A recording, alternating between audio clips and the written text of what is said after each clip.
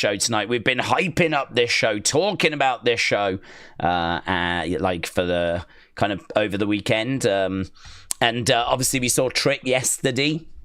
He was had a few choice words for the Undertaker. So I'm really looking forward to this. Genuinely, I'm looking forward to this. This is, a big deal for NXT. I think we're coming off of Slammiversary, which was a really well-received show. We've got Undertaker, which is great. There's kind of lots of interesting stuff going on with NXT as well. And actually, I've got the preview, and the preview is pretty tasty as well. So lots for us to kind of get our teeth into. If we just go over here and get the preview screen up, I was just looking at this on the members thing, right? So they still haven't put it up on WWE, so I'm having to use this thing, right? I hate these sites because you just get all these blooming pop-up ads. But we've got Ricky Saints against Jasper Troy, right? We've got Ren Sinclair taking on Blake Monroe.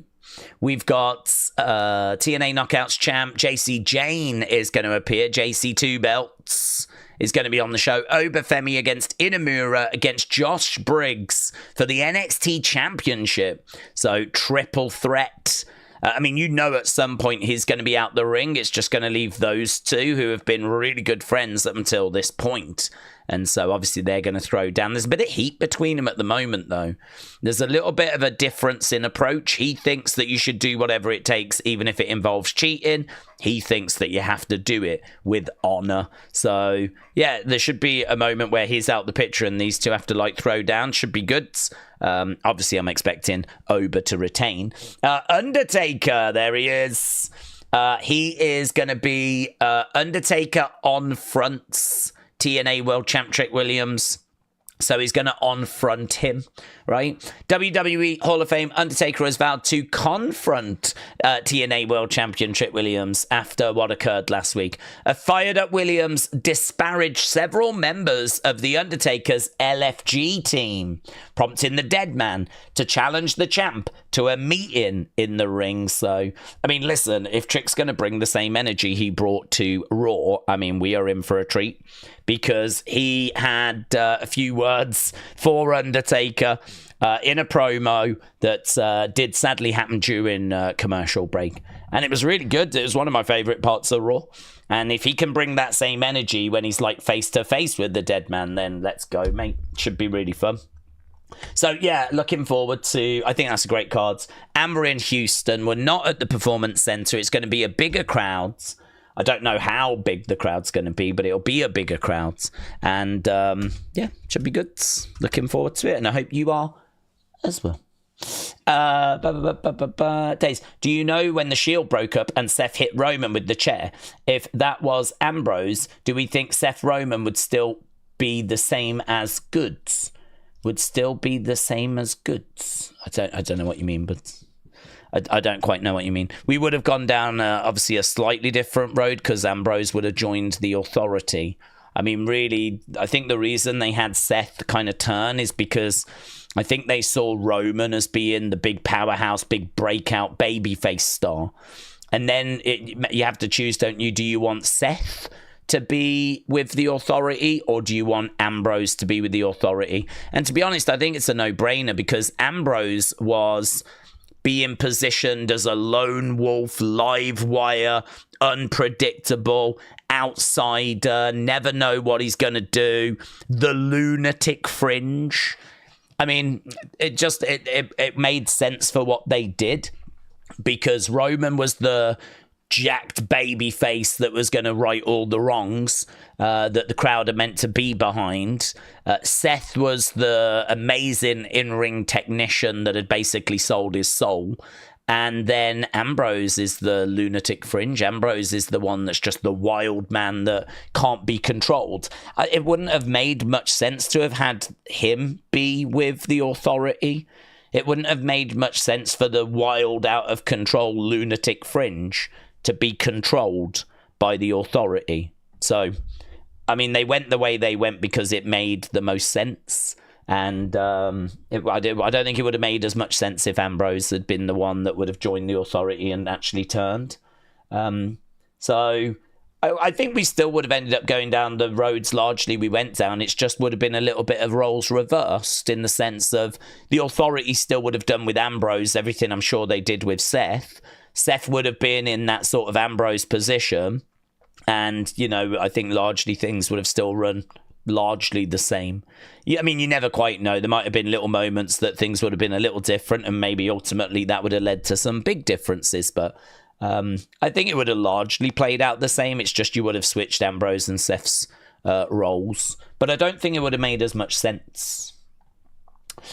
But it's cool if Seth was working us with this injury, said David, just to get a good cash-in attempt when we least expect it. Yeah, that is the kind of thought, isn't it? Christopher said, rumours Undertaker going to have more than a segment tonight, said Christopher. Right. Interesting. Well, let's see. I mean, it might be that he confronts Trick, and it might be that sets up a match, and it might be that Undertaker kind of gets involved, not gets involved physically, but maybe comes down to the ring so that he's at ringside to support his guy or something like that. I mean, if he gets physical, it's going to be a chokeslam in it. It's going to be a chokeslam or something along those lines. I mean, certainly no one's expecting a match. No one's expecting anything along those lines. I mean, it's just going to be a couple of shots. It's going to be a chokeslam. But listen, I'll take that. I'll be happily to take that.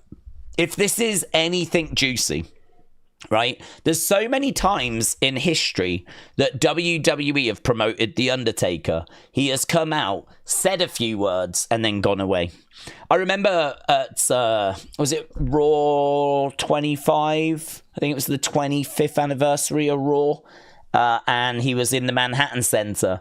And he came out and he got in the ring and he was like, for 25 years, I've been digging holes, taking souls, and long may that continue. And that was it, really. And then he left the ring. And, like, that was the big Undertaker segment. So we've seen it quite a few times where they promote The Undertaker, and actually what you end up getting is a bit underwhelming. I mean, wasn't there one on, was it the Netflix premiere? I mean, I actually can't remember if they'd promoted him. I don't think they had, technically. But he came out, rode around the ring, got to the entrance ramp, parked up next to Rhea, put his arm in the air, and that was it. That was all you got, you know? So quite a few times they will promote Undertaker, or Undertaker will be on the show. He does very, very little. They do heavily subscribe to the notion that just having Undertaker on the show is good enough. So if we can get something more than that tonight, if we can have Undertaker in the ring whilst Trick is going off on him verbally, ripping into him, yeah, cutting a real juicy promo on him, I'll take that. And if we get like a choke slam and, you know, something like that, I'll take that. I'll take whatever I can get. If it's more than just, you know, him coming in, saying a few words and going again, which I think it will be. I think it will be more than that. So I don't know. I can't quite figure out what I should be expecting. I don't know if I'm not just getting my hopes up and then I'm going to be disappointed. But come on, man. Undertaker on NXT. We've seen it once before. Well, he's been on a few times, but like announced in advance. I think we've done it once before. So, and he was in the ring with Bron Breakker that night. So, yeah, I'm looking for... Hey, this is big for Trick if you think about it. Do you know what I mean? They must really see something in you if they're willing to put you in there with The Undertaker. I mean, they did. They put Bron in there with Undertaker. And now we've got Trick being given that treatment. So, good sign, isn't it? Good sign. Me and my brother are fans. Can you say hi to Holly and Connor, said the Smithy. Yeah, of course. Holly, Connor, shout out to you guys. Hope you're excited for what should be a fun show. So, yeah, shout out to you guys. How do we feel about the build to SummerSlam, said I am Philip. How do we feel about the build to SummerSlam? I think it is okay. I think that unfortunately the problem we've got is that we haven't had loads of time. because obviously it was only last weekend that we were doing like Evolution and Saturday night's main event, and we were kind of having to build matches for those shows. That means that we've had to use TV time to kind of build to those shows. So we have been building SummerSlam matches alongside those, and so now of course each show we're adding another couple more. But I don't know. I mean, one thing I've not seen is anything really that drastic. I've not seen anything mind-blowing. I've not seen anything that's really, oh my God, that's crazy. That's, I mean, I think a lot of people look back at the Attitude Era, and I think they remember these big, big moments, and they remember those shows being absolutely unmissable. They remember the excitement. They remember the noise. They remember all the fans cheering and making noise and signs everywhere and big stars coming down. You had Kane, Undertaker, Stone Cold. You had these big names, these big stars. And I think if you compare to kind of what we're doing right now, it feels a lot more corporate now. It feels a lot less kind of primal. Like back then, it was like just unhinged, people going crazy. Now it's more surgical.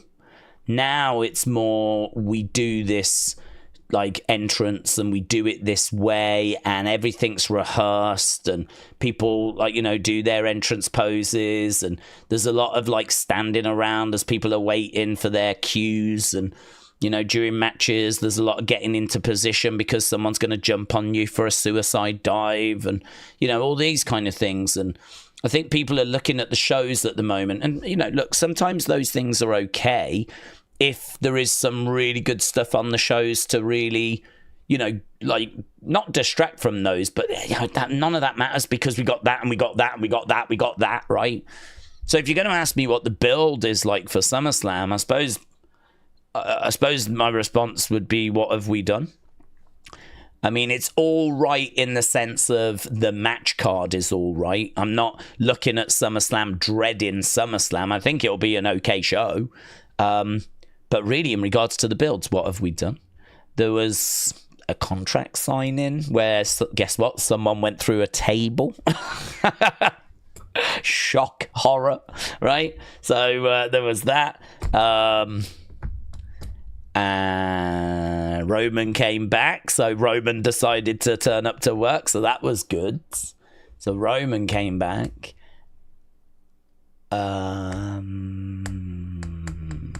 I mean, I'm not joking. I'm genuinely thinking Jade won Queen of the Ring, so she gets a title shot. We're doing a rematch between Jacob and Solo, but just this time it'll be in a cage. We're doing a rematch between Becky and Lyra. This time it's got, a little no DQ stipulation. I don't know, man. I don't know what we've done. The thing is, though, there's not much in the way of time, because you've got to get the matches announced so that people know what they're getting, so that people are talking about, oh, have you seen that we're getting such and such against such and such, They're trying to sell tickets. They're trying to tell you that stars are going to be there. They're trying to get the matches made so that they've got some video they can play to keep reminding you of what SummerSlam's going to look like, and blah, blah, blah, blah, blah. So, they're having to sort of just quickly get to stuff. I mean, yeah, I agree. It's a double-edged sword having these amount of shows that we've had this year. On the one hand, it's been great because we've done more wrestling than probably ever before, right? Because there's been more shows. But the downside is that we have, unfortunately, skimped on a lot of the exciting stuff. I feel like a lot of the things that and the little frictions that kind of start feuds, we've done those, but we've not been able to really dig into any feuds. We've not been able to do anything too creative. And to be honest with you, I think that doing the really creative stuff, that is quite difficult for writers. That stuff is hard. It's hard to organize. So that's the stuff, like renting a milk truck or a beer truck, or, organizing a This Is Your Life segment, or a happy birthday segment, right? Or whatever it might be. But some of those iconic segments from the past, like the supermarket brawl as well. You know, there's loads of like really big invading WCW. Like these things take a lot of work, a lot of effort, because you need certain props, you need certain extra help, you need, you know, to have things prearranged. I feel like we've kind of really scrapped a lot of that, and a lot of the stuff we're doing just involves the wrestlers, and it just involves turning up on the day and just doing whatever from, like, you know, in the arena. There's not much that's pre-recorded. There's not much that's involving other people. There's not much that involves other props. We don't even really go to the car park that much. We don't really, you know, trash that many vehicles these days. I mean, I don't know if that's a TKO cost-cutting thing. It actually might be. I mean, the fact that we don't have access to all these things that we were doing in the Attitude Era, it might be a budget thing. It might be that TKO have gone, we're not going to give you that. You wanna drive a big truck into the arena? Like, we don't find something else to do that's cheaper. You don't need to do that. But those kind of big moments are moments that people really remember. If you do a countdown of like the top moments in Raw history, it's going to be a lot of them types of moments, because those are the moments that live in the memory. Those are the moments that make the show like, oh my God, did you see what went down on Raw? It's very hard to do that when you just got two people in a ring and a microphone. It's really hard to do that.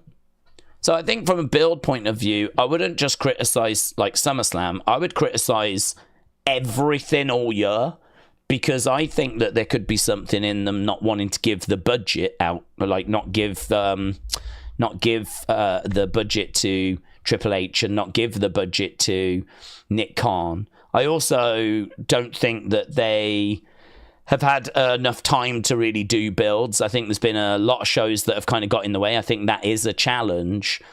The bit I worry about is if the creative teams are creative enough to even do this stuff. That's the bit I worry about, because I really would love to think that they could do stuff if they were given the time. Give them the time and give them the money. Could they actually deliver something? I don't know, to be honest, because I don't know that they've had that opportunity. I mean, they, even on the road to WrestleMania, they were doing a European tour, and that was a big, you know, distraction, a big inconvenience. So yeah, it's, you know, it's one of those that's really, it's I don't know when it's going to change. I don't know when that's going to change. I mean, maybe if the ratings continue to fall, because I was quite critical of yesterday's Raw. I think you take that Roman segment out, and I think it's very missable. I think it's very, very skippable. I don't think there's much there you needed to see at all. You could have gone out, gone for a nice meal, gone for a walk, gone to the beach, met up with some friends. I think it was really skippable yesterday. And but I do think the Roman segment did a little bit of lifting, did a bit of boosting for it. And actually, you know, that's a segment you should see. The reason why I say that did some lifting is because it wasn't just Roman coming out and punching Bron Breakker, right?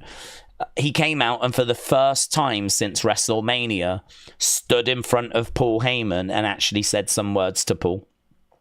And as I said, that felt important because I know Paul has betrayed Roman before and then ended up coming back to Roman. But, you know, this time it felt like it was done. I don't think he's coming back to Roman again.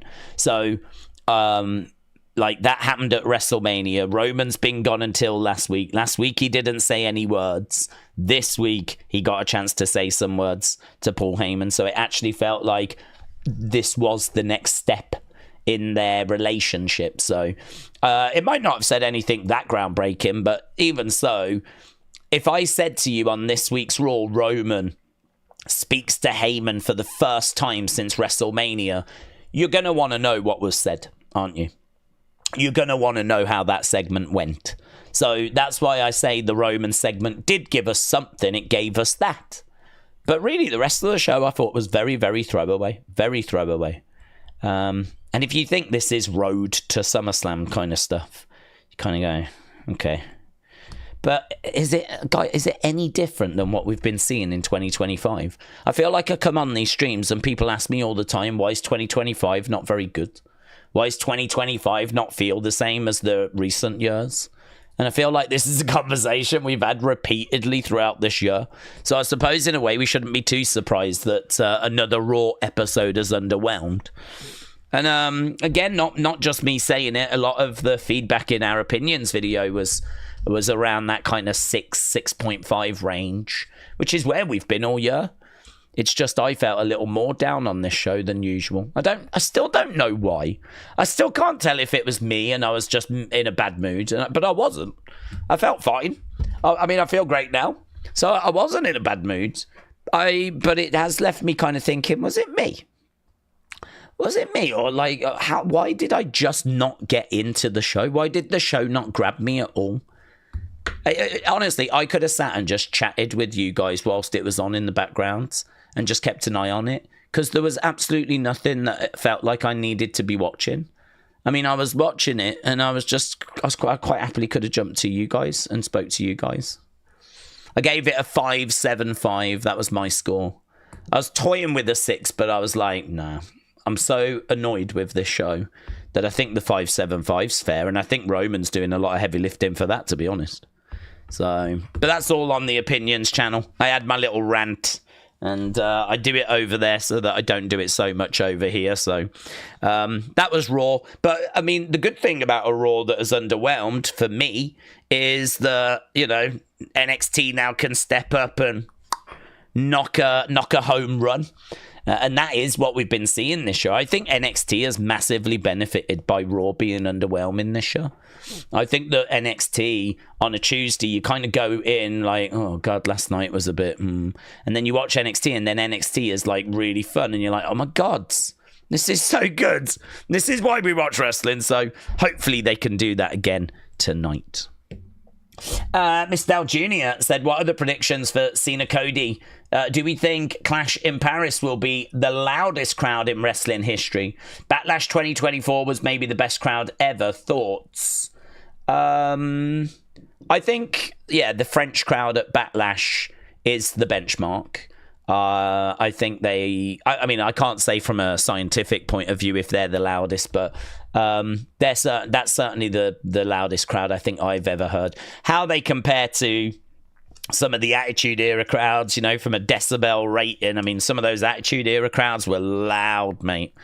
There was so much excitement, you know, some of the pops were absolutely huge. But I think the thing with that French crowd was that it was just non-stop, start to finish. Didn't matter what was happening. They were just so happy to have like this show in their country. It was way more than what it wasn't about what they were being served in the ring, was it? That crowd were going to go off if you'd given them Akira Tozawa versus flipping Omos. You know, that crowd would have been partying. They were just like, they were just showing off France, weren't they? Yeah, big reaction. Will this crowd be better? I have no idea. I think Paris is going to want to show that they're just as good, because it wasn't Paris last time, I don't believe. I think, was it Lyon or something? So I don't believe we were in Paris last time. So I think Paris will want to show that they're just as loud, just as vocal. Whether they'll be louder and more vocal, I mean, I think that'll be hard to do. I mean, I just do not remember that crowd in 2024 ever stopping. Just, you know, are crazy. I mean, they even introduced for a short time the decibel reader, didn't they? Because of how loud that Paris crowd was. They wanted to see if other crowds could be louder. So we even had an on-screen decibel reader to try and show like how loud the crowds were being. I mean, that's the impact that Paris crowd had. In regards to Cody Cena too, I think it's really difficult because I think the lead-in theory seems to be a double turn or Cody turning heel. It's not the direction I would go, but then I would not have turned John heel, and they did it.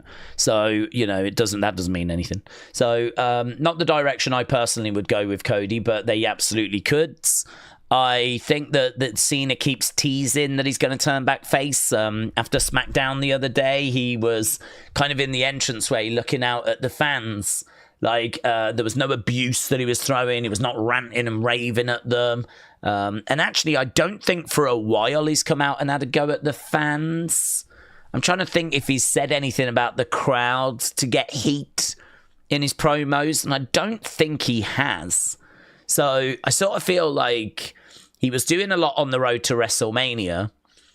After that, he's done a couple of little things.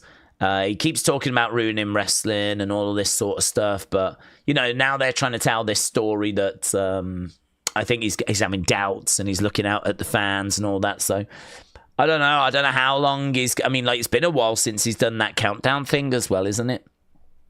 I mean, maybe he will do it again after SummerSlam. I think if I'm a betting man, I'm going to say Cody doesn't get the job done and that Cena leaves as champion. If I'm a betting man, I'm going to say that. Because I think after SummerSlam, I can see Cena in a ring with the belts, counting down the next dates, but starting to tease a little bit more that he's really thinking about. But then equally, there's rumours The Rock might be at SummerSlam, and that could change everything. I mean, if The Rock's at SummerSlam and he comes down to the ring and he tells John to do something and John doesn't do it, but Cody does it instead. Because we know The Rock wanted to turn Cody. I don't know, man. It's so hard, isn't it? How can you predict it? There's absolutely nothing to base anything on. And there's too many reports. There's too many things that could happen. Like, some people think Seth might cash in during that match because of the fact everyone's expecting him in the Gunther match. And I kind of look at that and go, yeah, that's the kind of thing I would do, actually. It's the kind of thing I would do, because if everyone's expecting Seth to cash in on the Gunther match, then it would be a it's happening moment. Oh my God, it is happening. Seth is cashing in. That's what that moment would be, rather than it being like a real what? Oh my God, guys, Seth's not really injured, you know? I think if he comes out during the Gunther match, we're going to know, or half expect that that's going to happen. So I said the other day, like, I would move it, or I would not do it. I don't want people to know what my next moves are going to be. And if you've figured it out or it's leaked, well, then I'm going to change it. So some people are thinking he might cash in on the Cena match now. And there's reports that The Rock might be there. How does that affect things? We know it's a street fight. We know it's no DQ. In my mind, I think I see Cena standing in the ring doing that countdown thing. But because of all this extra noise, I just don't have as much confidence in that. I felt really good that he wasn't losing this belt till SummerSlam. SummerSlam was the first show I thought he might lose it. But everything up to this point, it's been Cena wins, easy. Felt very good about it. But yeah, this SummerSlam one is one where it's like, I don't know now. I think it's still Cena. If I had a gun to my head, I'd say Cena. If I had a gun to my head. If there was a gun to my head and they were like, you've got to predict, I'd be like, okay, I'm going to say Cena leaves with the belt. I think there'll be a lot of skullduggery, a lot of people getting involved, but I think Cena still manages to leave with that title, because I can see him standing in the ring on Raw as we count down more days, and I think he'll kind of tease a bit more that he's starting to turn face. But I think we're going to stick with this I'm going to ruin wrestling thing. And I think that he's going to continue being champion. So if I had a gun to my head. But I have no confidence in that whatsoever. What's your favourite? Said Daze, you're the best YouTuber. What's your favourite? Shout out to you, buds. What's your favourite scary film? There we go. I think we've asked that before, actually. And I've subscribed to you as well. So, shout out to you, buds. Did we answer that? I really like Texas Chainsaw Massacre. That might be my favourite scary film. I really like that. I like the feel of it. I like the vibe of it. Like, it's really good. I'd say the one that really messed me up as a kid was Nightmare on Elm Street. That really messed me up. That one was like, oh my God. I was too young and pure and innocent to really be exposed to something like that. I have never, in my life, even when I was young, I have never found The Exorcist scary. People say it's like the scariest film. I don't see it. I don't get it. I don't understand. I have no idea how anyone can tell me that that is in the same bracket as Halloween or Nightmare on Elm Street or Friday the 13th. Don't get it. There's people that, like, you know, ran out of cinemas when it was on and stuff like this. And as a kid, honestly, I mean, I'll tell you now, I was petrified of certain horror films as a kid. I think most kids are. So certainly I was not this big, you know, doesn't bother me kind of kid. Never fazed by The Exorcist. Never bothered at any point in my life by that film. And yet people say it's like the scariest one. I really think they're wrong. I think there's way scarier older films. I think Texas Chainsaw Massacre is scarier. I think Friday the 13th is scarier. So, there we go. Days, firstly, R.I.P. Aussie. Secondly, let's go Lionesses. It's another final 3 in a row. Yeah, I was just doing the member stream and we were in extra time and news came in that they had managed to do it. So, it's obviously great news. I just can't believe they keep doing it. I think they're so lucky. I mean, I still don't know how they got past Sweden, to be honest with you. And then tonight they were going out with like flipping seconds to go. Nightmare Fatu said the stupid shark movie Jaws was voted scariest movie. Oh, what was it? Recently? Yeah, that's good. That's scarier than Exorcist. I'd agree with that. Nick said, I've got a friend who was terrified of gremlins. Omen is scarier than The Exorcist. I agree with that as well. Poltergeist, that scared the bleep out of me, said Cephas. Zero fear, Cero miedo, said David. It's basically why Penta goes around and does that hand gesture, because he had a conversation with me when I was young and we were talking about films and I was like, well, that doesn't scare me, that doesn't scare me. And he's like, you've got zero fear. And I'm like, zero fear, mate. Or as I like to say, Cero miedo. And he was like, wow. And I was like, yeah.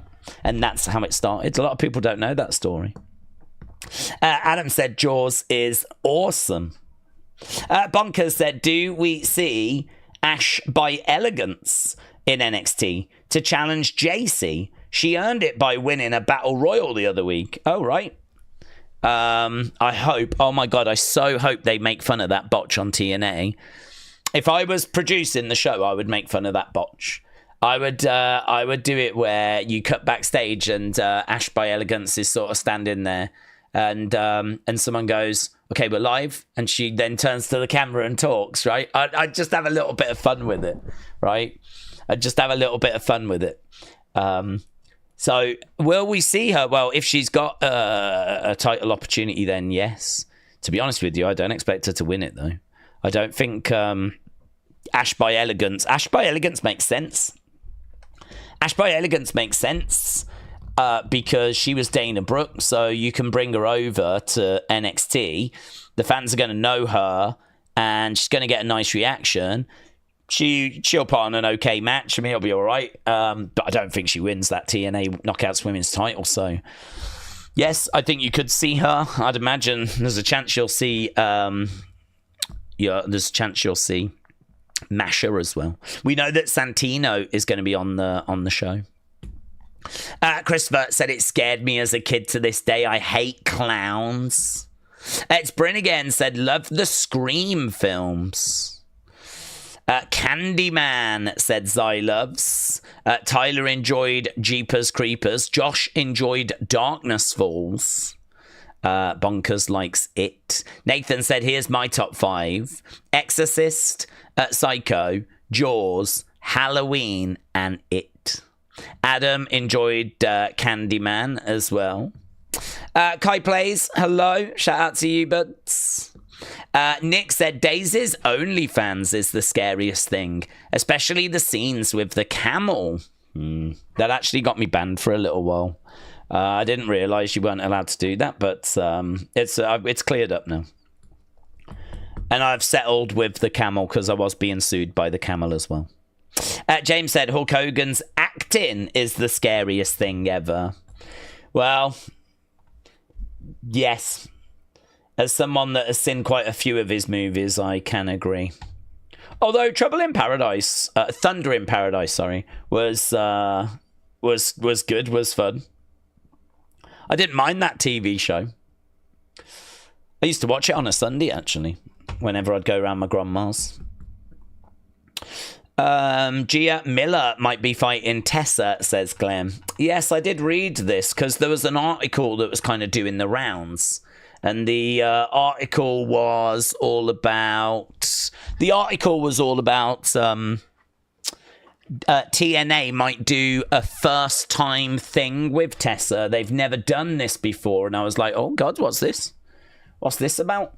And basically it was going in a match against Gia. I don't know that they've never done that before, but yeah, going up against Gia. And so, yeah. I mean, that suspension was clearly not real.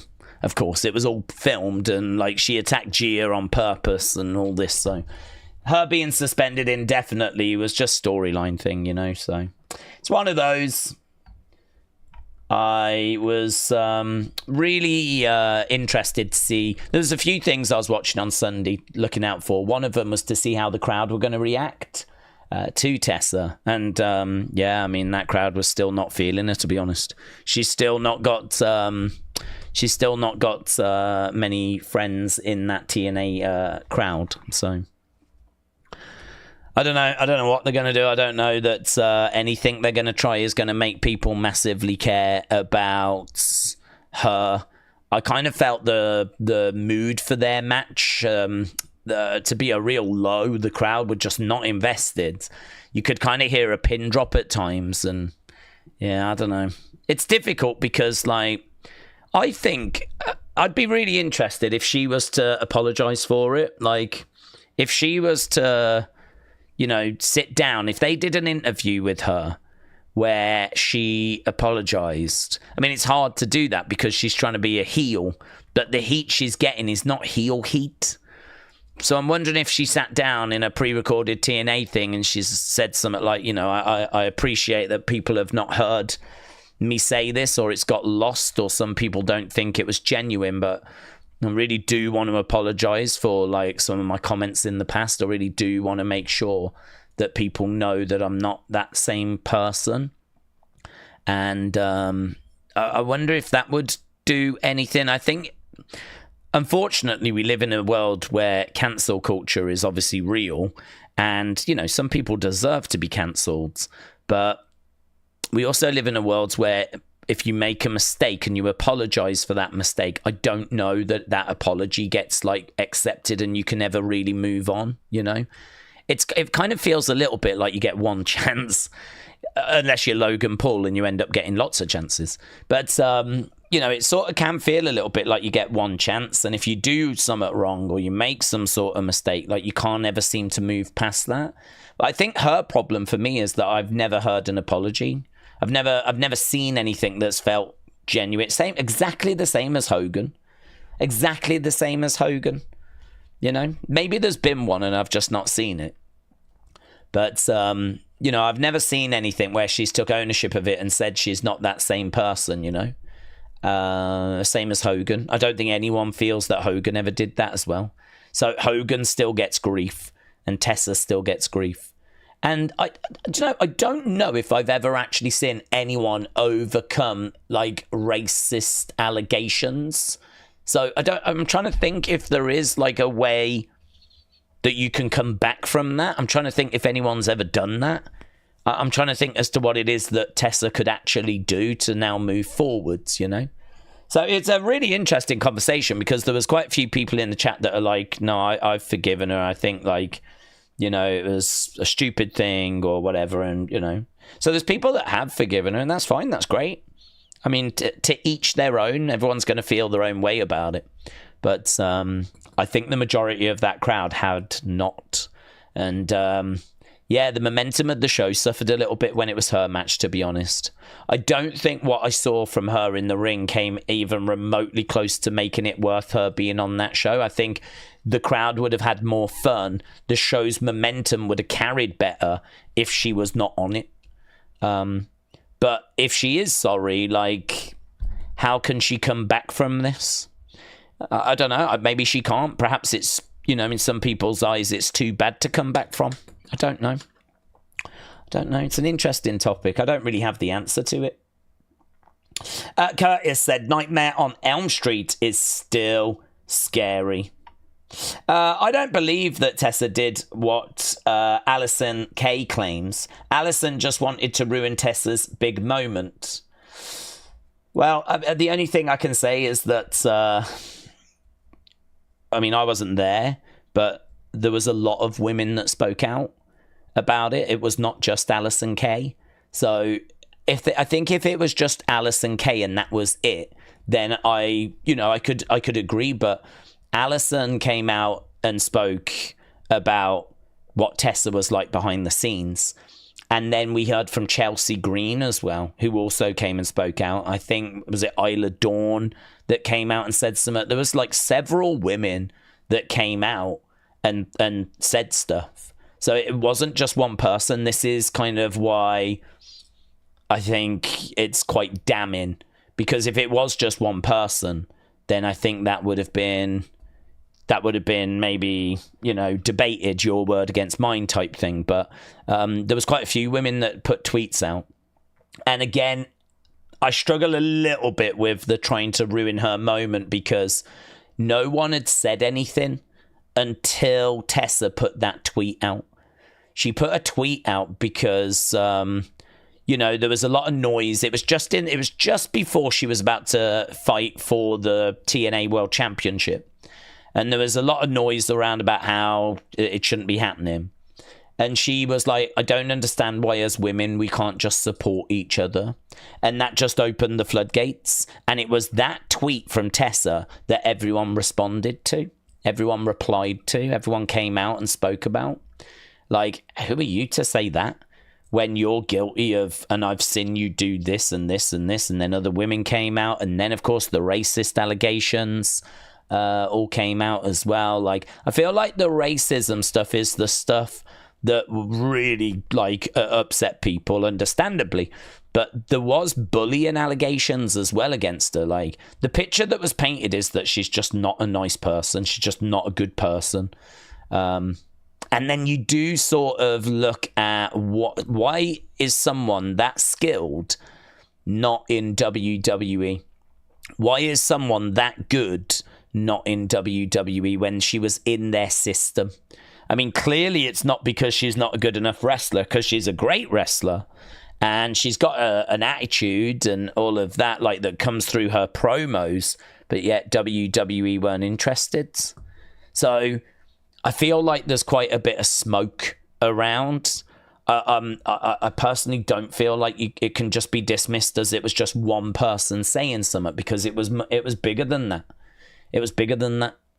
And there was quite a bit of noise on social media, and as you said, I don't feel comfortable with her being around. I do not want her coming to NXT. I do not want her coming to NXT at all. That would be a problem, actually. That would be an interesting problem, because I really feel like we've got someone here who is a problem. And, the TNA fans don't want her back. So, if she comes into NXT, that is going to be an issue. I don't know. I mean, we would still watch NXT, just like how people still watch TNA. But, yeah, I don't know, man. I don't think we need to worry about that anyway, because word on the street is she's going to go into a feud with this Gia Miller. So, to be honest, I don't think NXT want her anyway. Is that because they know kind of what she's like, or is she just a bit too hot to handle now, Is it just a case that the reputation is just a little bit too hot? They would boo her, said Zyloves.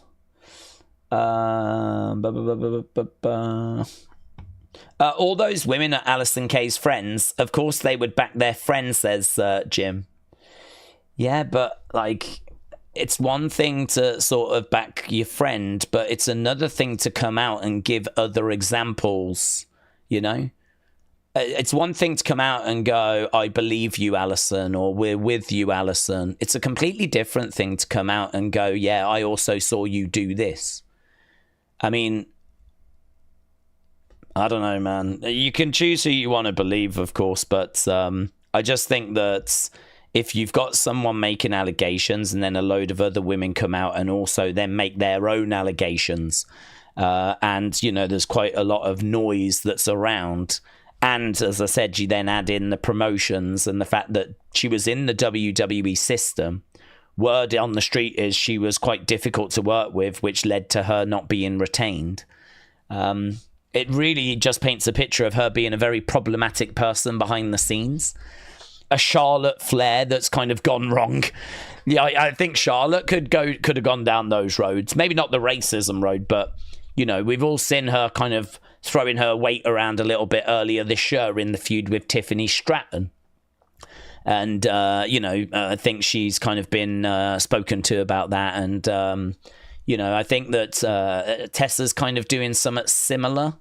I don't know that Charlotte outright bullies girls backstage, but we know she certainly hasn't made it easy for girls on camera. And, you know, there's certainly she's been not happy to do certain things as well. So behind the scenes, lots of rumors and things like this. So I sort of feel like Tessa's kind of in that boat, but worse, and has actually overstepped the mark on a few occasions. And actually one of them, if it involves racism, is a mark that you're going to really struggle to come back from. So yeah, I wasn't there though, you know, I wasn't there, but I don't feel comfortable like with her around. So, and I think it's one of those where I've never seen a big apology out of her as well. I've never seen her take ownership of it. So, or massively speak on the topic. It's just not going to go away. I get the feeling it's not going to go away. They were chanting Tessa's a racist during TNA Slammiversary. I mean, think about that.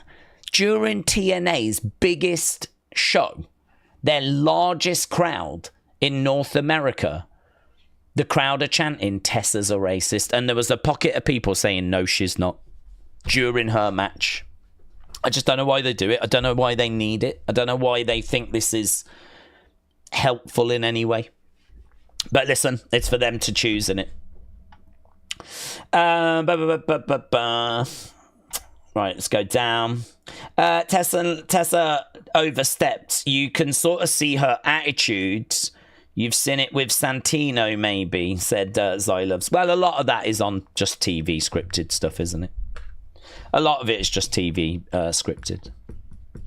I'd much rather see Velveteen Dream in NXT over Tessa, says Jason.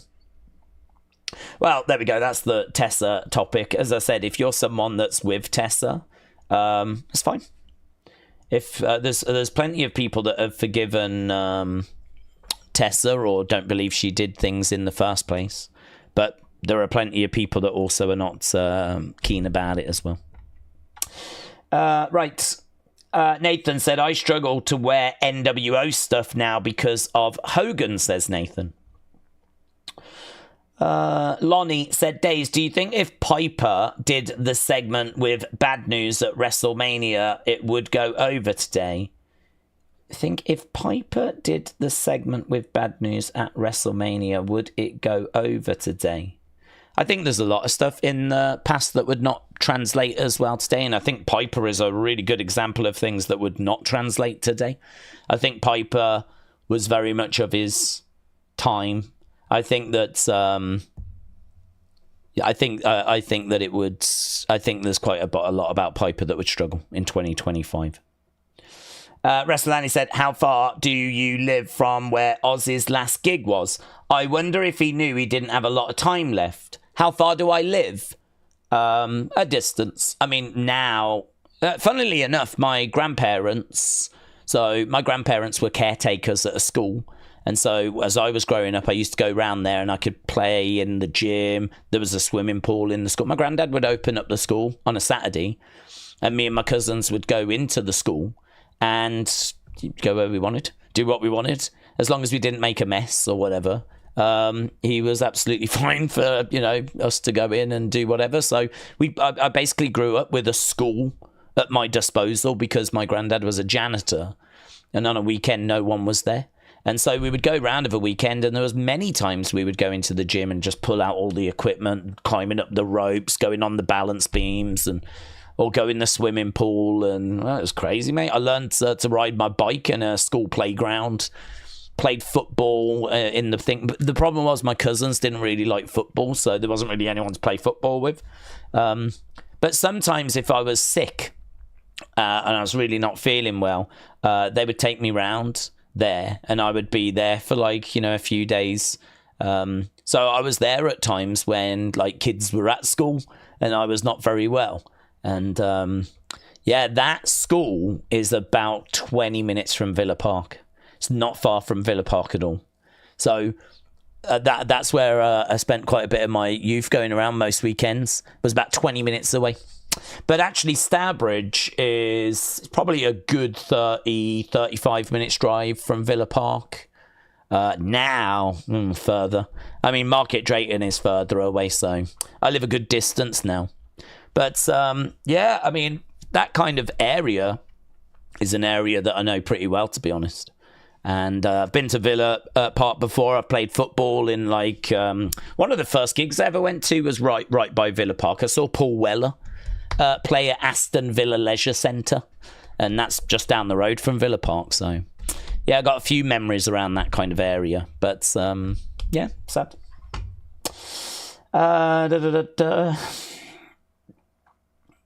Daze, what is your favourite Aussie song? He was a big part of WWE, says Ben.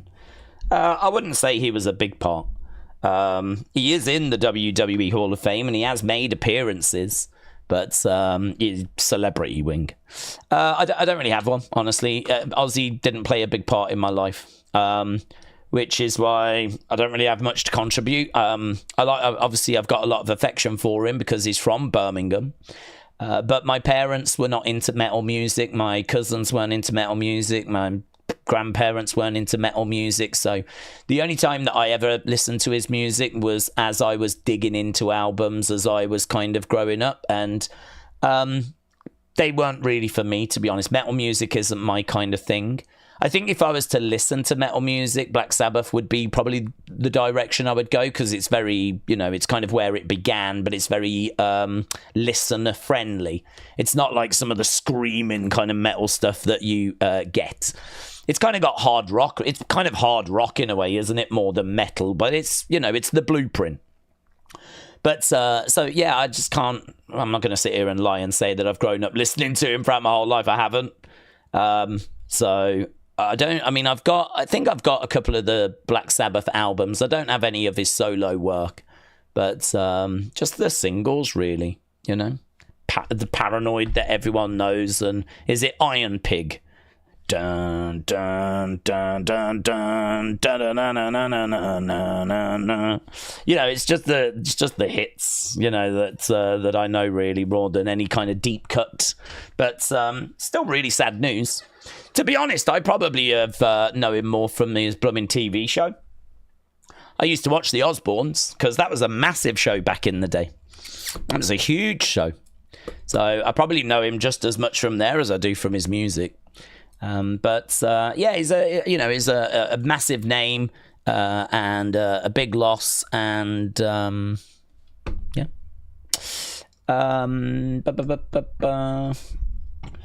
Lee Ann said, I'm from Shrewsbury, very close to Market Drayton. Yeah, Shrewsbury's real close, about 20 odd minutes away. You can kind of go the one way to go to Telford or the other way to go to Shrewsbury. So I tend to go to Telford more than Shrewsbury, to be honest. But I used to work in Shrewsbury. I used to work in the entertainment store there. And so I worked there for about 12 months. So I've been in quite a few pubs in Shrewsbury. I used to travel into the train station every day from Wolverhampton. and used to work in I want to say the Darwin Centre, but I don't even know if that's true. But yeah, it's another area I know quite well.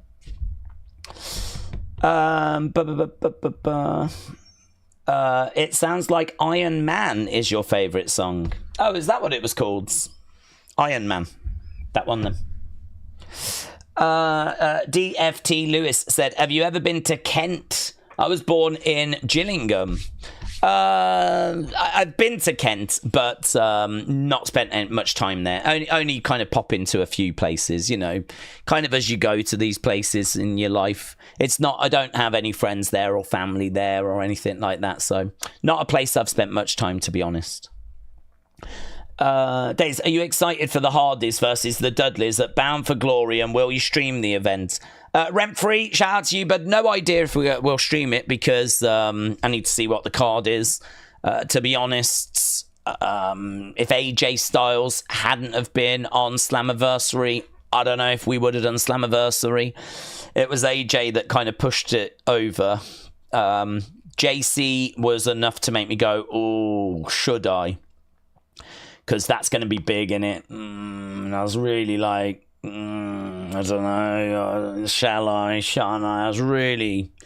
And then as soon as AJ did, I mean, that was it, done. So we'll have to see when we get closer to it.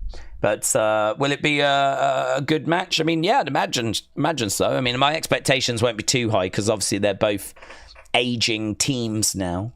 So I'm sure they can do some fun spots, and I'm sure it'll be a fun little final kind of match between them. But I think if you want the real good stuff, I think, you know, you can go back to the Royal Rumble match, as they said, or the TLC matches, or, you know, kind of anything from that time period. Calvin said, why do we think they've completely screwed up A-Town Down Under's breakup? I think, honestly, because they're probably looking at the fact that people didn't care. I think the problem is that team was dead. There was no momentum. There was no... I bet the numbers are flat. I bet the merch is flat. I bet everything is flat. So if you're going to split that team up, you probably need to get them onto TV, working together, tease some dissension, get, like, you know, some kind of a story going, and then you split them. The problem is they've not been getting on TV. So they haven't even been on TV. We haven't even got that far with them. So you've just got these two absolutely ice-cold talents, which, to be honest with you, if you split them, it's a talking point for us, but the majority of people just aren't going to care. You're basically splitting a team that no one cares about, and a lot of people might not even know exists. If you started watching wrestling over the past 12 months, how many times have you even seen A-Town Down Under? So I think they have botched it. They did botch it. But I think there was a lot of work that was going to be needed for that split to really mean anything, for it to actually matter. So I think they might have tried to have done a bit more than they actually did if it wasn't for Austin Theory getting injured. But the Austin Theory injury has now obviously forced their hand to just go, that's it, we're done. And so we move on. So, yeah, I mean, just horrible. I was quite excited when they put them two together. And then they did nothing with them, and I don't know why. I feel like part of it was timing, in the sense of, I don't know why, but, like, I think they started to really build the SmackDown Tag Division at the end of last year. And for some reason, they decided they didn't want A-Town Down Under as a part of that. And I think it was earlier this year they moved them to Raw. And we have not really done anything with the Raw Tag Division. So actually, if we'd left them on SmackDown, they could have had 6 months of actually being built and being a part of this tag division. And do you know what's really frustrating? Wyatt Six have come in and said, a lot of you act like brothers, but actually your bonds are nothing. They're worthless, right? And we're going to expose that. And the Wyatt Six could have exposed the fact that Grayson and Theory are not great friends, and they're certainly not brothers. And we actually could have split them up using the Wyatt Six, which would have given the Wyatt Six something to have done, you know? And it would have got A-Town Down Under on TV for the past 6 months. But, I mean, like, we've just absolutely botched it in the sense of we haven't done really anything with the tag division whilst they were in it. As soon as we start doing something with the SmackDown tag division, we move A-Town Down Under to Raw. And then we do nothing with them on Raw. And then they're absolutely stone cold. No one cares about them. And then we split them up. So it's just been horrible. The only thing I'll say is I do believe in Austin Theory and I do believe in Grayson Waller because I think personality can get you a long way. And actually, Grayson Waller can talk. Like, he could generate some heat. He can put some people down. You give him a microphone, he's not lost. I like him. He's got a good size to him as well. I just think he needs opportunity. I think he just needs a chance to get in there with a microphone and actually cut some promos on people. And then it's sink or swim, isn't it? It's sink or swim. You're either going to deliver or you're going to underwhelm. And if you're going to underwhelm, well then, maybe we move on. But he needs the opportunity. He's not going to do anything without opportunity. So you got to give him chance. So I like Grayson Waller. I've seen enough of him to know that he can definitely cut a promo and he can come out with some really fun lines. And so I'm quite interested to see what we're going to do with him. And we seem to be putting him with the New Day at the moment. And then on the other side, the flip side, you got Austin Theory, who was great on the indie scene. He was like the Evolve World Champion. And he was a real promising prospect. He's got a great physique. I mean, Austin Theory as a babyface going up against Gunther, going up against Bron Breakker, going up against Bronson Reed. Austin Theory feels like the natural person to take over from John Cena to me. He feels like the natural person to take that baton. He's got a good size to him. I mean, he is pretty jacked, constantly working out in the gym. He's a good-looking young man. He's still got plenty of years ahead of him in this industry. He's been in the WWE system a long time. You'd like to think that they've been working with him and giving him feedback and, he's been working on bits and bobs. So you'd like to think that he's, a coiled spring just waiting to show what he can do. I don't know that I get that vibe from him, though. I don't know that that's the impression I get. I think what I get is someone that's lost. What I get is I get someone that needs a legend to put their arm around him and say, listen, where are you? Where are we going? What are we doing? And see what he says.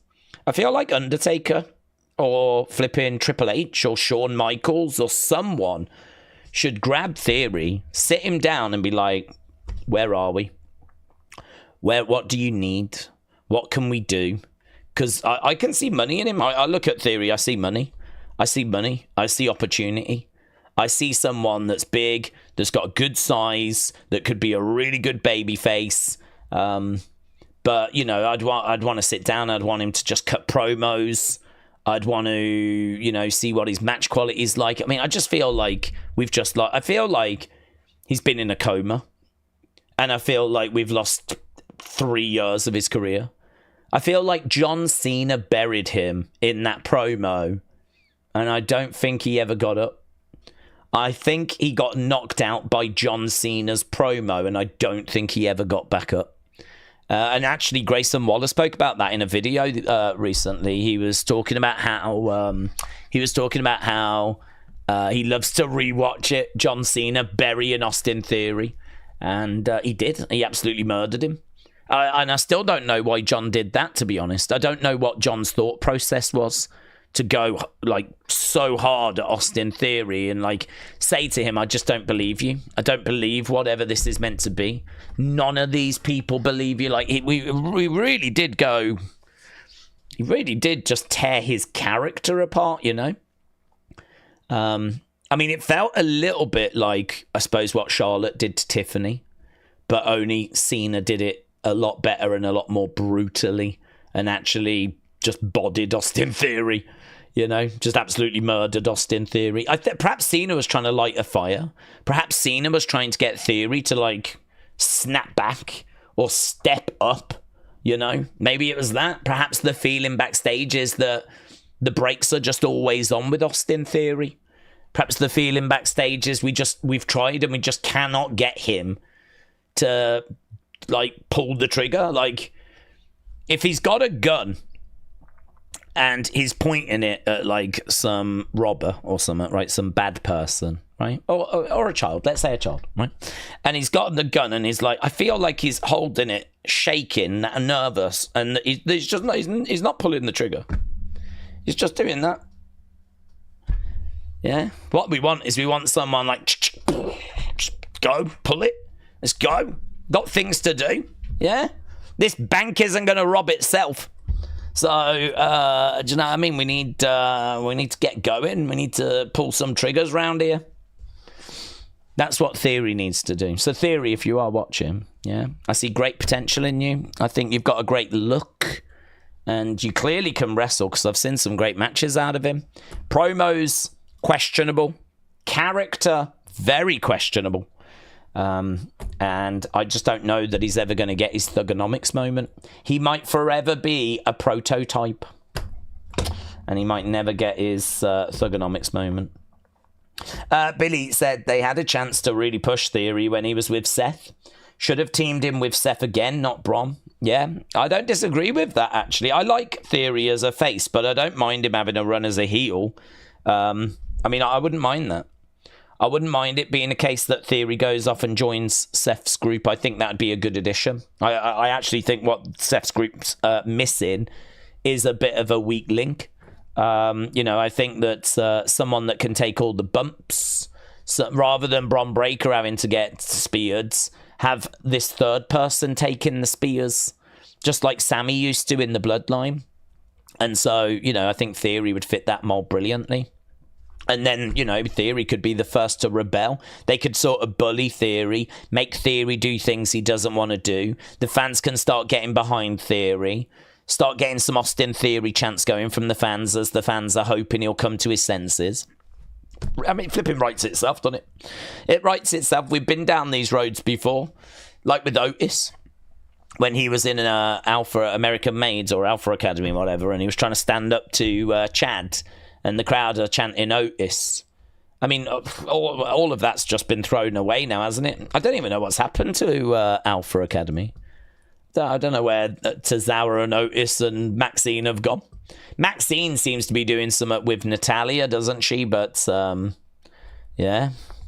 There was like this whole free Otis thing that we were trying to do. I don't know, it was just a mess, wasn't it? The pieces didn't quite connect.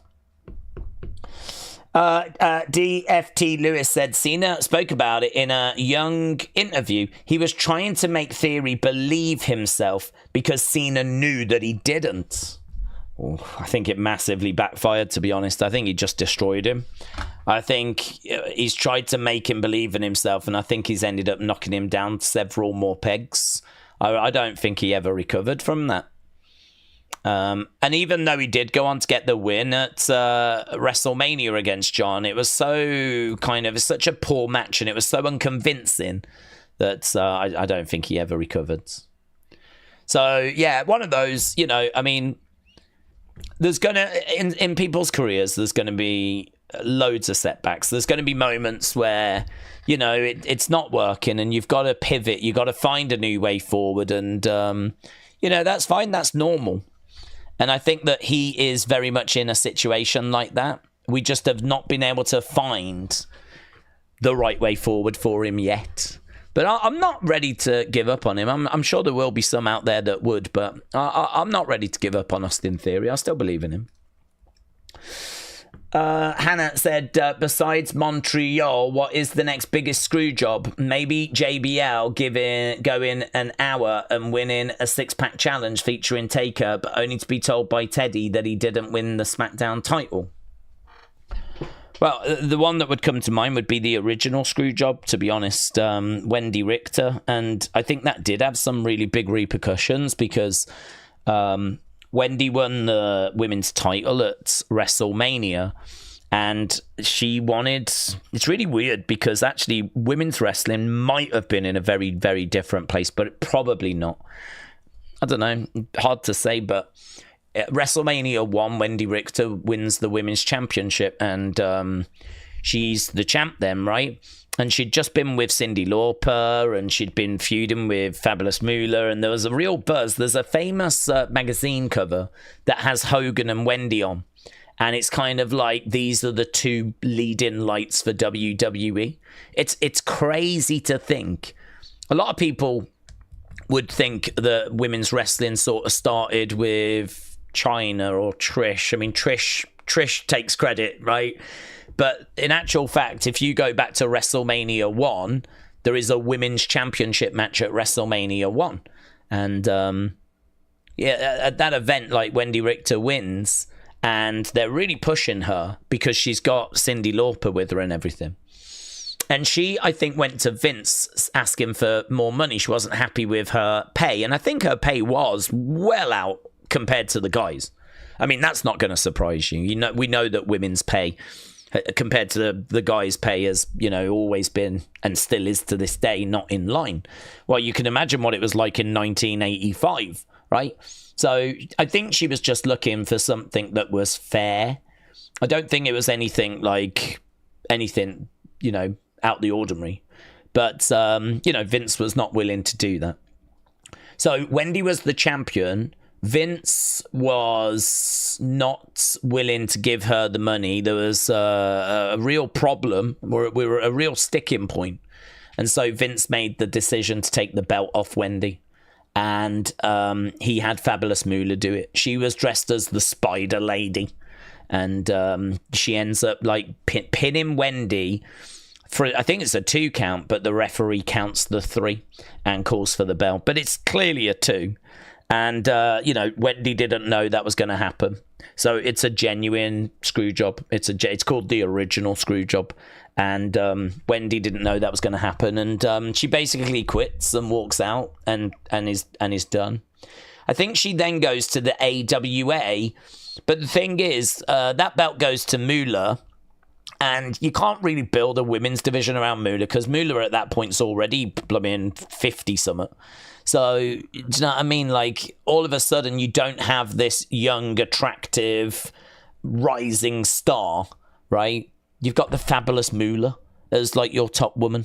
And I think at that point, Vince was like, that's just not worth it. We'll keep women around as a little side attraction, but that was the end of us trying to build a real women's division. I mean, we did have Rockin' Robin carry the belt after that. Sensational Sherry has a little run. But as a kind of growing women's division where we're looking to bring in the best talent, I think it was sort of done then. I think there was a bit of a bad taste. And I think that really puts women's wrestling back. Actually, really, that's a big problem for women's wrestling. And then they tried to revive the women's division with Alundra Blaze in 93. They don't have the money to do it. The money's too tight, and they cut it by 95. And then, there are women around like Sunny and Chyna and Luna Vachon. And, there's women that are around, but yeah, we'd have to wait a little bit longer before we would then start getting a proper women's division again. So I think for the impact that had on women's wrestling and how much it set it back, I'd probably go with that as being second to Montreal.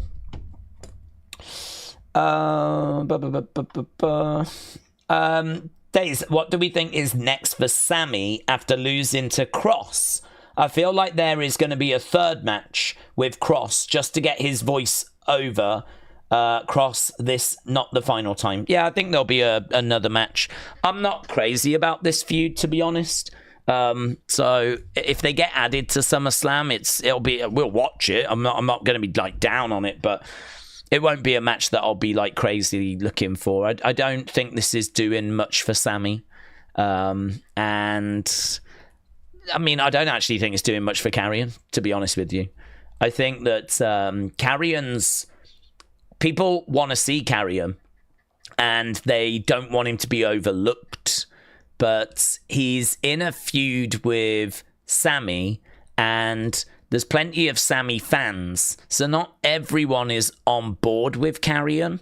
So this has kind of really split the crowds. And actually you could hear that "Let's go Sammy, let's go" cross chants, where the fans were really split. So, I mean, you've got Karrion getting onto TV, but really you want it to be that everyone's right behind him, you know? You kind of want that groundswell of support to really come through on TV.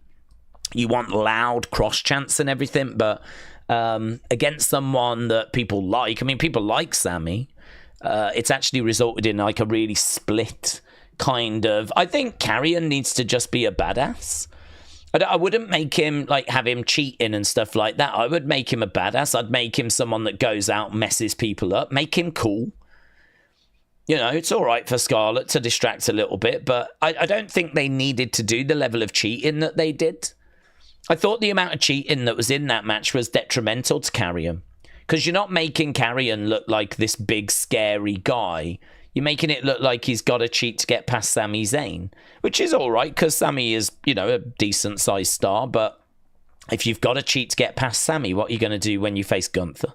What are you going to do when you face, like, Roman Reigns and John Cena or whatever? So, I don't know. I'm not convinced that this is a great feud for either guy. I get the logic, though. I mean, the fans want Karrion, so let's use him. Sammy needs a feud, so, let's do that. I mean, I get it, but actually seeing what I've seen, I'm like, this ain't working for Sammy because the crowd are too split, and I'm not massively convinced it's working for Karrion. It does get him on TV, which is better than being in catering, so there's definitely that, but that might be the only positive, because actually him, like, cheating, using lead pipes and everything, that's not the direction I would have gone with Karrion. And as you heard, the crowd was split, and I don't think I would have done that with Karrion either. I think I'd have made him a badass. I'd have someone in the ring kind of saying that they can beat anyone and all this, and then have him interrupt and bring Karrion down and get him step into people and like cutting some sick promos in the ring. And do you know what I mean? Like, just build him. Who I'd have him going in is quite tricky. I mean, you'd need Karrion going over. I mean, I suppose I want Karrion to be getting pushed. I want Karrion to be getting presented as a badass. And just feels like this feud isn't quite there for me at the moment. So, yeah, I think we will get something else. Another chapter in that story. Cross should have won in Saudi, in my opinion, says Joe. We don't need Karrion, says FR. Well, Cross is not for me, says Bonkers. The feud is important for building Sammy to be a world champion, says Mayor Pete. But it doesn't work as well if the crowd are booing him, does it? I mean, if you want to build Sammy to be a world champion, he needs to be beating some good names and he needs to have the whole crowd behind him. So this feud is not achieving that. I mean, Karrion can't even get onto TV. So a win over Karrion, what does that mean in 2025? Who's Karrion beaten? I mean, Karrion is just someone that's just happy to be on TV. So I sort of look at this feud and I don't see Sammy getting wins as doing it's not moving a dial for Sammy. Sammy getting a win in like Saudi Arabia didn't make Sammy a bigger star. It didn't. I don't think it furthered him to a world championship, honestly. I don't think it did anything for him. In fact, all it did was it just annoyed the Karrion Kross fans. And now you've got people that are Karrion Kross fans going, oh, Karrion should have won. And again, a win over Karrion I don't think achieves much for Sammy because Karrion's achieved nothing in wrestling. And also you've got people chanting Karrion. When really what Sammy needs is he needs that sort of Daniel Bryan kind of momentum where he's going in against hated... Do you know what I mean? Put him in there with Logan Paul. Put him in there with Dominic Mysterio. Put him in there with people that are hated, that have got heat, that Sammy can definitely have the whole crowd behind him and have him go from match to match to match where it's just everyone's behind Sammy. Sammy could have gone on a mission where he's going to try and, like, if I can't win the world championship, then I'm going to do something for the fans. I am going to try and get rid of some of these annoying superstars that are around here, right? I'm going to try and get rid of some of these people for you.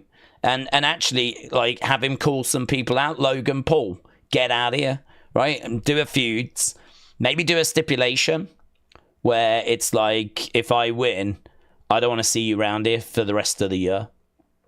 I appreciate you might want to come back after that, but like for the rest of the year, I don't want you in this company.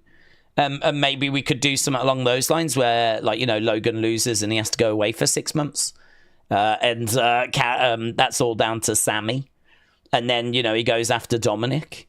And maybe you could do something exciting where he's constantly got the crowd on his side and he's constantly got that support and he's constantly got the fans chanting his name. That's momentum. That's where we're kind of getting somewhere.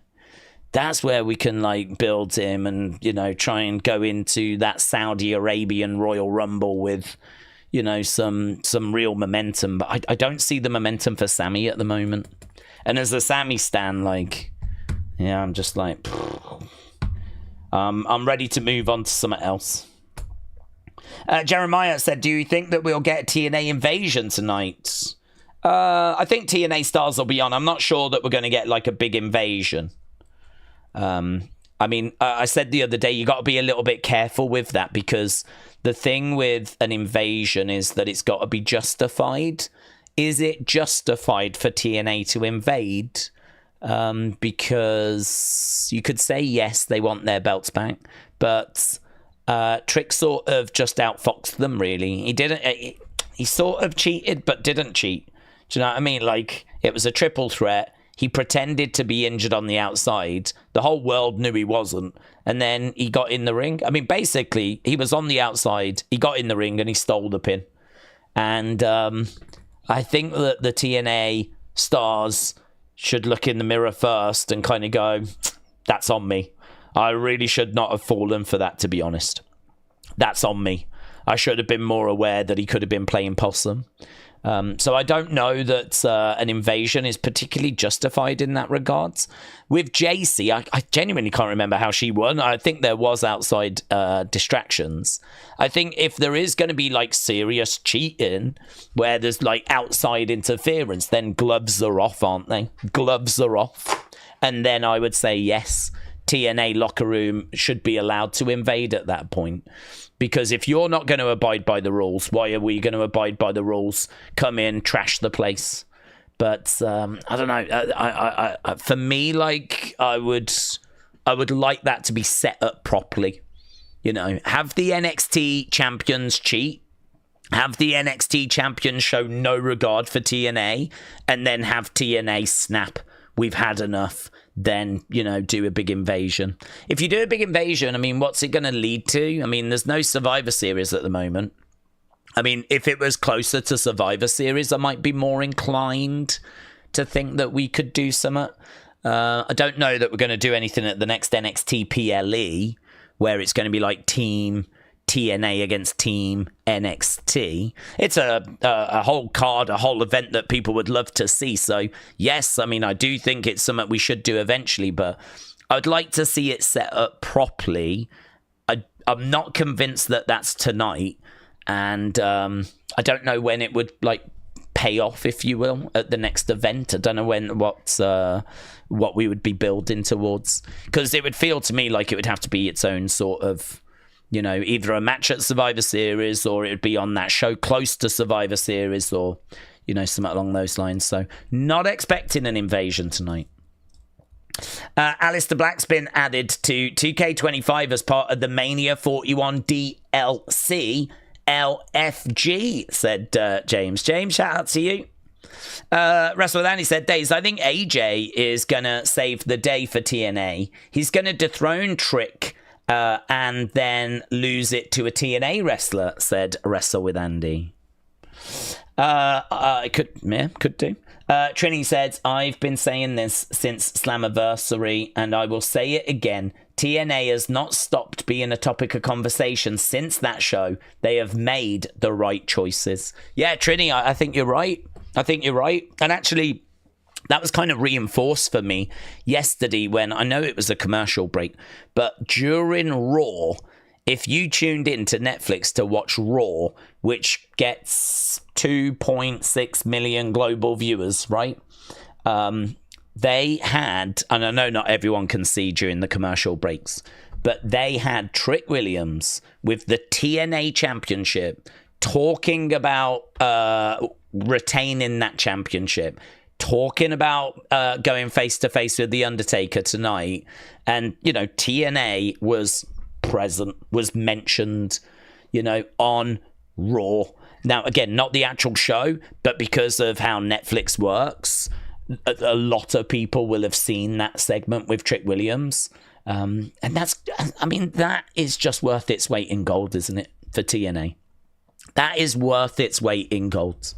Because they are their belt, then this story is getting them exposure that I don't think they would have got or would have had if Mike Santana had won on Sunday. If Mike Santana had got it, Mike Santana would not have been on Raw. There would have been no reason for him to have been on Raw. But with Trick promoting NXT and, you know, being able to show off, like, yeah, you can sort of see that there are very real benefits for us going the direction that we went. But I mean, again, there's a lot of fans that don't care or think about those things, or, you know, for them, I'm not interested in the business. I don't watch because I want the business to be. I watch for the storylines. And, you know, I don't really have an argument for that, to be honest. There's no argument for that. If you watch TNA because you're a TNA fan and you root for TNA, that's your team, that's your brand, and you don't care about the business sides, you don't care about TNA getting more exposure, you're not interested, right? You just want the good stories, you want to tune in, you want to enjoy. There's not really an argument, is there? I mean, it just didn't go your way on Sunday, that's it. I mean, I think it will go your way, but it just didn't go your way on Sunday. But actually, if you're someone that looks a bit more bigger picture, then I think you're right. I think you can see that there's been some real benefit for us going the way that it went.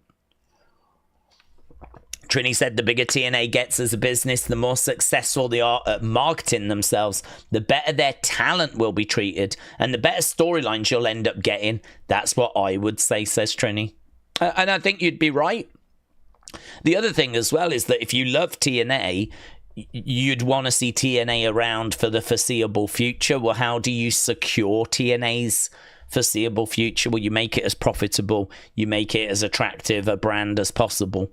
And if this is going to give you more records, you know, if you can get a bigger attendance and more eyes on your product, and this is going to help with that, ultimately this helps TNA. Ultimately, this gets you more crowds, bigger crowds in the future, bigger attendances, more eyes on your product. You know, it contributes to that. So short-term pain for long-term gain. You might not like this little story at the moment, but if it's going to ultimately drive more fans your way, then TNA's future is just in a more secure place, isn't it? So, yeah, you're right. What you said was correct, yes. Ben said, I think the Wyatt story is interesting. You've got to be in it to win it. We've got DLC tomorrow, but is 82 overall good for Aleister Black? LFG. James said, if you don't care about TNA growing its brand to a larger audience, then you're just a fake-ass TNA fan, says James. Ben said, same thing. Same with any thriving business like ARW. Yes, of course, just like our friends at ARW Pro. I mean, they would love their championship to be shown on Raw, to be honest. You know, they would love to get Trog in there with Trick Williams, but it's, you know, they can't. So Lucas said, Daze, it's been a long time. RIP to Aussie. Hope WWE mention Aussie. It's been a crazy day. Well, they did tweet out about him, and I wouldn't be shocked if they mentioned him. There might even be a graphic at the start. I'm not sure. I mean, in a way, I suppose there should be. He is in the Hall of Fame. So, but it doesn't take much to get into the Hall of Fame if you are a celebrity. Logan's guaranteed at this point, right? Logan's going into the Hall of Fame as in the celebrity wing. Whether he goes into the normal wing, that's up for debate. But at the moment, he's definitely in the celebrity wing. WrestleMania said, what's everyone's Mount Rushmore of Dazes? Mine is Fedora Daze, Toy Hunt Daze, Glasses Daze, and Grey Shirt Fashionista Daze, said Wrestle with Andy. That'd be kind of fun, wouldn't it, to have all the different versions of all the different days. I liked Lucha Days. Lucha Days from the old school video. A couple of old school videos. Lucha Days. He got into some scrapes. A couple of bookshelves were never the same again, and some wrestling moves were thoroughly explained. I think we've got to give some love to him. What other days do I like? I like Wrestling Shop Days as well. He's nice. He's a nice fella, actually. Not like the real me that like secretly hates everyone. Wrestling Shop Live Days is just like a nice guy that's just happy to see people. Not like the true bitter version of me. So he might have to go on the list. Babyface Wrestling Shop Live Days. Who else? Yeah, Fedora Days. Yeah, Holiday Days, Fedora Days. That's probably a good shout. I think that there's something to be said for original days, you know. Days original. That's the days that we all know and love. So I think there's probably something to be said for Days original, but I don't know, man. I mean, Olympics Days was pretty fun. Football Days was pretty fun. There's been a lot, actually, when you think about it. So it's a great question, Wrestle with Andy. It's a great question. Microwave Days. I don't know that he ever caught his breath, to be honest. I think he's still coughing his lungs up. Fedora Days is like Perk Angle. It just doesn't get any better, said Wrestle with Andy. Nathan said... having the main belts, all TNA has is X Division and Tag Champs. What is everyone fighting for? Well, the main belts. TNA talent are still trying to get those belts back. In fact, that's the story. So they haven't lost the belts, and now TNA talent can't compete for them. Joe Hendry, Mike Santana have been trying to get the belt off Trick. Apparently, Ash by Elegance is next in line for the women's one. So... yeah, I mean, actually, I fully expect to see quite a bit of TNA talent on the show tonight as they're trying to get their belts back. So, and those belts have not gone away, like they can't now compete for them. If anything, TNA is now heavily being spoken about on two shows, NXT on a Tuesday and then their own show, Impact, on a Thursday. Days, my favourite version of Days will always be Heel Days. Where is he? The Time Out Tribal Chief dished them out like RKOs, says Hannah. He doesn't show himself very often, Hannah. I think you was very fortunate to see him. I think you all know me by now, that I'm just such a lovely person, that there is a darkness in us, you know. We've all got a darkness in us. That version of me is like the Fiend, but I never feel the need to bring him out that often. So he's there, but he's very well contained. You were very fortunate to see him.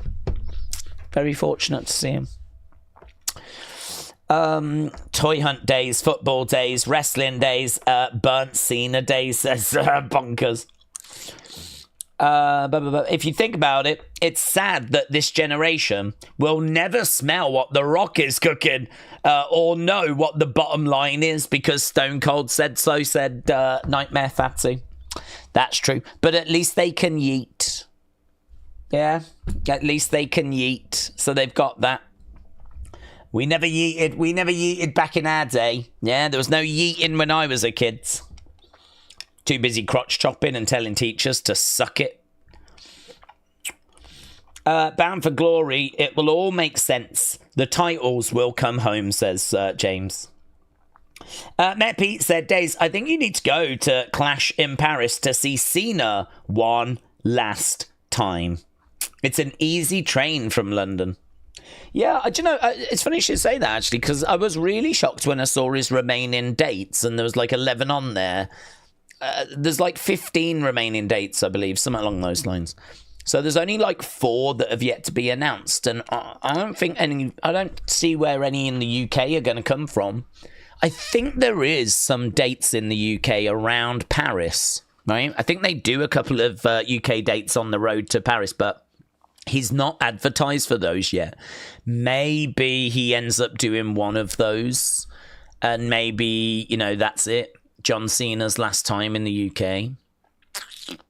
I always think, when it comes to a big name like Muhammad Ali or Andre the Giant or Bruno Sammartino, it's always interesting to go back and see, did they ever wrestle, or when did they wrestle in the UK? Did they ever manage to come over here? And, we've been very fortunate, of course, to get a lot of the greats, to get a lot of, amazing wrestlers that have kind of come over and, actually entertained fans over here as well. And John Cena, certainly many, many, many, many times. I mean, I'd imagine this is like a flipping second home for him. He's been over here on so many European tours and done so many shows, house shows and stuff over here. I mean, there was a period for a long time where, like, Cena was just on every, like, house show being run into the ground, You have to kind of carry that weight, don't you, when you're the guy? Although maybe not Roman in recent years. But, certainly going back to when Cena was the guy, looking at like 2005, 6, 7, 8, 9, 10, 11, 12, that kind of 10-year run there. I think, as you start to get to like WrestleMania 30, 31, that's where things are starting to kind of wind down a bit, and he's going a bit more Hollywood. And his schedule gets lighter and lighter and lighter as the years go by, but there's a good flipping run there where he is just working all the flipping shows. And, I think that we've been fortunate to have him a lot of times. But it's weird to think that we might not get him again. That might be it. We might not. He might be done already. I don't know. I looked at that list and there was no UK date on there. So it was like... So, I don't know. UK fans, you might have to get on a train and go to Paris. Thomas said, no, stink face days, just wholesome, beating your opponent and covering them. 1, 2, 3. That's true. We don't get that these days. Nick said, Daze, when Cena retires, do you think that you might get him to replace Tommy on the Wrestling Escape Pods? I'm sure he won't ask his girlfriend what's for dinner and talk about musicals. Well, he's welcome to be Tommy's replacement, to be honest. John, if you're watching, I will drop Tommy in 0 seconds flat. All I need to send is an email. Sorry, bud. It's just not quite working out. Wish you all the best in your future endeavors, Wrestling Daze. Send, and then, we'll have John Cena on. Nick, if you could get that sorted, that'd be great. And I would just future endeavor Tommy Toy Travels. Trini said Roman would get a pop in any promotion. He could literally walk into AEW tomorrow and that crowd would lose their minds. He could even go to ARW Pro and get a pop. I don't think he'd get on the card at ARW Pro, to be honest, but there's some serious talent in that promotion, and I don't know who you would drop, but you're not going to drop Trog. So it's tricky. I get your point. I think it's a good point, but I think you got a bit overexcited. I think, definitely AEW he could go in. New Japan he could go in. MLW he could go in. ARW Pro, top to bottom, I don't see a space on the roster for him. They don't need him. So, but I agree with your general point. Daze, why do people overreact about The Rock? Because they say he shouldn't show up at SummerSlam and they blame him completely for what happened at WrestleMania, said Odyssey. Why do people overreact? Well, I can't comment about what people are saying about SummerSlam in regards to The Rock. So I actually haven't seen any comments about what people are saying. I think in regards to WrestleMania, there was a massive story. We kind of got given some that we have not been given this year. We kind of got given something we've been waiting for, and that is this big water cooler talking point moment. There's not much that's going on in wrestling that is, I need to go to work tomorrow, and as I'm getting my water and my coffee and whatever, I, have a chat with someone about, did you see what went down on Raw? We haven't been getting those moments in 2025. And so when The Rock turned up before Elimination Chamber and said to Cody, sell me your soul, all of a sudden, that is a big moment, because it really feels like you don't just do that and then move on. Like, this is starting something big. Your brain goes, oh my God, The Rock's starting a faction. Oh my God, there's going to be a power struggle between The Rock and Triple H. Oh my God, who's going to join? Like, is Cody going to sell his soul? What does that even mean? Like, what would a heel Cody look like? This is what they're going to do to replace Bloodline. And so your brain just goes, pop, pop, pop, pop, pop, pop, pop, all these ideas, all these suggestions, all these thoughts. And of course, we all get carried away, right? So we get to Elimination Chamber. And of course, Cody goes, go F yourself, yeah? And then, of course, Cena turns. And we had not really spoke about Cena turning. Some people had floated it, like, could it happen? But really, you know, it was quite quiet, that being a theory. I don't think people were massive. I was not expecting it. And they did it, okay? And so then you go, oh my God, they've now turned. What does this mean? So Cena turns heel. He aligns himself with The Rock. You're thinking about a big faction. You can see The Rock, Travis Scott, Cena all standing there. Cody is shocked. We're all shocked. Cody beaten down. I mean, like, the buzz following that was as loud as the buzz following pretty much anything we've seen in recent times. That was like a WrestleMania main event closing moment. I mean, the noise on social media, you could watch things like The Daily Show and they were talking about it. In fact, it was exactly that same time that Zelensky had gone into the White House, and there'd been that big kind of moment with Zelensky from Ukraine and Donald Trump, right? And so, because like this big fallout about Putin and the war in Russia and all that stuff. And actually what they were doing is they were comparing Donald Trump turning on Zelensky the same as like John Cena turning on Cody. And that's what The Daily Show were doing. They were using wrestling to try and explain how much of a betrayal this was of Ukraine and whatever, right? That was what the vibe they were going with. So they were talking a lot about this on The Daily Show. I know Jon Stewart's a big fan of wrestling, but like, this was a segment that broke out of the wrestling world. This was a moment that was bigger than wrestling.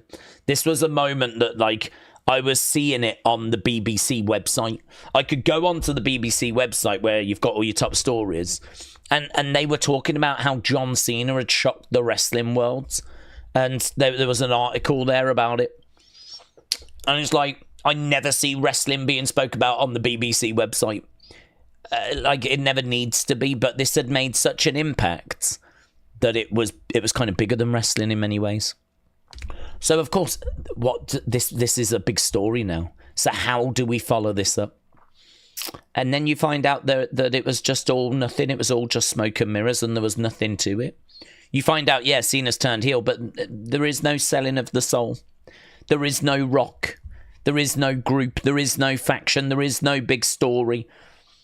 We actually found out after WrestleMania that The Rock did an interview, and he said Ari called him up and said, we need something big for Elimination Chamber. Have you got any ideas?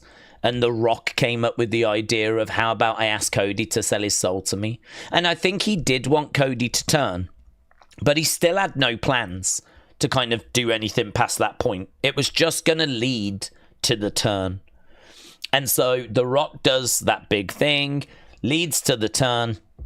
And really, the table is set then for, like, oh my God, there's going to be a new power struggle. There's going to be this. And look, people should take maybe a little bit of blame themselves for allowing their imaginations to run away with them.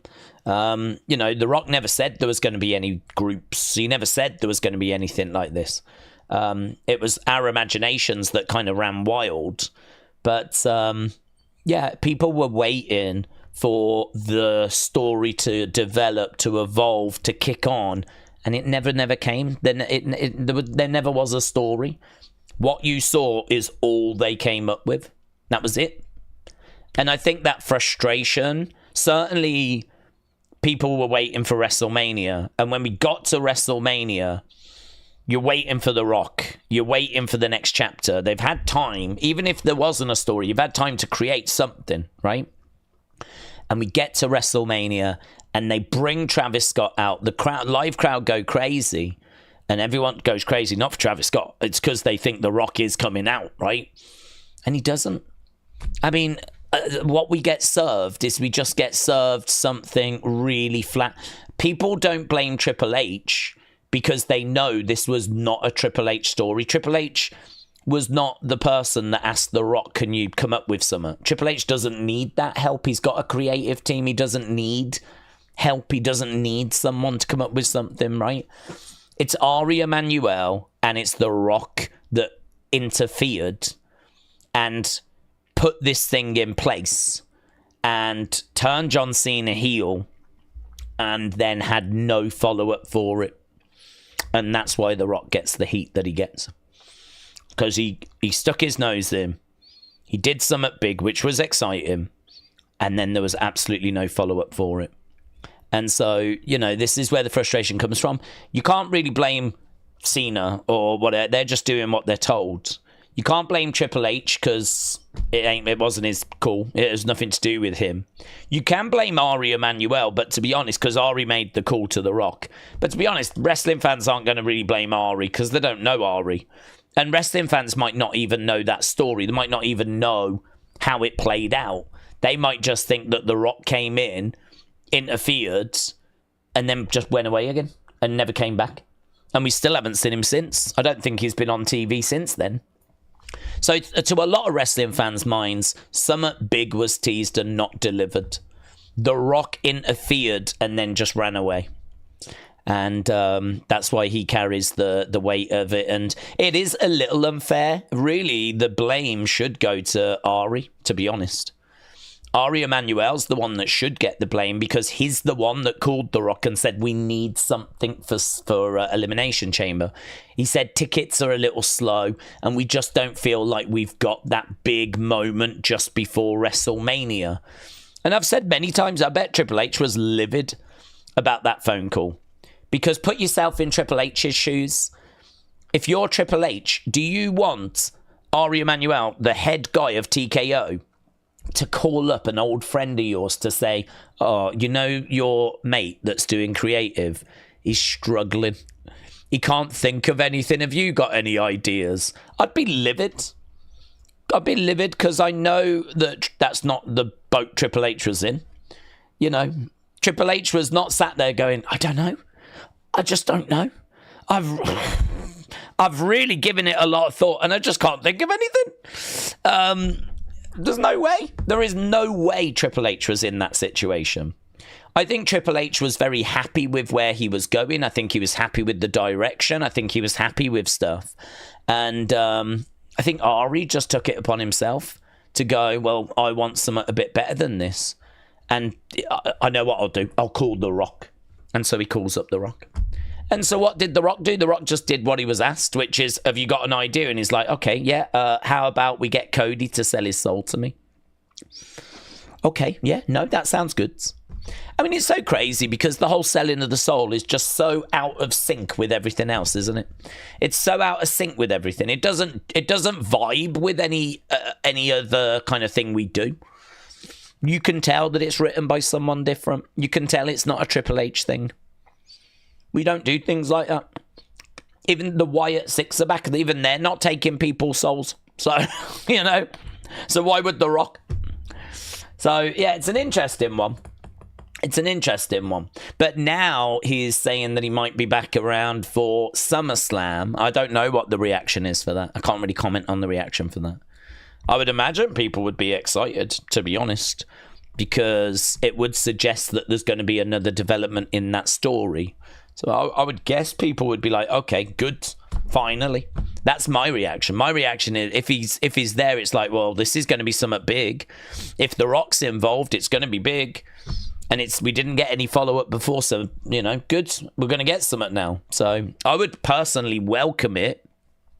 So if you're telling me that there's resistance out there, I can't. You'd have to ask them. I'm not sure why people would feel that way, but perhaps people are just done with him. Perhaps some people are like, no, You've wronged me. You weren't there at WrestleMania, so I don't want you there now.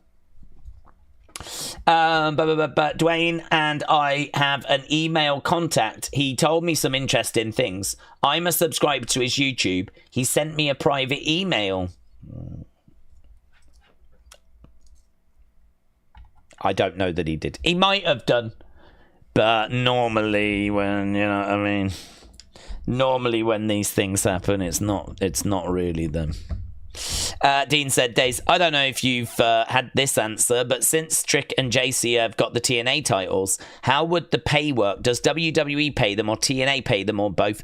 I believe there's a bonus for obviously working the extra shows. So I think anyone that gets used and goes over to TNA gets a bit of extra money. But I don't think it's anything like, you know, crazy. It's one of those where, yeah, they're doing a little extra, so they get a little extra. But it's not like, you know, they're under like TNA contracts and everything. I think the agreement is just kind of running between the two companies, and, you know, there's no kind of extra stuff in the contracts. If you're an NXT talent, you sort of just do as you're told anyway, don't you? So my understanding from what I've heard is some bonuses. Some bonuses for those that do get used over on TNA. Brony said, I kind of worry a bit for WWE in the future. When they put the world title on Bron Breakker, I think the ratings will go under 1 million, says Brony. Craig said, thanks for stream. A bit mentally rough today, so a nice 2-hour escape. Craig, I'm sorry to hear that, but I'm sorry to hear that you're having a little bit of a difficult day today. We go through those. We all go through those. And hopefully this will be an escape because, as we said, it's a big show. Obviously, a lot of excitement around this with Undertaker on the show and a championship match. And legit, I think this should comfortably be a better show than what we had yesterday for Raw. And in 2025, that's been the pattern. NXT has been delivering. So, right, almost another couple of hours chit-chat done, and we are getting close towards getting started with NXT. Octavia said, I normally keep my personal life private, but tomorrow I'm going to see a heart doctor. I am having some issues with my heart. They need to find out what's wrong and how bad it is. Prayers, please. Well, Lisa, definitely you'll be in our thoughts, and obviously give us an update on that when you find out. It's good to obviously get this checked out and know kind of what the situation is. So, yeah, it's one of those where I really do try to not worry about things that are out of my control. I know it's easier said than done, but like, if you're taking steps towards, you know, getting that checked out, you're doing everything you can do. So you just can't, it's out of your control. You can't worry about these things.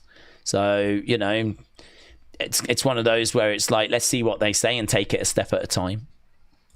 I really do try. It's very hard, though. Very hard. You know, if it's out of your control and there is nothing you can do, then why worry about it? Why worry about it? Why allow it to kind of disrupt what you can control? So, but again, easier said than done, innit? So yeah, I hope it all goes well, but Triple H is to blame as well because he runs creative like Tony and Vince, says Odyssey.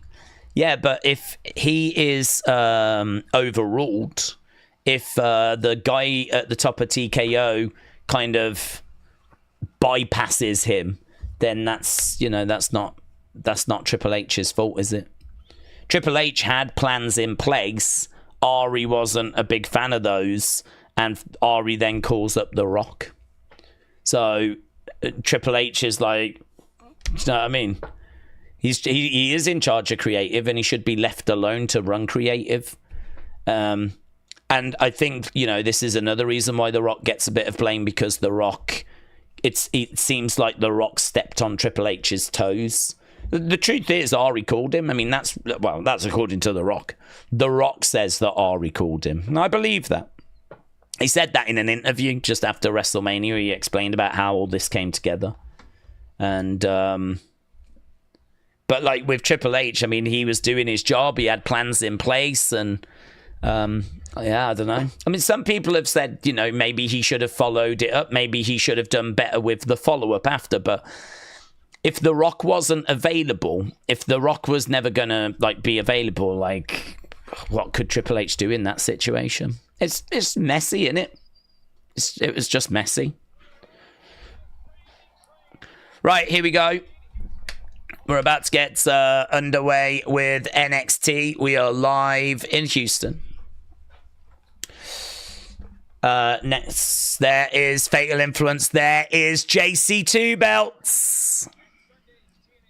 Big smile on her face. She's with Fallon. She's with Jasmine. There is Ricky. Looks hot. It looks really hot. There is Obafemi. I've never been to Texas, but I bet it's really nice.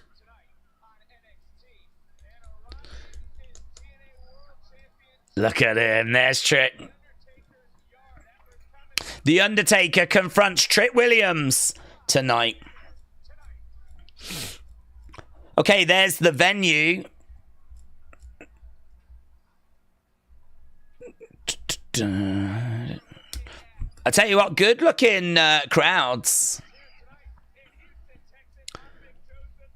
I don't know what the attendance is like. Yeah, where is Booker T?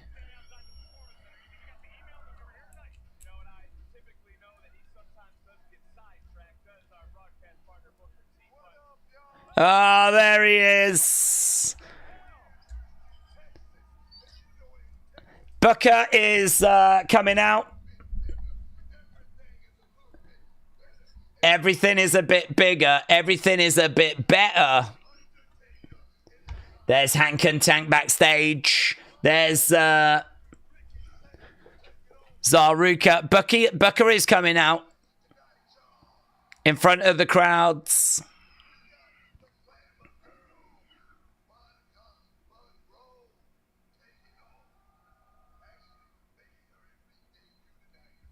Who?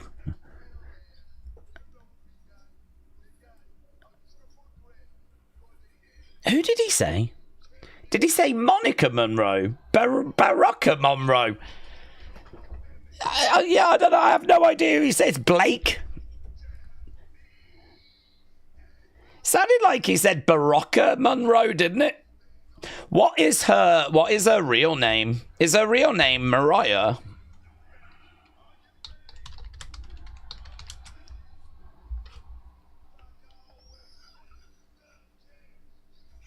Her name's Mariah?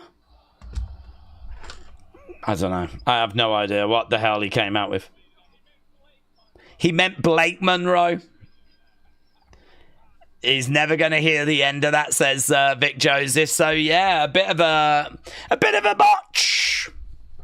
It's one of those fun botches. No one's got hurt, and we can have a lot of fun with it. So Booker T.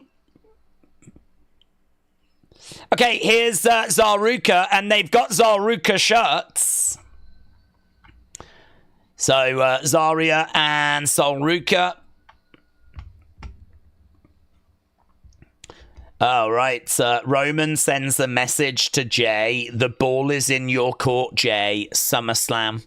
So it looks like Roman Reigns has sent a message to Jay Uso. Haven't seen it, of course. It goes for just over a minute and a half.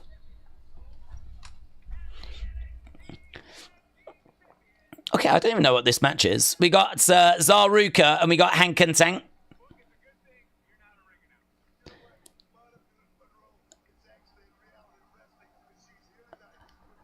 Oh, Monica Monroe is in reality of wrestling and she's here tonight.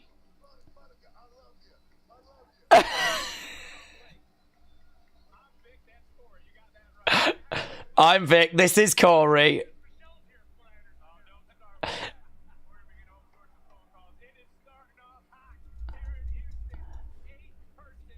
Right, there we go. Commentary team are just having a bit of fun. So that's so Monica is what he said.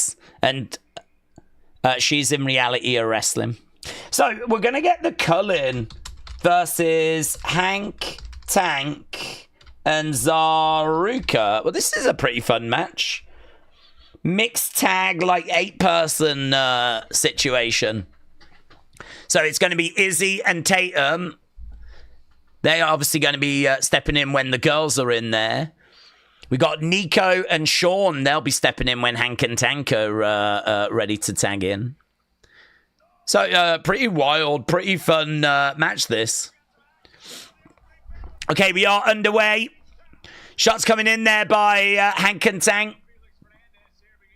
It's whenever you've got a faction, it's always good if you can get the whole faction working in the same match, you know? And so that's obviously great for the Cullen. So who do you put them in there with? Well, you put them in there with... Oh, headbutt. Probably the girls that would be NXT Tag Team Champs if we had them. Probably would be on Zaruka. It's a shame we don't have those belts, actually, because you got Zaruka, you got Tatum, you got Izzy Dame. Obviously, you've got Jasmine Nix, you've got Fallon Henley. They could go after them as well. Like, you could easily get a division together for women's tag titles. So, yeah, you've got the two girls that probably would have them in Zaruka. And then, of course, you do have the NXT Tag Team Champs in Hank and Tank. Right, Edward Daze, if Cena isn't going to be in the UK on this last run, I'll be fuming. He was part of Raw in Glasgow and London and Brussels, but I want to see him live before he goes. Boycott said, I'm only here to find out if Booker T did say Monica Monroe. He did. He did. Apparently it's a wrestler from Mission Pro. I don't like the pairing of Izzy and Tatum, says Jim. Hank, Tank, and Spank, says Mayor Pete. WWE has forgotten women's tag titles can literally go to every brand, including NXT. That's true. They don't really bring them down to NXT often, do they? Bang! Crashing down by Tank, going for the cover on Spears. Fast-paced action here. Sean Spears against the ropes. Kick coming in.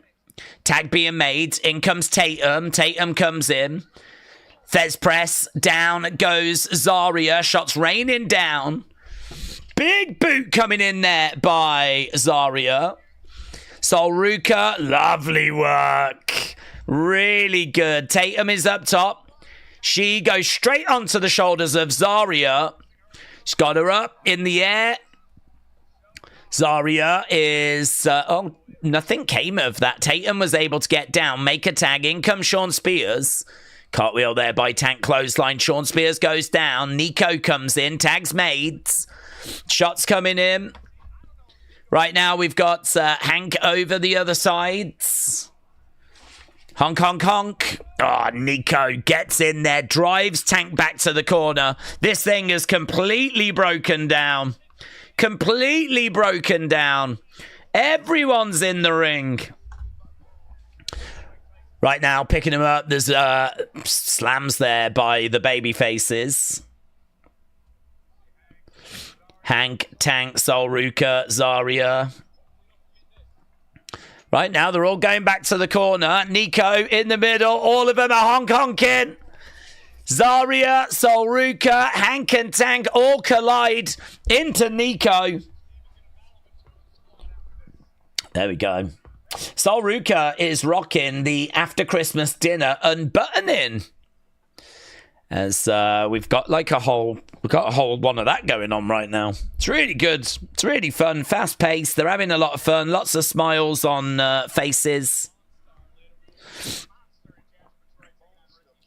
They're talking about Jasper Troy. I've got a feeling that Houston heard the criticism about that crowd last night, said Huds. Yeah, do you know what? It's not in the same building as yesterday. I really thought it was. I thought that was the whole reason why we were doing this. Right now, going down, looking for the cover.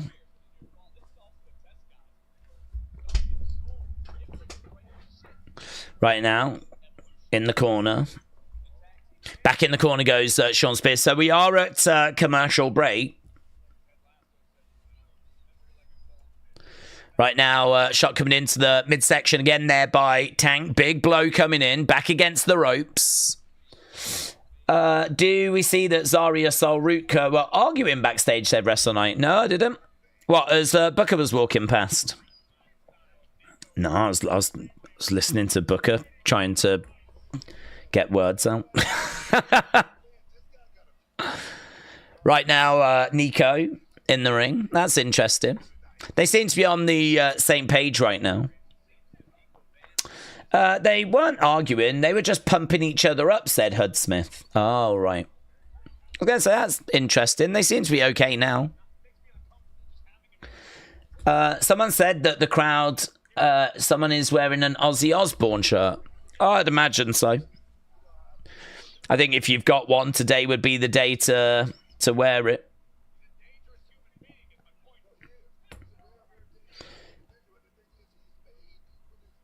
Right now, Tank is over against the ropes. Big boot there by Izzy Dame. Daze, I miss Raw. Was it worth a watch? Should I watch it? Said Opala. I would just watch the Roman segment, honestly. Just watch the Roman bit at the end. I think the rest of it was skippable.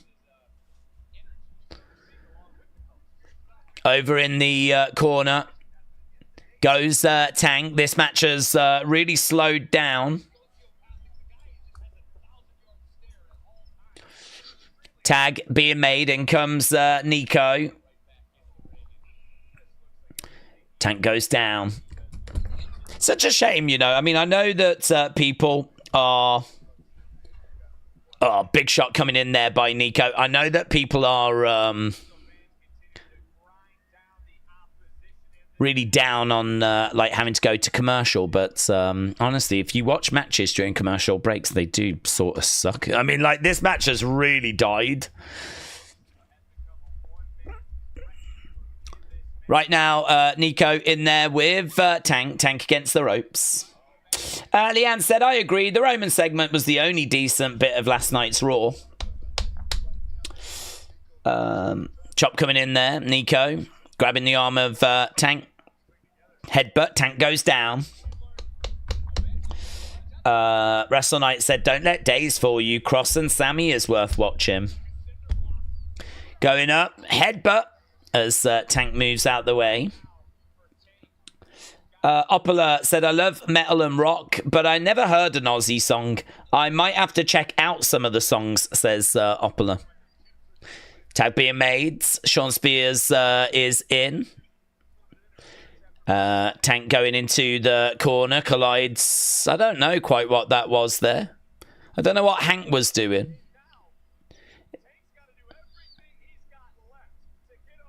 Tank is down. Sean Spears is down. Nico is getting in. He goes over with a big boot there to Hank.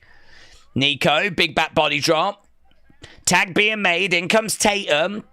Back elbow there by Sol. Sol is again taking Tatum down, flipping over. Shot coming in. Super kick coming in there by Sol. Looking for a DDT. There we go. Sol with a DDT, and that's got the crowd all fired up again. Over in the corner, big, lovely drop kick. Sol Ruka in the corner, she's up. Tatum down. Lovely. Zarya. Izzy makes the save. Izzy makes the save. So Tatum rolling out the ring. Zarya. Yeah, this is much better by the crowd. The crowd are actually chanting, this is awesome. Lovely step up into Guri. I agree. I think the crowd's definitely being a bit more vocal here as Nico goes down. Hank and Tank working together. Splashed on top of Nico. Oh, kick coming in there by Sean Spears. And again, it's just a big, messy fern opener, really. Oh, lovely clothesline. Heavy clothesline.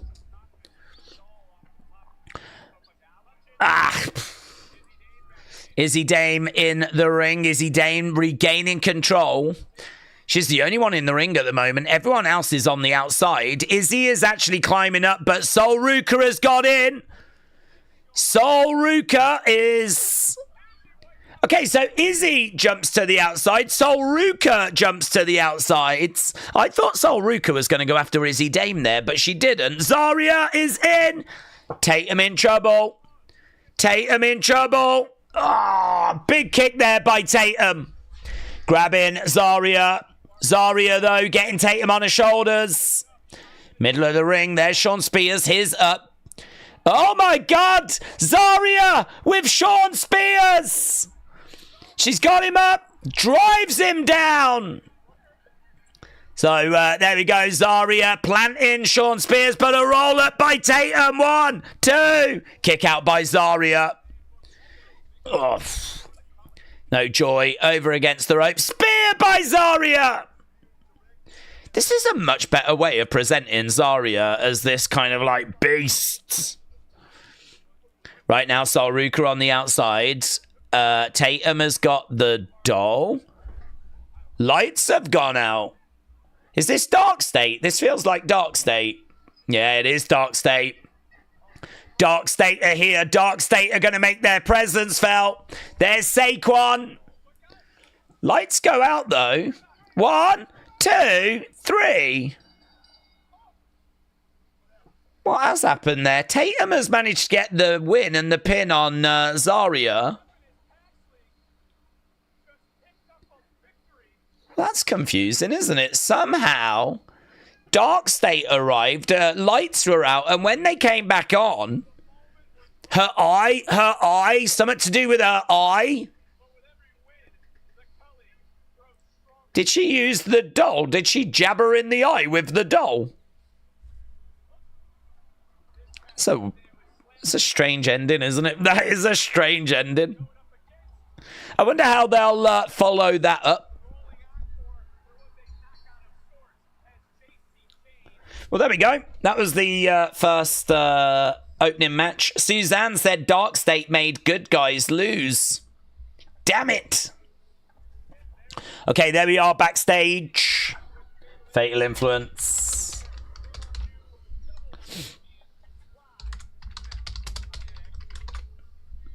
JC, Jasmine, Fallon.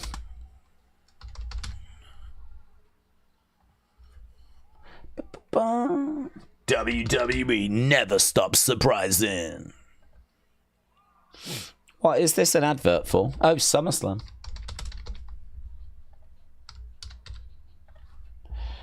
There we go. Well, right, commercial break. It was a fun opening match.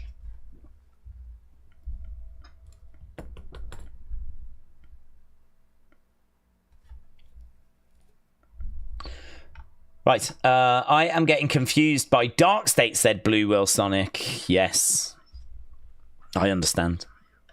I am also a bit confused. I think they're a bit confused, to be honest. I mean, they're heels, obviously. And I think the lights going out allowed Tatum to maybe use that doll and sort of jab it into Izzy's eye or something. I mean, I'm guessing it's something along those lines. But why they would want to get involved in that match, I'm not sure. But then saying that, Hank and Tank are the tag champs. So, you know, is it that Dark State are kind of starting to set their sights on those tag titles? Maybe that's their play. Perhaps it wasn't so much about helping the Cullen. Perhaps it was about more hurting Hank and Tank. WrestleNight said, Izzy Dame did not look happy with the way that Sean and Nico were celebrating with Tatum. Are they working with Dark States? Well, I don't think so. I don't really. I mean, that would be a big. If the Cullen and Dark State were working together, that's a big flipping. Who's going to take them down? That's like 6 guys and 2 girls, isn't it? So I'm wondering if it was more meant to hurt Hank and Tank.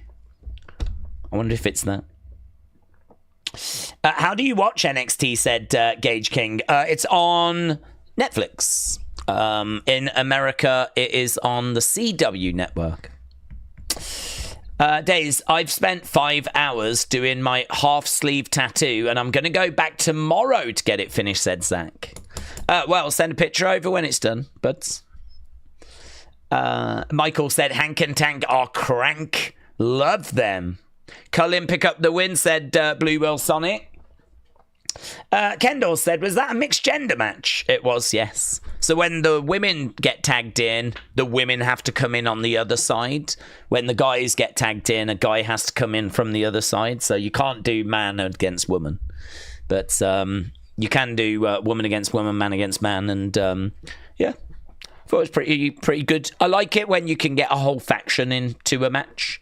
So, you know, Cullen, there's like 4 people in the Cullen, and there's not really any way that they can go up against another group of 4 people. I mean, even the family, well, they were 4 people, but it was 3 guys, 1 girl.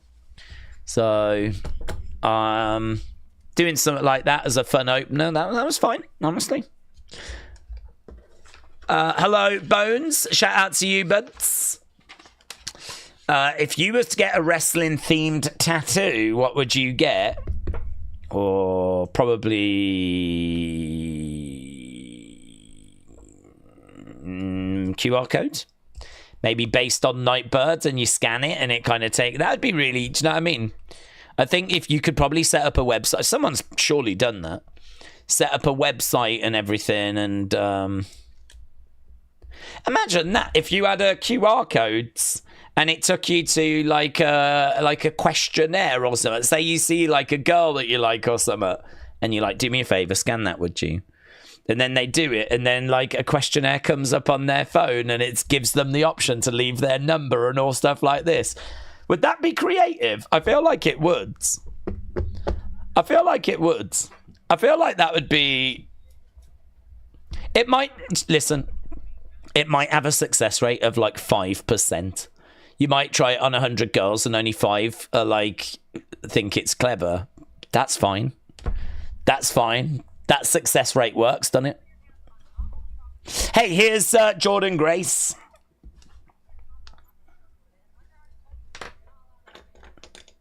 You're not allowed in the arena tonight, says Ava. Okay, she said she's going to get her hands on Blake. Here's Fatal Influence.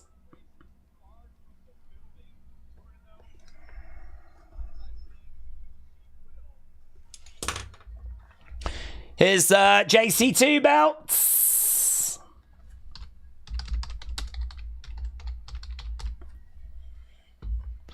Fallon, Jasmine, JC. Okay, this could be really interesting. Are we going to get some TNA talent making their presence felt? There's the TNA Knockouts and NXT Women's Champion. JC2 belts, baby. All the haters. There she is, says Booker.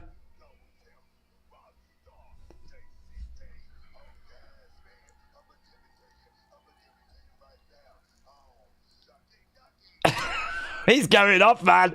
Oh, shuck it, duck it, crack, crack, that.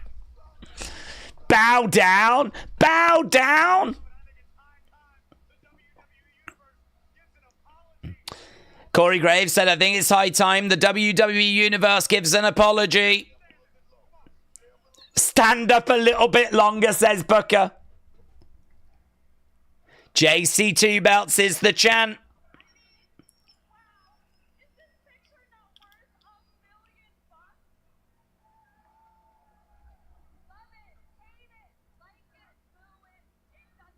Like it, hate it, love it, boo it, it doesn't matter.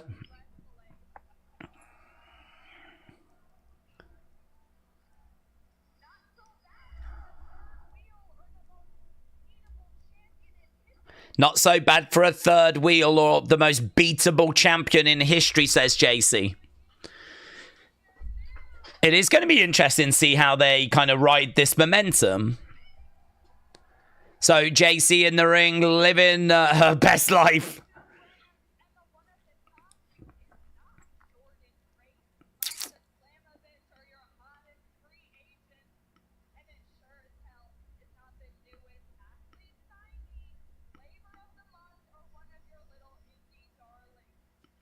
So JC's like, the woman at top is not the flavor of the month or one of your indie darlings. It's me.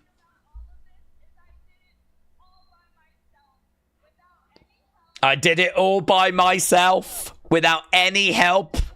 Jasmine, not thrilled about that. Fallon, not thrilled about that.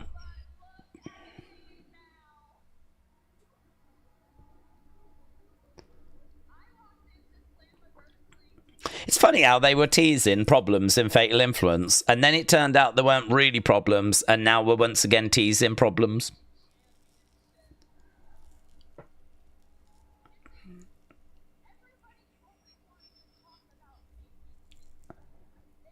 Everyone always wants to talk about making history.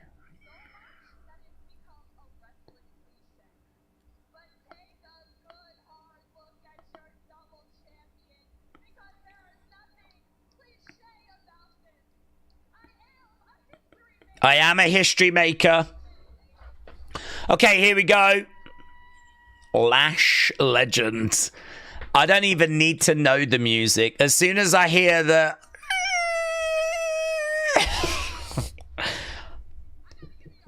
Here's Lash Legend.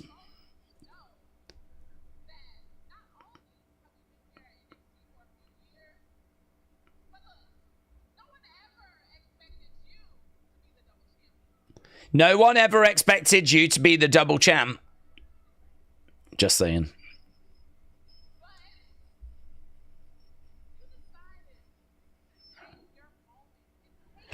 Okay, so we've got Lash stepping up. This is not the person I was expecting.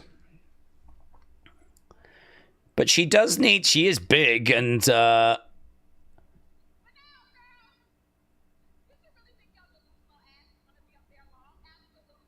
Did you think your delusional ass was going to be up there for long?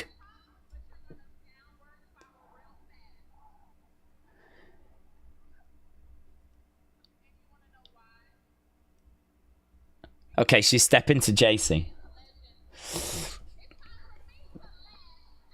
It's time for me to lash out.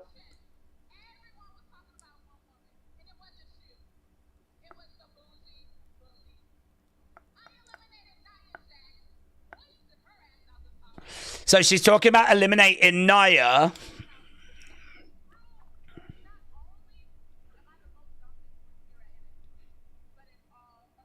She says she's the most dominant force in all of WWE.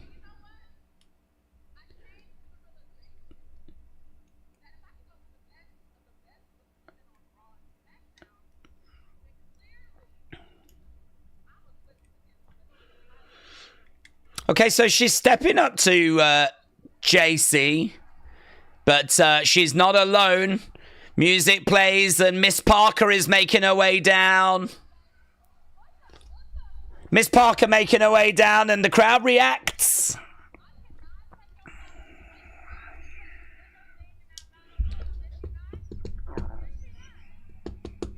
So I'm guessing we're just going to bring down a few people here.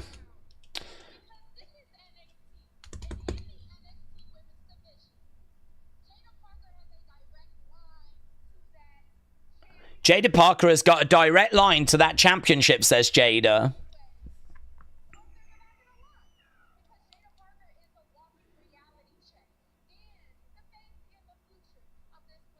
Jada Parker is the walking reality check.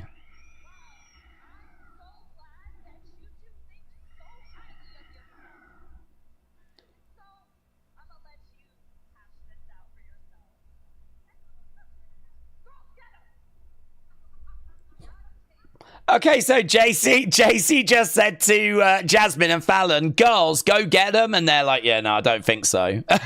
I don't think so. Girls, get them. And they're like, looking over at Lash Legend and Jada. Well, there we go. Lash and Jada have cleared the ring. They bump into each other. I mean, it's not what I was expecting, but in a way, I suppose it's what we need to do. You know, we've got to get Lash further developed. She's got to be in the mix. Jada's around. I get it. I think, though, a lot of us were probably expecting a bit more out of that segment.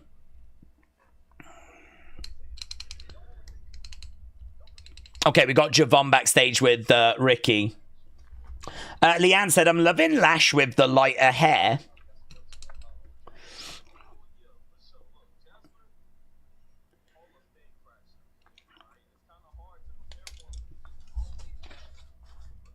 Oh, yeah, Javon's going to try and give some advice here to Ricky about how to deal with Jasper Troy. That might be our next match.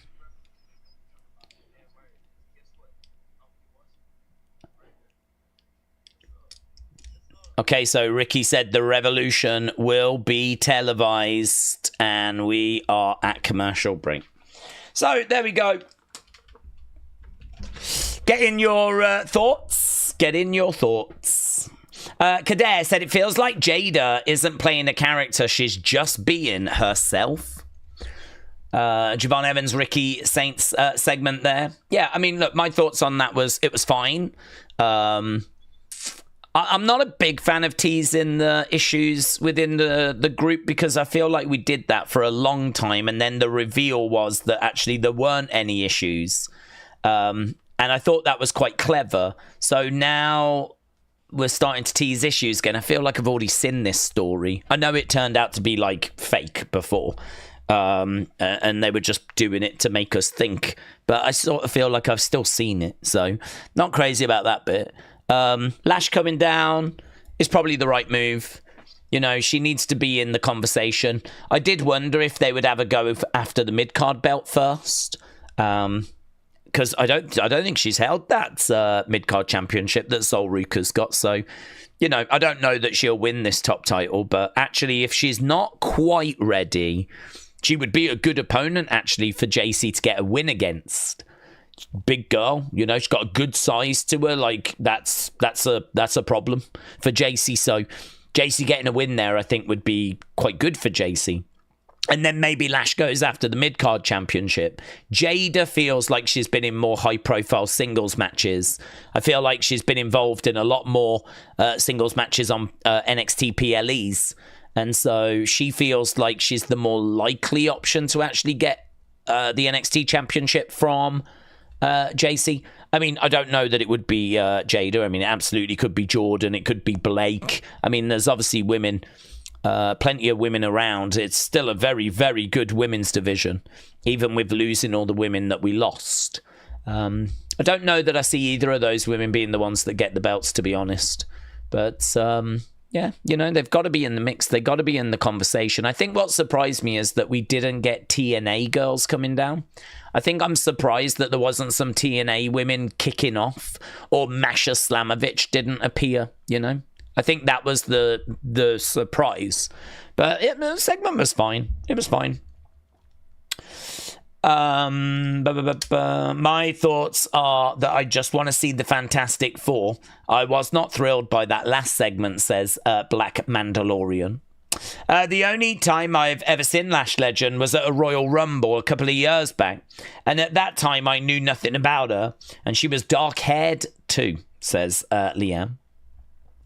I still claim that Jada and Lash could move up and be at least players for a mid-card, but Fatal Influence would disappear, says Jennifer. Nick said, I love Lash, but I just can't do the voice. Ricky getting some advice from a wily old veteran, Javon Evans. Jada Parker is such a star, said Wrestle Night. They need to do more with her. Jono said, this might be the first time that I've watched NXT. So far, just got to get to Taker, said Jono. Well, yeah, I mean, I can understand that. The first match didn't really have anything riding on it. And that last segment, I think, you know, I was expecting a bit more. So I could understand if others were expecting a bit more. But, yeah, Undertaker still to come tonight. Obviously, they're going to make us wait for that. I'd imagine that'll be in the second hour. Maybe close the show to get people to stick around as long as possible. Dun, dun, dun, dun, dun, dun, dun. Okay, we're backstage. There's Ren, Tavian, Charlie, Lexis King is in the background. I'm loving Ren's gear. Look at that. She's got some tassels. There's Miles Bourne.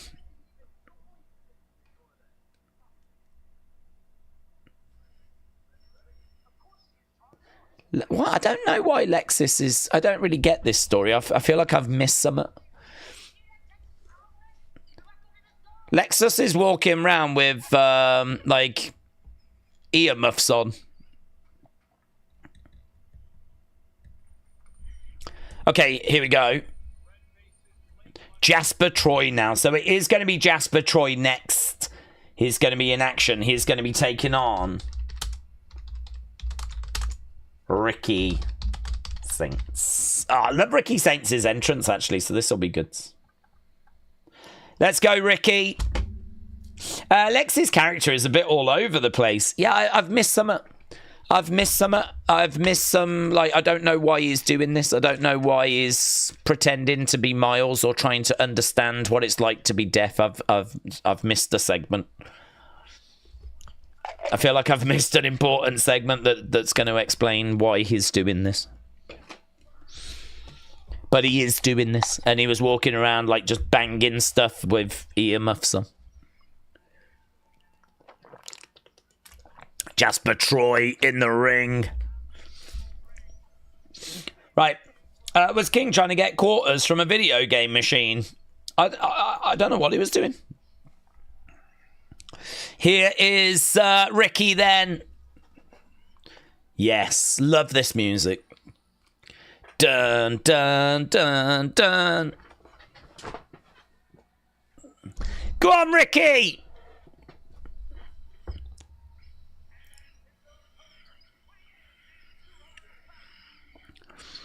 Ricky Saints. This is the Revolution. Ricky Saints making his way down to the ring.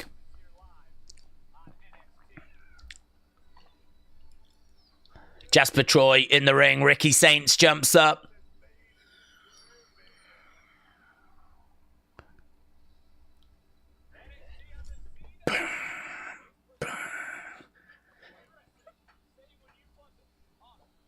He hasn't really got people doing that yet. He's gone to the corner, and when the music kind of goes, he kind of puts his arm up with it.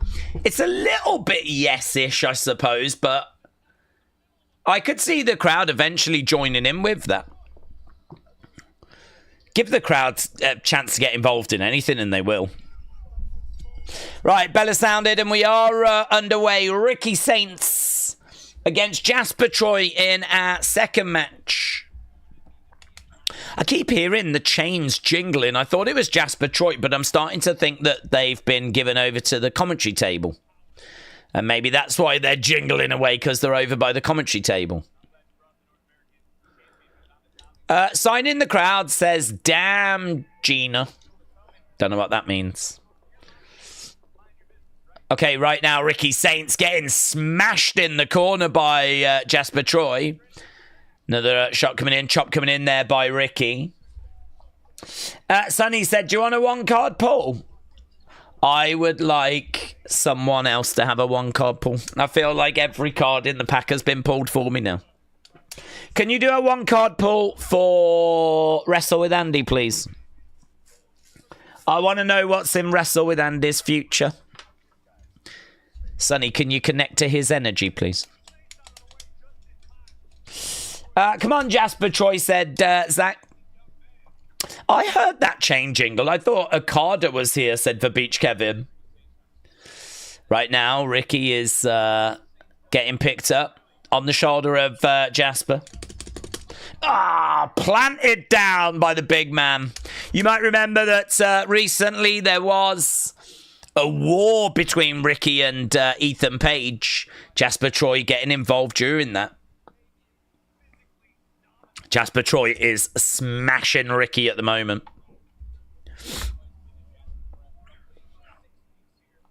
Jasper Troy picking up Ricky. And he throws Ricky to the outside. Jasper Troy screaming out I think we might be going to a commercial break again, as it's all been one-way traffic, this, you know. It's all been one-way traffic. I think we're going to stay with the action. We've got a black screen. I don't think we're going to throw over to the graphic. No, we're staying with it. Okay, we've gone to commercial as right now. Outside the ring goes Jasper. He goes round to Ricky. Grabs Ricky, is looking to pick him up. He's got him up on his shoulder. Again, firmly in control. It's been a bit like Brock Lesnar against John Cena from that SummerSlam match 2014.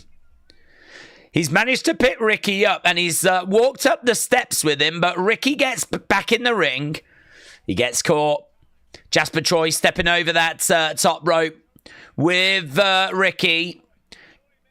Against the ropes goes Jasper Troy. Big forearm shot coming in there by Ricky. And again, Ricky going against the ropes. Ricky goes down. Jasper's just a bit too much, says Thomas. Robbie said JC is the most over-pushed woman in WWE right now. Final Boomer said, is Ethan Javon going to get involved next week in a tag match? Is Ethan and Javon getting involved in a tag match? Maybe. I don't anticipate that. They could do. There was a little backstage moment with them, but I don't know if that was Javon not just passing some advice to Ricky, because Javon has had his own problems with Jasper Troy.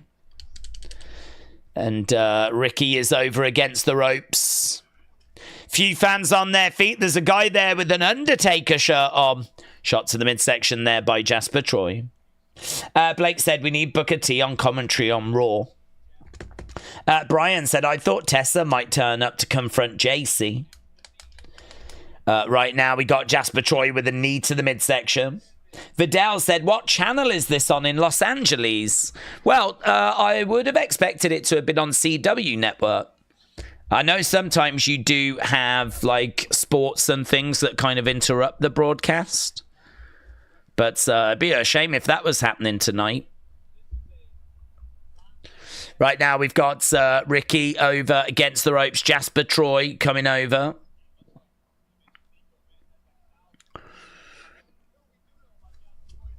Right now is on top of Ricky, and we've still got a minute and 15 till we go back. Denise said there used to be a TV show called Martin, where Martin Lawrence and his wife named Gina played Gina and Martin.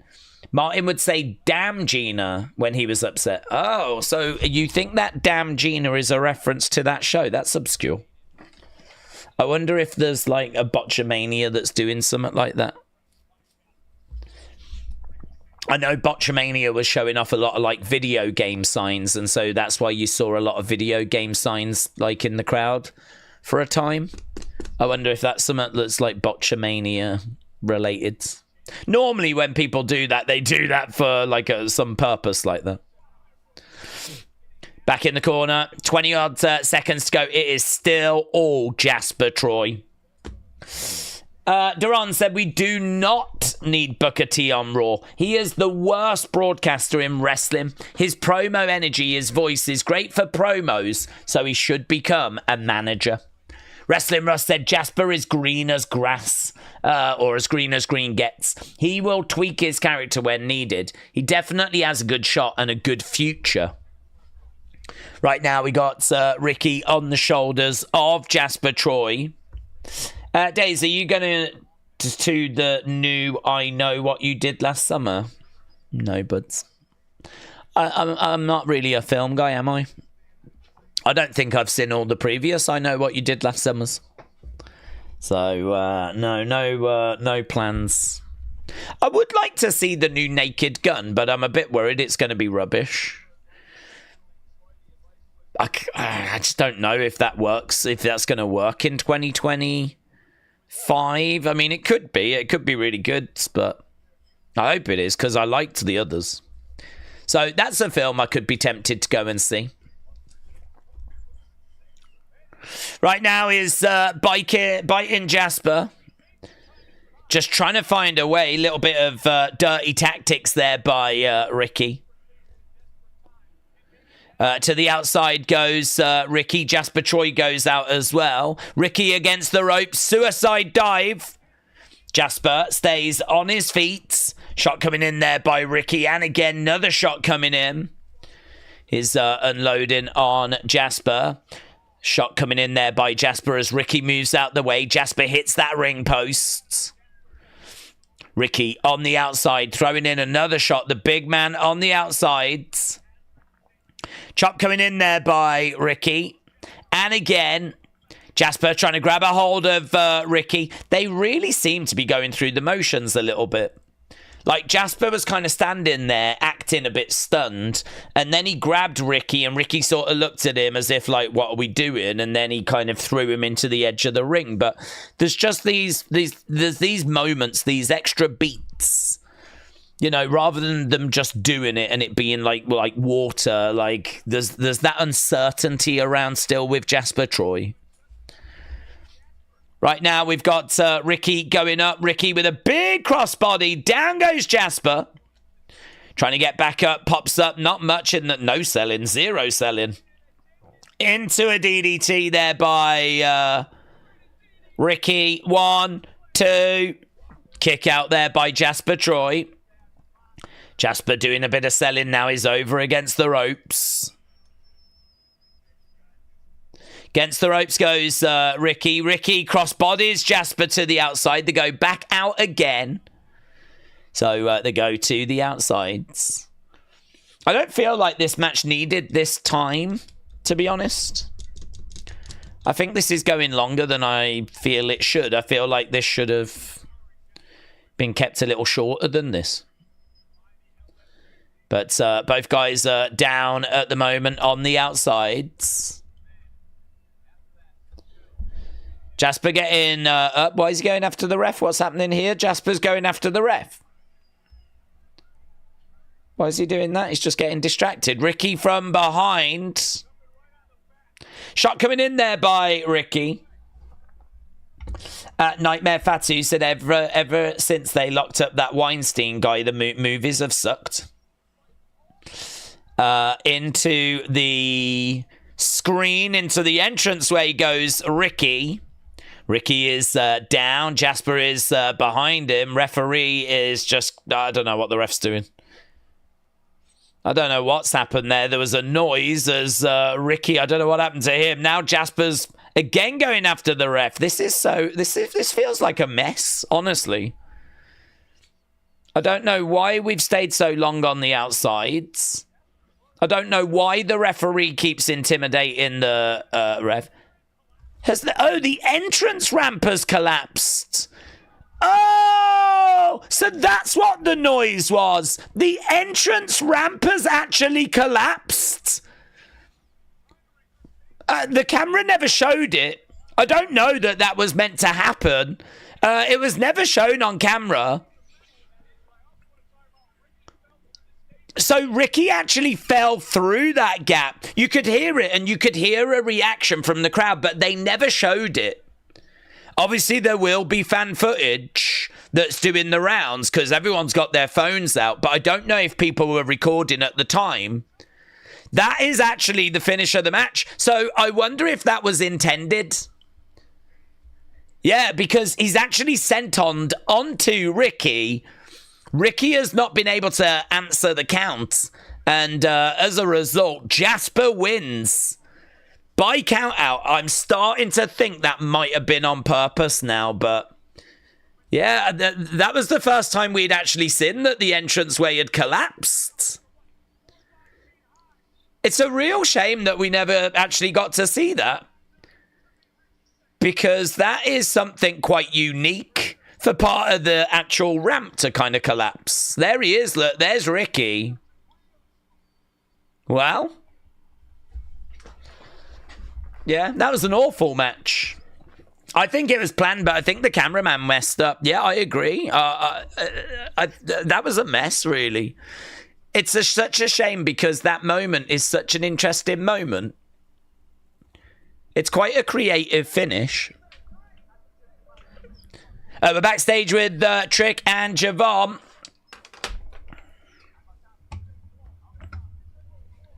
Trick said he ain't got time for this. Let's talk about it, says Black Mandalorian.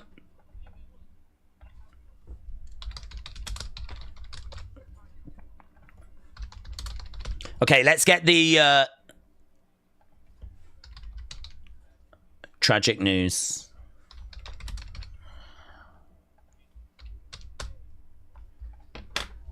All right, little video package for Aussie.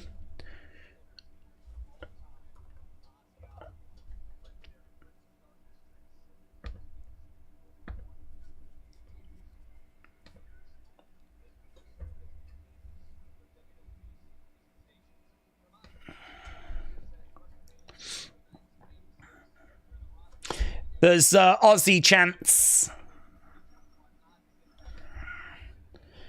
Yeah, I wasn't expecting them to do like a big video pack. I thought there would be a mention or a graphic, but a little video package has been pulled together for him.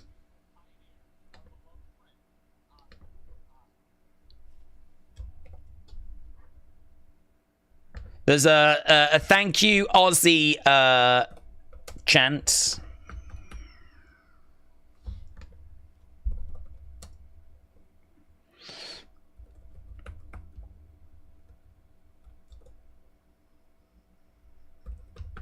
As we go to commercial break. So there we go.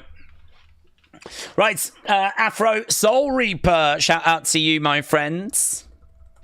Shout out to my daughter Scarlett. It's her first birthday today. Love Daze. Scarlett, happy birthday. Ah, first birthday. Ah. Afro Soul Reaper, shout out to you, my friend. And yeah, massive shout out to Scarlett. Hope she's had a wonderful day. Probably spending it with Miss Rachel. Rest in peace, Aussie, said Jake. I was lucky I got to see Aussie perform, said Draco. Dan said the whole show is wild tonight. I remember our brother, Aussie, we all have memories with in WWE for shows, says Dan. I was just watching him. Crazy, said Wrestle Rants. Thomas said, let's go NXT.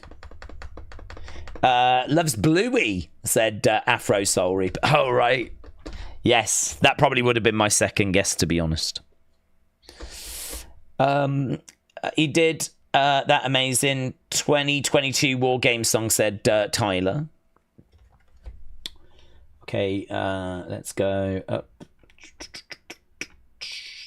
The gimmick ramp, which was probably meant to break on that chokeslam or something, seems like an error. Yeah, I think things definitely went wrong there. The presentation of it was so weird. That match was really off as well. I mean, it was just off. I mean, like Jasper Troy, it went longer than it should have. And I think the first time they kind of go to the outside, and I was talking about how they just seem like a little lost, like there's a few beats too long there. They kind of go back in the ring, and the stuff they did back in the ring, we just didn't need to do. So, you know, if we were going to do something like a ramp collapse, that could have been really interesting. The fact the cameraman missed it. I mean, it's good in the sense of because it wasn't on camera, it makes you think, oh, was that meant to happen? But then because it was used as part of the finish, you go, oh, yeah, it probably was actually. It'd be interesting to find out, though. Might come out after that it was actually not meant to happen. It was meant to be a count out, but the ring thing, ramp wasn't meant to collapse. Maybe we'll find something out like that afterwards, but it probably was, to be honest. So, yeah, there we go. Weird, just weird. I mean, that's the word I would use to sum up match number 2. Unfortunately, I think, like, the starts with Booker, with him botching was, you know, fun, whatever. Then we go into that kind of crazy tag match. But the finish of that is really weird, where Dark State come out and then lights come back on and, like, Tatum's just pinning someone and that's it, end of the match. So, I don't know. You lot said that was good 97. There Then we've gone into the JC thing. We've not really had like any kind of big moment there. Then we've gone into that match, which I think it's got to be classed as a bad match, honestly. So if you're not someone that regularly watches NXT and you've tuned into this show, I don't know what your impression would be at the moment. All I would say is it has been better than this year. And I've still got high hopes for the rest of the show, to be honest with you. I don't think we're done. I'm just saying that I could understand if you haven't really been watching NXT, you tune into this going, don't really get what the hype's about, you know. Trick Williams is making his way down. There's certainly a lot of hype around this guy. So we've had a JC segment. That didn't really give us any kind of big talking points. Jada and Lash coming out to confront her. Who's going to come out to confront Trick? Are we going to get a talking point here? Whoop that Trick. Whoop that Trick.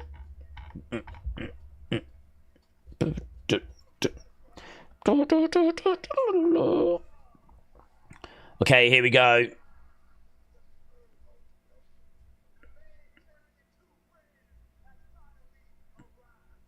The man carrying two brands has finally arrived.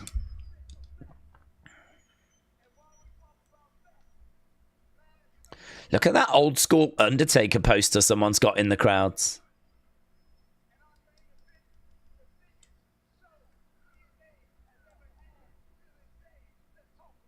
Trick said he main evented the biggest show TNA has ever had. Let's talk about it.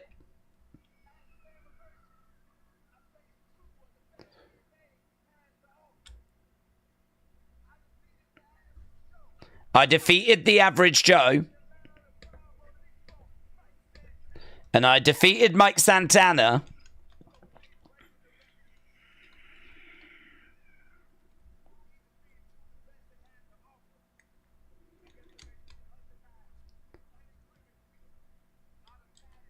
I'm automatically the greatest TNA champion of all time. That kind of comment surely brings someone out.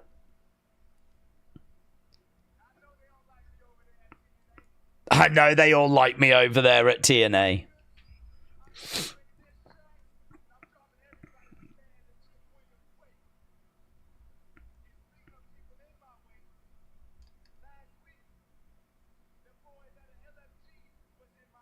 Last week, those boys at LFG were in my way. So are we going to get the Undertaker thing now? I was really not expecting Undertaker yet.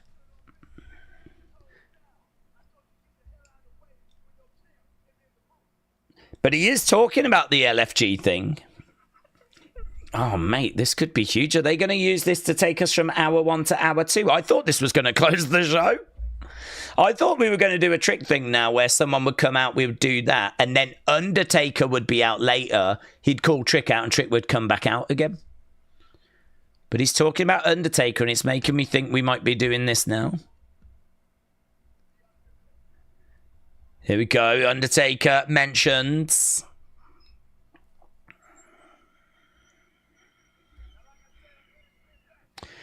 I'm here to spit nothing but facts. Undertaker's one of the greatest.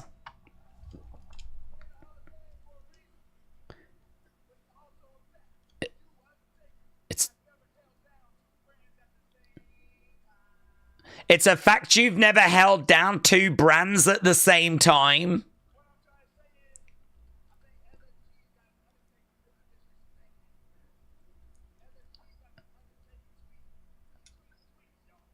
Undertaker tweeting tweets, y'all. Here we go. Oh, I think LFG has got the Undertaker softs.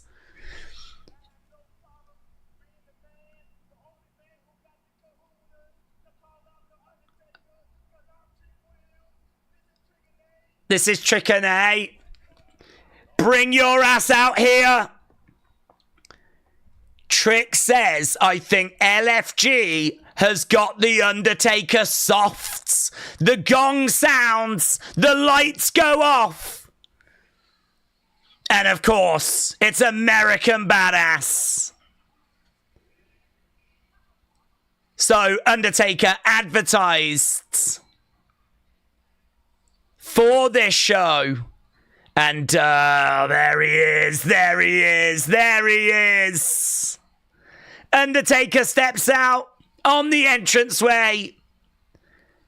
Trick Williams says he thinks LFG has got Undertaker softs.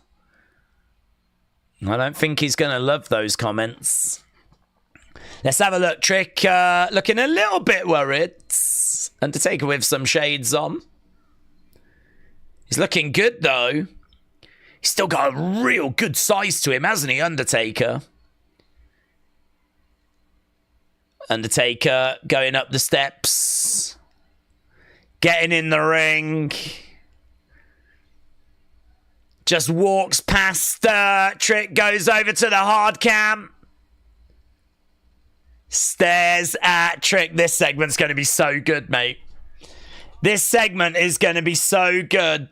I thought he was going to really barge past Trick there.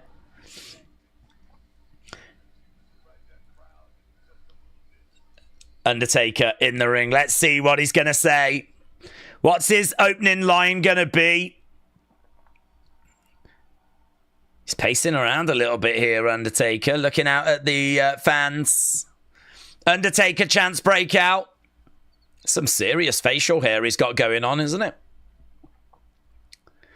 Undertaker chants by the NXT fans.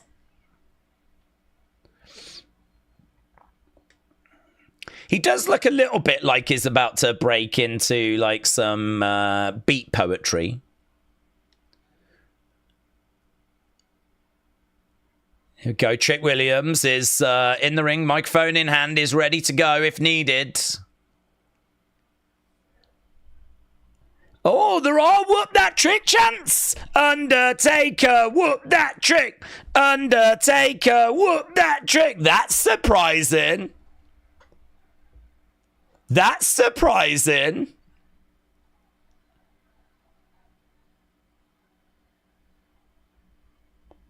What is he gonna say?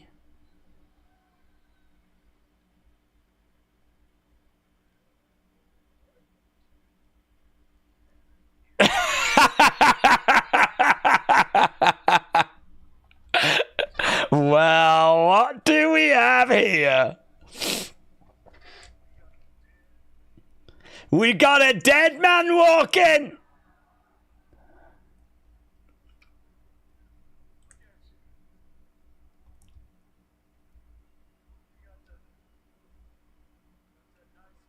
You got that nice title.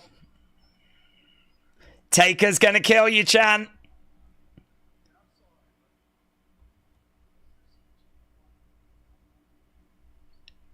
Yeah, Undertaker just admiring the threads.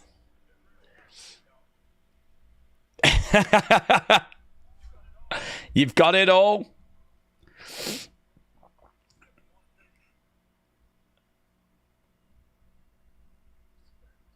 You've got it all, except for respects. I don't think Trick Williams is worried about that, to be honest.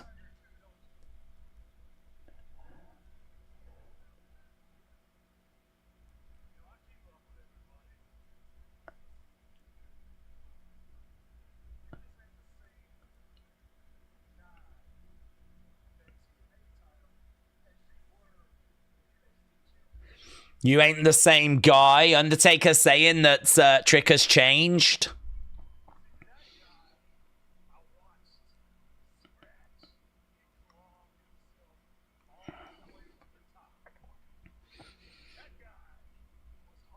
That guy was hungry. That guy had that dog in him. That brings out some barks from the crowds. But that ain't you. Respect. Put respect on the title and Undertaker's name, said Final Boomer.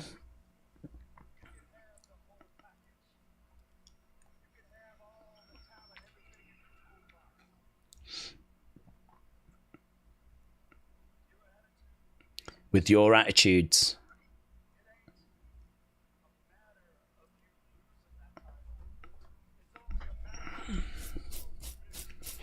It's not a matter of losing the title. It's just when.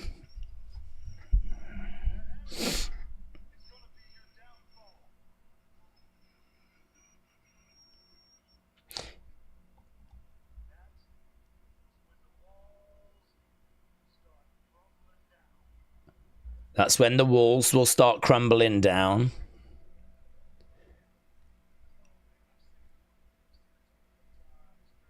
I've seen it too many times.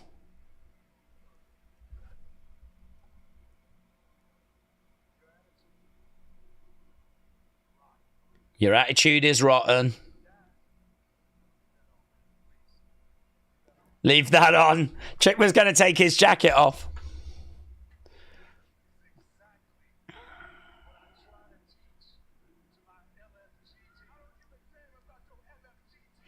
Yeah, I think Trick's gonna cook him, honestly. Undertaker, the flow, the delivery's not there for him at the moment. Trick, I think's about to fry himself a dead man. No one is a superstar like Trick Williams. No one in WWE is a superstar like Trick Williams. The recall from Undertaker, it's not sharp. There's a lack of sharpness there. I mean, it's repetition, isn't it? It's age as well. Trick's the one that injects the energy into this.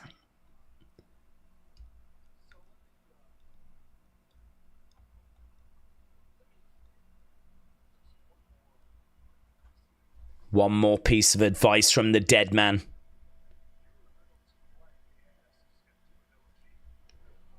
Okay. Okay. Where's this going?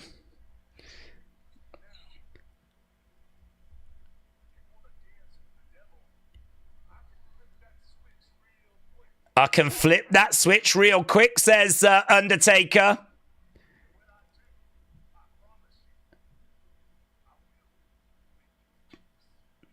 Trick actually looking a little bit concerned there. Trick going for a shot. Whoa, went for a shot. Undertaker grabs him.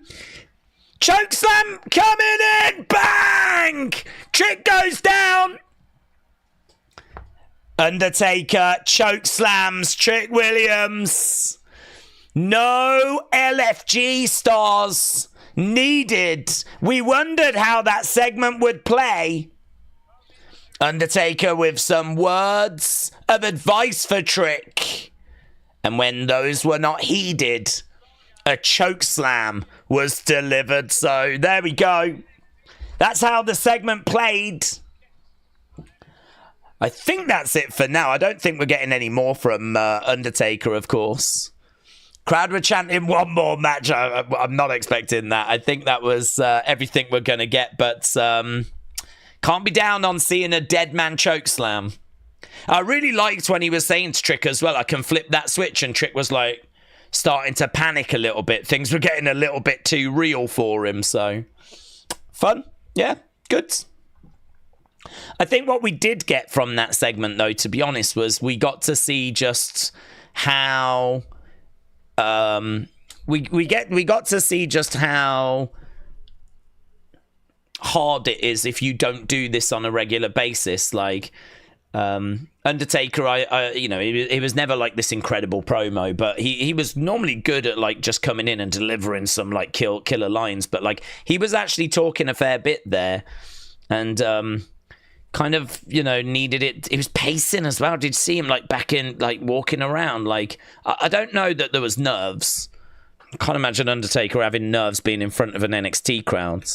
But, yeah, pacing back and forth and like, rather than like really leaning in and delivering the lines, performing the lines, it was a little bit more of a casual delivery. The delivery was also quite slow. And actually, I felt that when Trick came in and was like, but let's talk about it and everything, you're like, yeah, that's the kind of energy the segment needs, actually. Undertaker's going a little bit too slow with his delivery, a bit too slow with his pacing. I think that's mentally him trying to remember what he wants to say. And I think that that actually disrupted the delivery. But nice little chokeslam at the end. Not down on that. Crazy. Taker can legit fight. He choked out Kurt once because he woke up from a nap and Kurt and Vince were play fighting, said Corey. Well, I tell you what, let's end the poll for the Ricky Saints match. And let's get... So that's going to be good 89. Good 89% for the Ricky Saints match. And let's do a poll for the Undertaker segment. Let's see what you lot thought about that Undertaker segment. It's hard, isn't it? Because we don't know quite, we didn't know what to expect from it. They certainly didn't skimp on time. It's not like he was just out there for a minute or so. I mean, like he had a fair bit to say, and there was a proper confrontation between the two of them. Words were very much exchanged. Got a choke slam out of it as well.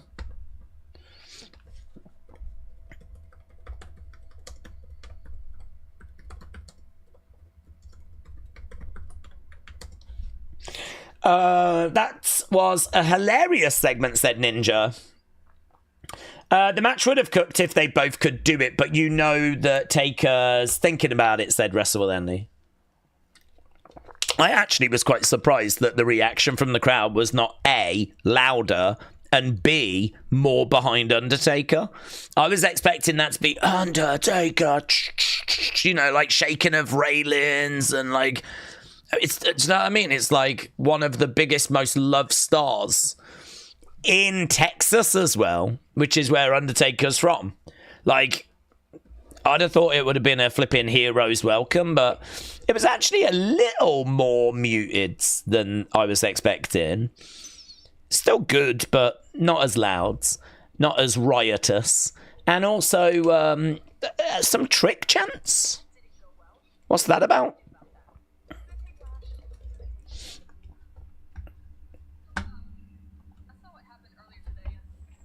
Oh, here's Michelle.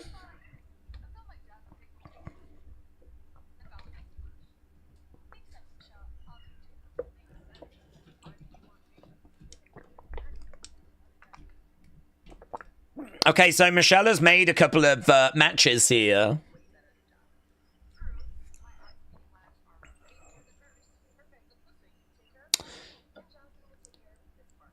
So Jasmine's going to take on Jada. Fallon's taking on Lash.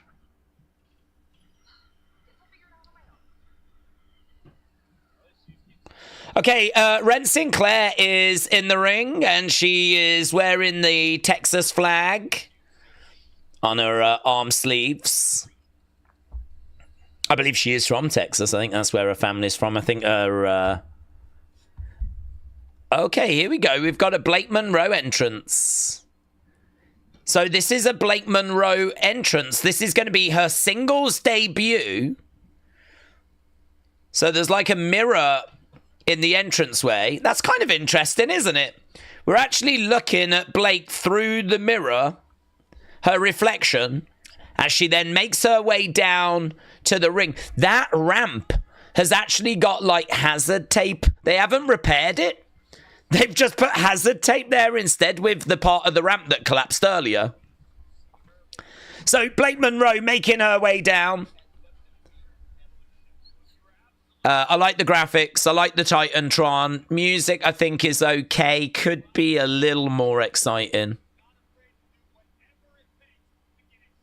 But there is Blake Monroe. She's going to be in action. Her singles debut taking on Ren Sinclair. Should be a really good match, this. Should be a really good match. So they lock up and they're underway. Let's get this changed over. Blake versus Ren. I want to get rid of the promo scores because that's going to get a bit confusing. People will think it's this match. Right. People... Good 90. Not blown away, honestly. Good 90 is what that just got. Daze, what did the Undertaker segment accomplish in terms of furthering stories? Nothing. Just like I said, Undertaker's a legend, but he doesn't add anything. Well, I think you're a little bit wrong, to be honest. I think that that segment was never going to lead to a match between them. He's not an active superstar. He's a legend. But what he does is he brings a lot of eyes. There will be a lot of people that watch this NXT that don't normally watch NXT. And actually, we've already seen those people in the chat saying I'm only here to wait for like the Undertaker segment. So what did that accomplish? It got a lot of eyes on Trick Williams and a lot of people that don't normally watch. And I think that Trick looked pretty good in regards to his promos. I think he just out-promoed The Undertaker, to be honest. His delivery was a lot sharper. It was a bit more engaging as well. And so, people are going to be a bit more familiar with Trick than they were before. So I think it did accomplish that. It's not set up anything in a storyline point of view. But to be honest, what would it set up? It would probably set up an LFG talent getting an opportunity at Trick Williams' title. And I don't think anyone's really looking for that. I mean, you could have had Trick Williams beat down Undertaker, sort of like, start beating him up, the crowd booing, and then someone like Ricky Saints make the save or something like that. You could have used it that way to have got to some sort of story. Or you could have had Undertaker say, I've got someone that I've been holding back, someone that you don't know actually I've trained, that has for a long time been a friend of mine, and actually introduce someone as having a real connection to The Undertaker. Then you could have maybe brought someone in. So I think there was opportunity to do more than what they did. But to be honest, I was kind of I didn't know really what to expect. But I think the amount of eyes that segment will have got would have been great for Trick. Well, it boosted his profile.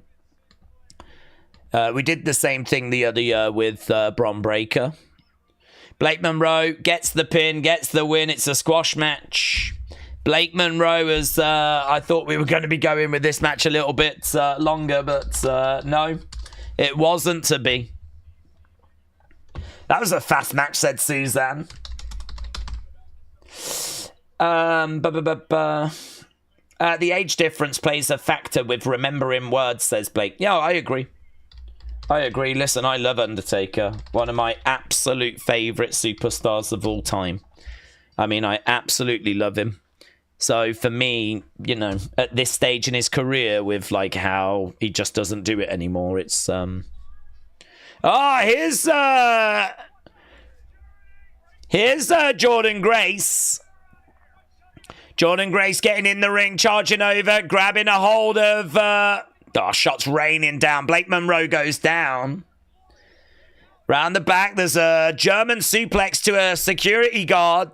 Blake Monroe's down on the outside as Jordynne's trying to get to her. Jordynne kicking out at these guards. Jordynne going crazy as these security guards go down. There's a headbutt there by Blake Monroe.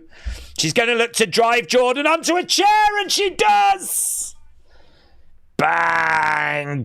Jordynne Grace planted onto a chair. Well, that did not go well at all, did it? That did not go well at all for Jordynne Grace. So there we go. Blake Monroe dancing away, celebrating away. Here is Ethan. It was only her first match, but it seems like we're getting a watered-down version of Blake Monroe, Mariah May, said Sean. Right, there we go. We are at a commercial break, so whatever thoughts you've got on Undertaker, whatever thoughts you've got about the Blake Monroe match, whatever thoughts you got about NXT tonight, feel free to get them in the chat. WrestleRant said, I feel like I barely heard cheers after Mariah's win. Little to no pop as she was walking out. Jennifer said, I was totally expecting more chaos from Jordynne. Leanne said, when I say I like constructive criticism, I swear I'm not being disrespectful to the stars themselves. There's just bits that I would tweak to make them pop more. That totally makes sense. That's what we talk about a lot, actually. Constructive criticism is very, very welcome. Little tweaks that people would make, you know, concerns that people have got about different bits and bobs. Wrestle Knight said, I take Taker's presentation as part of the problem. I know I've always preferred Deadman. Deadman and the godly music had a big part of me falling in love with wrestling and the aura. I think that's fair. I think him coming down all casual and everything, I mean, I agree with you. What he's done is he's sort of removed all the mystique and mystery away, you know, and so now he's just a guy who is old. You know, now he is just someone that's not really playing the mind games anymore. And so he just comes out and he's like, you know, here I am, really. I agree. I think that there is something, an X factor that is sort of missing. But the thing is, that brand, that name, it's so powerful that people will tune in regardless. I mean, I can tell you right now, this stream normally does about 4,000 views, 4,500 views, something along those lines. As of right now, with 40 minutes left to go, we have like nearly 5,500 views on this stream. And that's not because I've been doing great work recently. It's because Undertaker was on this show. So I know that there's like a boost that the Undertaker has provided. In fact, I can see him on my kind of trending page as well.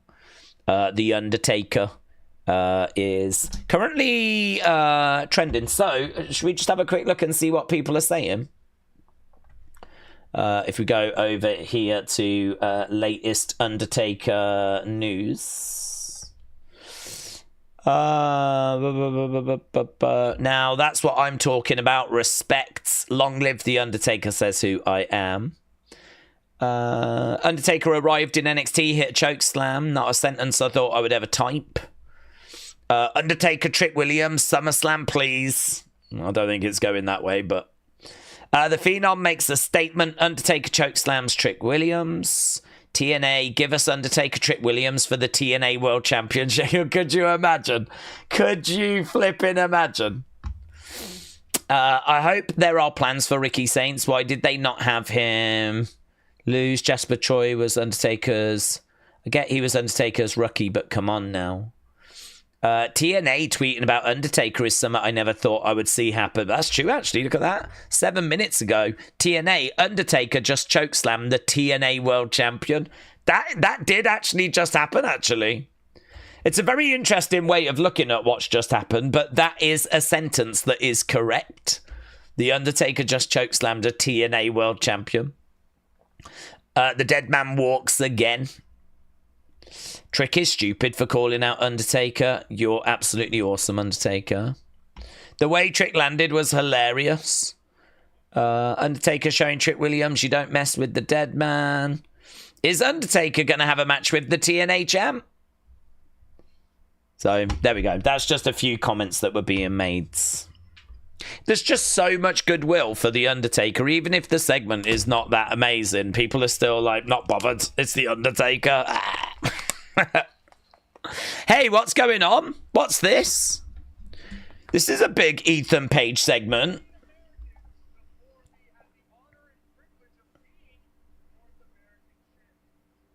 Has he got like a custom championship or something?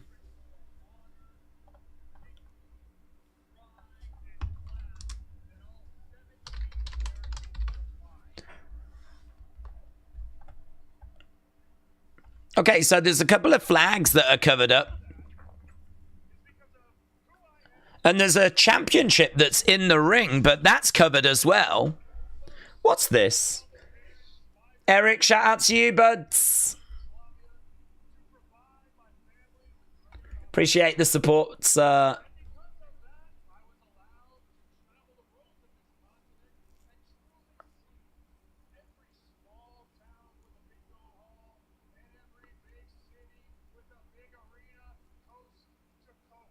So Ethan's talking about how he's been all over America.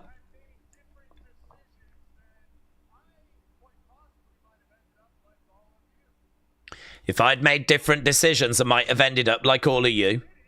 but I didn't.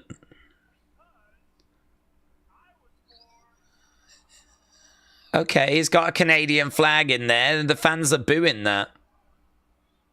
Is this a bad thing? So is he going to introduce the Canadian Championship? Is that what he's going to do? Crowd are chanting USA. Going forwards. Okay, it's not going to represent the continent of North America.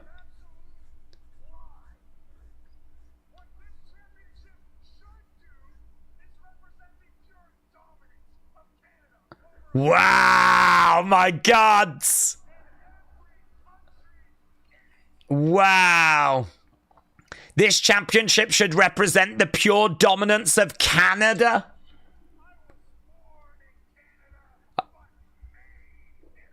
I was born in Canada, but made in America. I need to see this belt, man. This is great, said Steve. I agree. This is brilliant. So Ethan throws the North American Championship away. There it is on the floor.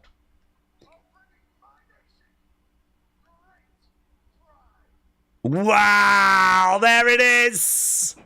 There it is. So it's basically the North American Championship, but it's on a strap. It's on a belt that is the Canadian flag.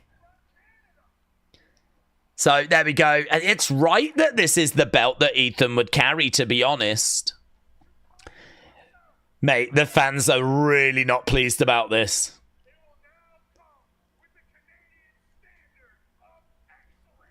The Canadian standard of excellence. I'm surprised they've not changed the front plate. They've only changed the strap by the looks of it. It's a great segment. It's a great segment.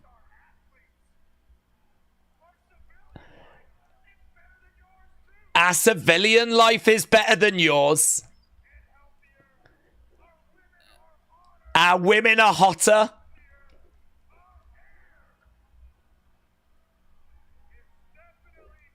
Our air is cleaner. They're going to sell those replica belts, aren't they? And I think they're going to do really well in Canada.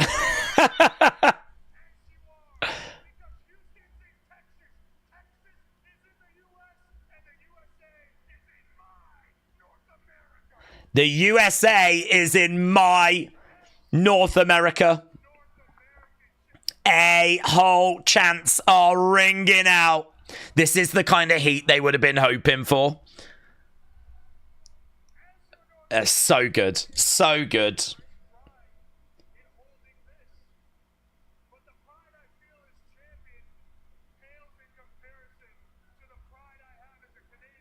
Still going off about Canada, mate? We're having to bleep out the crowd now. Things are getting pretty serious. Shut the up.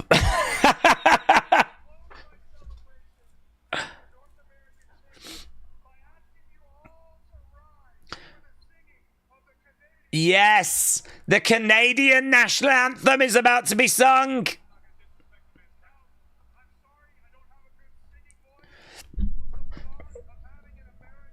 Guys, all rise. I hope you're standing at home.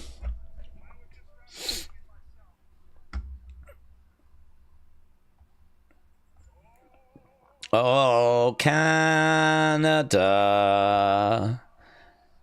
Our hearts we've meant to be. Here's Santino! Wow! Why is he out here? Santino's here! Santino, TNA director of Authority. This got nothing to do with Santino. Santino, yes! Who better to stand up for the honor of America than Santino?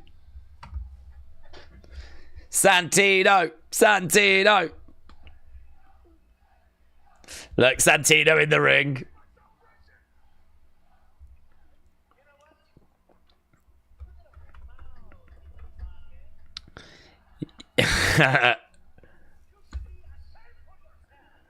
You should be ashamed for yourself.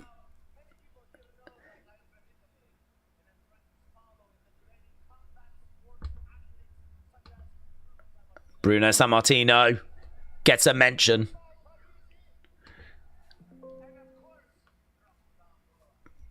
Rocky Balboa gets a mention.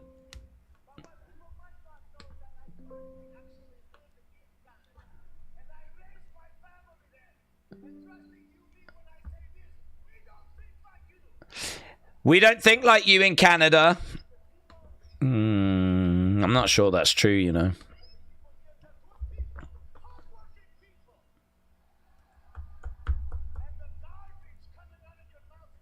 So he's standing up for Canada.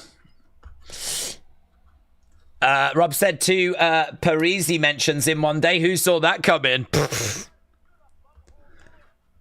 You're a bumhole boy.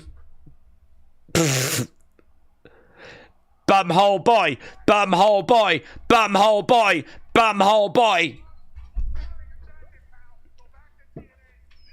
Go back to TNA. Yeah, he's a bumhole boy.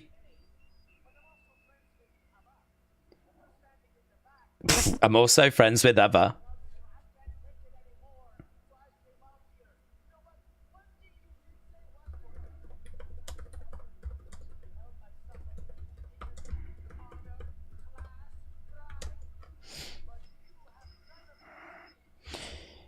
This search should be held with someone with honor, class, and pride.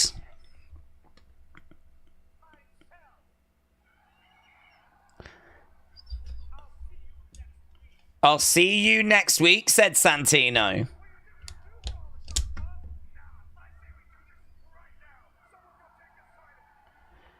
So what? I don't understand. Is he doing a match? I'm really confused.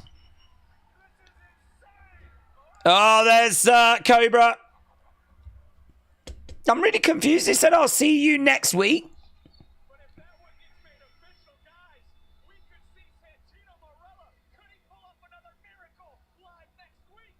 Mate, that's sick. I was not expecting Santino to flip in. I'm still expecting him to not actually have that match. Hey, look, here's Trick and Nate. Oh my God, look at all these champs.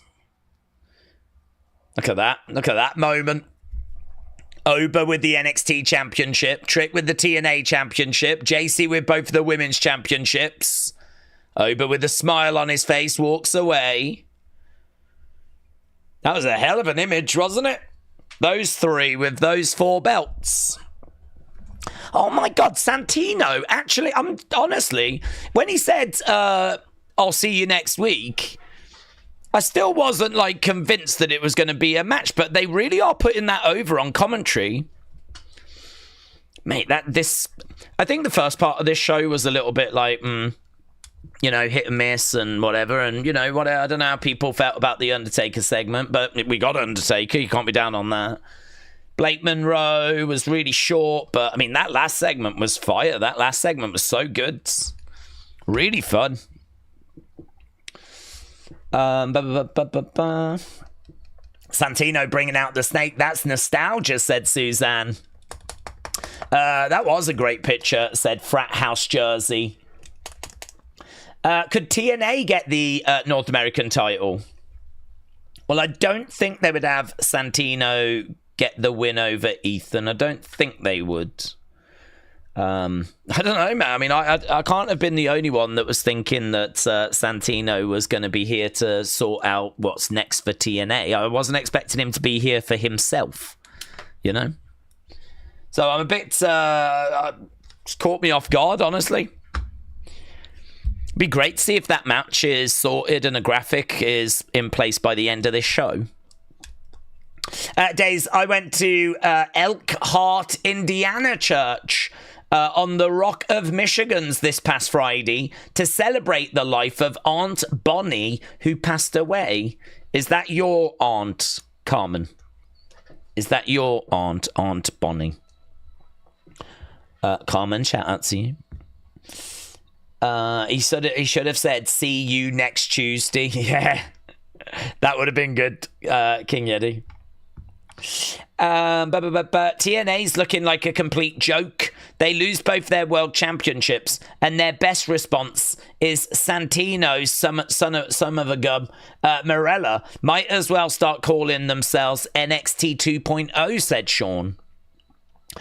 Black Mandalorian said Santino is going to win. It'll be a win for TNA. No way he wins, said Ninja. But I hope for a good match. Carmen said, Daze, yes, Bonnie was my aunt. She was the oldest sister of my mum. Well, I'm very sorry to hear that, but I'm very sorry to hear that. Was she an ARW Pro fan? Notorious Nightmare said they looked at MJF American title and copied and pasted it with a Canadian flag. I can't comment on that because I've actually not seen MJF's American title. But I'm guessing it's as you explain. Dr. Duchlala said, imagine if Santino wins, would be a crazy world we live in. It really would. I thought TNA and NXT were the same thing until last week said Cruel Creed. The fact that Mr. Iguana's not on the main roster at this stage is sacrilege, says Leanne. Santino will say he's not ready, and then Josh Alexander will replace him. Well, I don't know where Josh Alexander is, to be honest. Josh Alexander's done with TNA, isn't he? But has he gone to AEW? I think he went to AEW.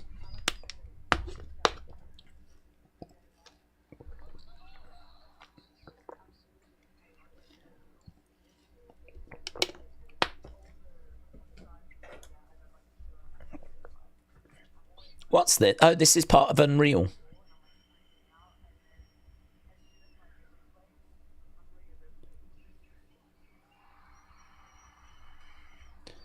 It's all the sides of me I don't like to show in my real life. So a little glimpse of a bit of a sit-down interview there with Rhea.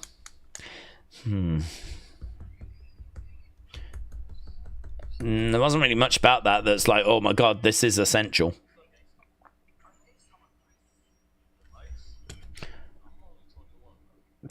I need some advice. I'm only 21, bro.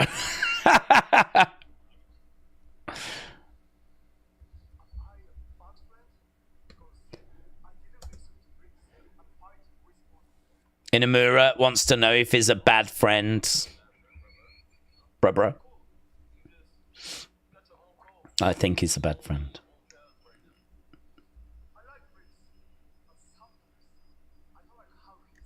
I like Briggs, but sometimes I just don't like how he thinks. Bro. They're both sat there like, Is he going to kiss him?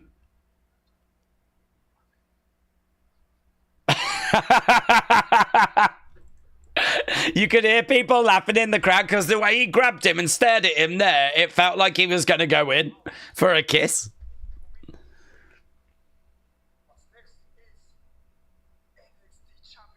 What's next is NXT Championship.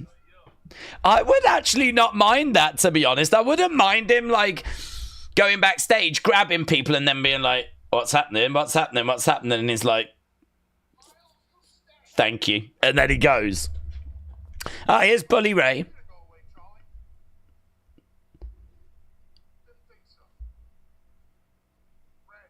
Ren.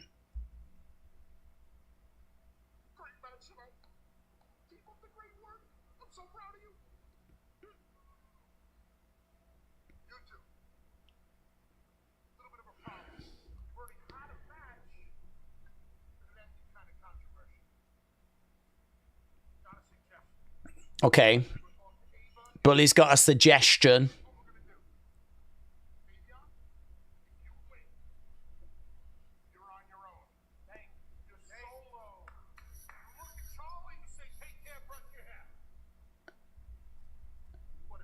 If Charlie wins...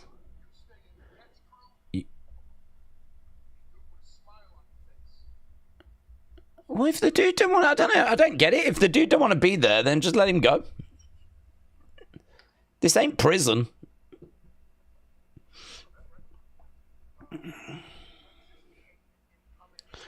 Okay, here's Lexis King.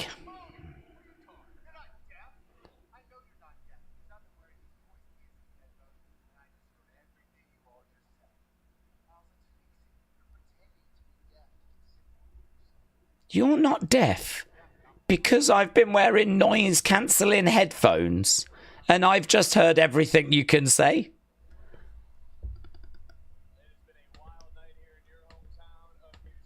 What? What? What does that... What?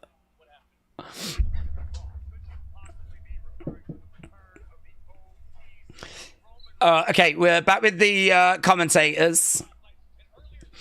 That was good, said Nightmare Fatu. That's like Fever Dream segment of the year. What was that, says Porky Pig? I don't know. Here's Roman. The ball is in your court, Jay. We mentioned this, but they're actually showing it to us.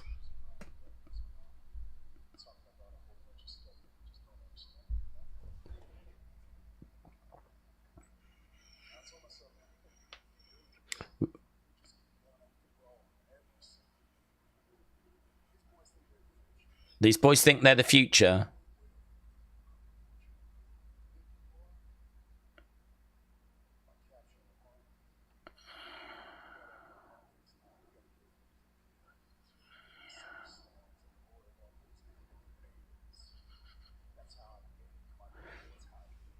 Okay.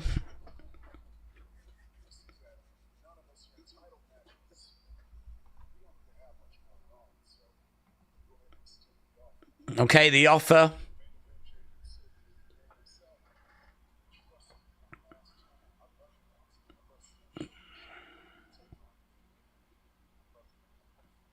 So it's going to be the tag match in it.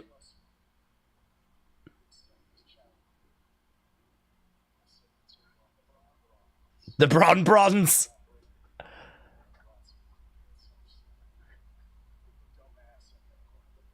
They can have the dumbass.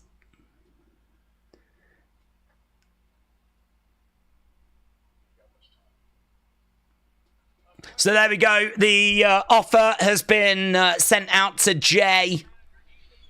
Let's take on the Bronze. They can have the dumbass.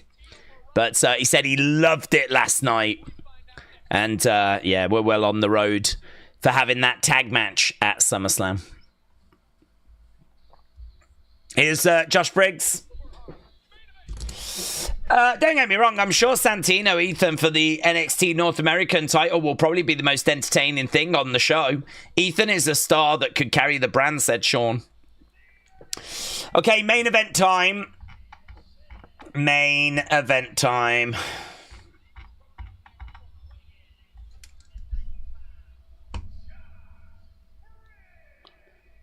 Dun, dun, dun.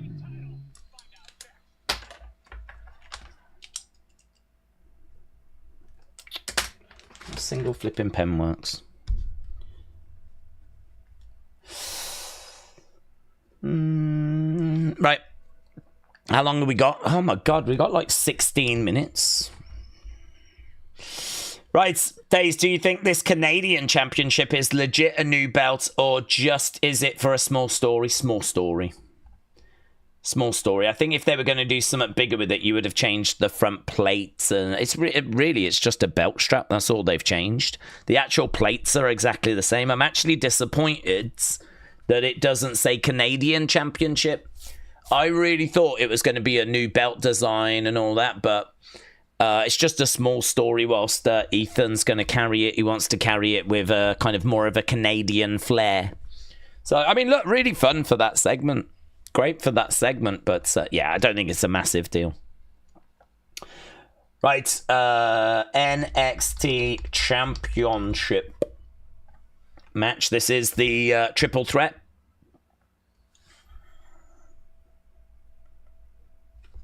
It's been a bit of a struggle in ring-wise tonight. Cullen against Tank and Tank, good 97. Ricky Saints, Jasper Troy, good 89.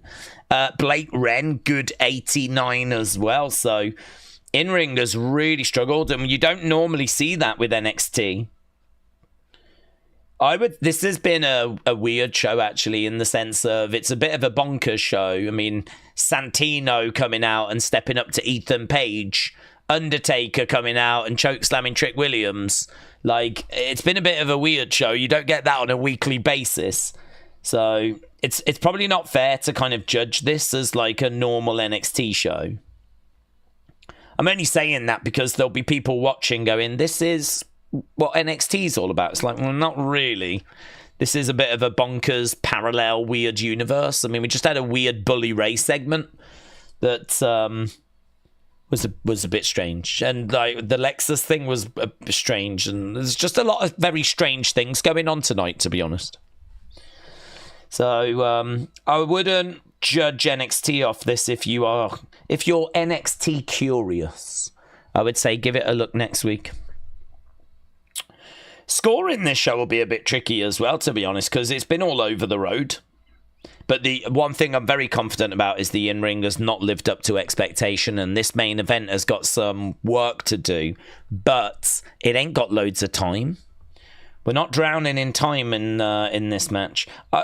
Imagine if we get a new champ, though. Imagine if Inamura does it. That would be pretty sick, wouldn't it? That would be a great way to end the show. Inamura, new champion. Obafemi, shocked. Imagine that. Imagine that. Imagine, just dare to dream for a second that Inamura wins this match. NXT has been more entertaining than Raw.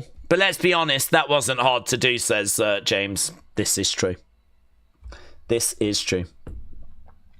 Nightmare Fatty said we had Ricky fall through that ramp. That was weird, you're right. Undertaker, a Canadian championship, Santino, whatever Lexis King was doing, Bully Ray.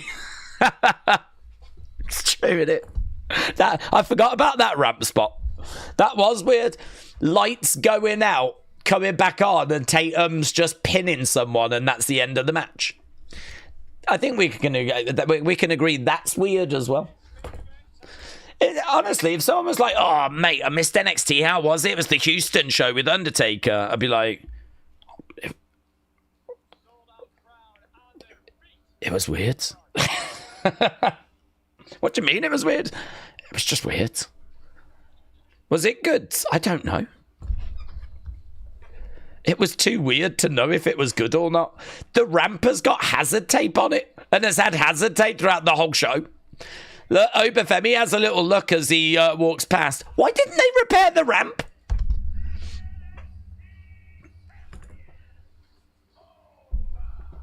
Oba making his way down to the ring. Boom, boom. Briggs and Inamura in the ring. I did wonder if they'd be like arguing or something, but no sign of that. Boom, boom.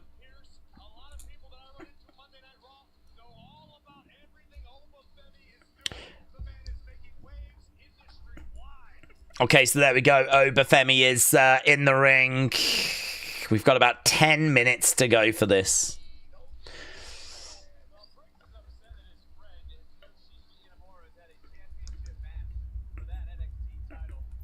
I think let's just do a quick poll.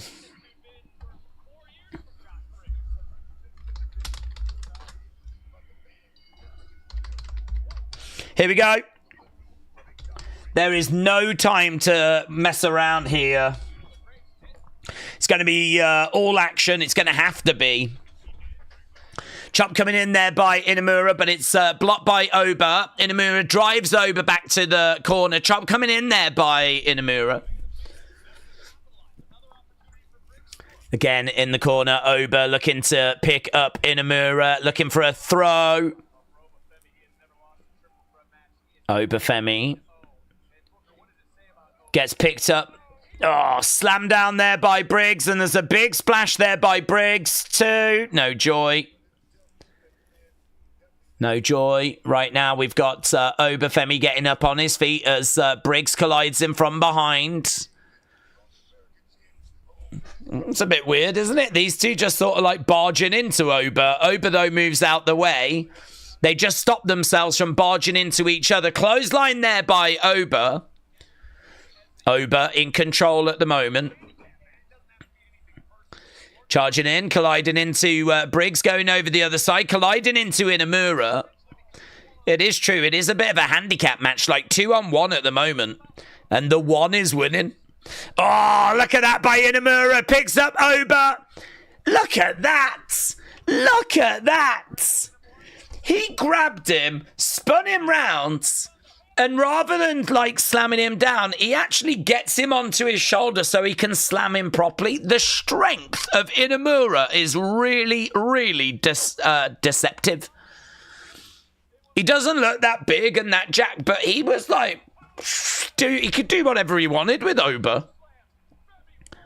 He just could do what he wanted. He had him here, he chucked him up here, he slammed him down. Honestly, if he started gorilla press slamming him, I don't know, I'd be that surprised. He's got that sumo strength in he. He's got that deceptive sumo strength.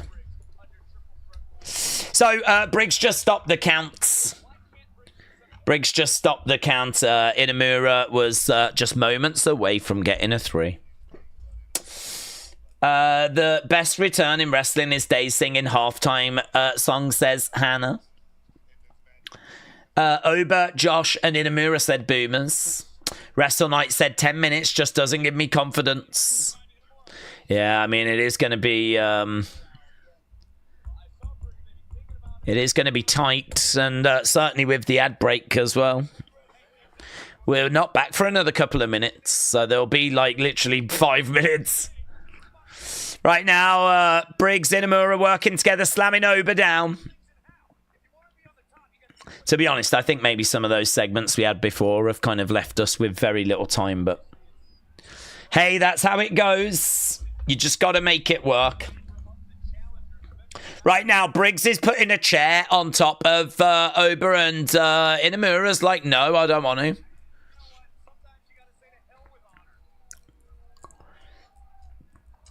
Right now, Briggs picks up Inamura, slams him onto Oba. 1, 2. Kick out by Oba. Inamura picks up Briggs. He's going to slam Briggs onto Oba, and he does. Going for the cover. 1, 2. Kick out there by Oba. Kick out by Oba. Daze, if you could do anything with Oba like Inamura, you would take to brunch. If you could do anything with Oba like Inamura, you would take him to brunch. Well, I wouldn't take someone to brunch, but now you've mentioned it, I would. Don't mind a bit of brunch. It's like breakfast lunch, isn't it? It's not something I've ever really engaged with, but I never get up early enough for breakfast normally. I mean, these days I'm already up, to be honest. But when back in the day, like if it was a day off, I wouldn't get up for breakfast. But then, you know, I might get up before lunch. So this is where brunch does come in, actually, as something the world needs. So I don't quite get the question, but to answer it, yes, I probably would go for brunch with Oba Femi. I don't know too many people I wouldn't go to brunch with, to be honest. Oba in the corner. We're about to go back as we've got 5-6 minutes left. This is for the NXT Championship. I had a thought, Daze. What if Santino wins, then TNA holds a tournament to crown a new champion with TNA and NXT stars, and a TNA star could win, says Nathan. I don't know why we would do a tournament. We could do a tournament now, couldn't we? I don't know that Santino needs to win to do a tournament unless he doesn't want to defend that belt. Inamura going for the pin. I think for me, I'm not expecting Santino to win next week, but it's obviously going to be very, very interesting. I still don't know if the match has been announced, does it? Crowd are chanting, this is awesome. Chop coming into the back there of Oba. No joy. Back elbow there by Briggs to Inamura. Inamura goes down. Briggs with a big boot to Oba. Clothesline to the back of the head. Oba goes down. He's looking to grab a hold of Oba, and a choke slam there by Briggs. One. Yeah, no joy. So we might as well end this poll because we've only got a few minutes left to go. So who wins? Obafemi, 73%. 19% for Inamura, 7% for Briggs. Briggs right now with Oba, looking for a suplex. Reverse there by Oba. Briggs lands on his feet. Inamura comes in and charges into Briggs. Briggs goes down. The thing is, though, I just don't care because they're in a triple threat. And they've already stopped each other from getting pins. So just fight. Oba picking up Inamura, but a lovely chop there by Inamura. Inamura against the ropes. Collides into Oba. Oba goes down. Inamura, if he's going to do it, he's going to do it with honor. Look at this. Look, he picks up the big man. Look at it. Look at it. Oh. Power bombs Obafemi, rolls him over. 1, 2, and the ref is pulled out the ring there by Briggs. 1, 2, and Briggs gets the arm on the rope. So the story about this match is that Briggs keeps stopping Inamura from winning. Inamura going to the outside, looking to go after Briggs. He collides into Briggs, and Briggs goes down. Inamura trying to get back in the ring. Oba. Oh my God, he just got Uranagi. Look at the strength of Inamura. This is ridiculous. He's power bombed him. He's flipping Inzaguri'd him. Bah! Big splash! Inamura! Oh, Briggs is going to stop him again! Oh, my God. Briggs, 2. Oh, mate, that was actually quite close, you know. That was actually quite close. That was actually quite close. Right now, we got Briggs. Inamura trying to get up to his feet. Briggs getting up to his feet. Oba's out the ring at the moment. Yeah, Inamura had an opportunity. And I think we're probably going to build to Inamura Briggs. Chop. Low kick there by Briggs. Shot coming in by Briggs. Inamura with some quick strikes. Forearm strike. He's unloading there on Briggs. Big right hand there by Briggs. Inamura collides into Briggs. Inamura over the other side. There's a back elbow there by Briggs. Big clothesline by Briggs. Inamura down. Here's Oba. Mate, he just took his head off. He just absolutely took his head off. Briggs is up. Power bomb. Oba, 1, 2, 3. Oba gets the win. Oba gets the victory. Oba retains the title. But the story is that it is Briggs and Inamura that just got in each other's way, as expected. Bum, bum.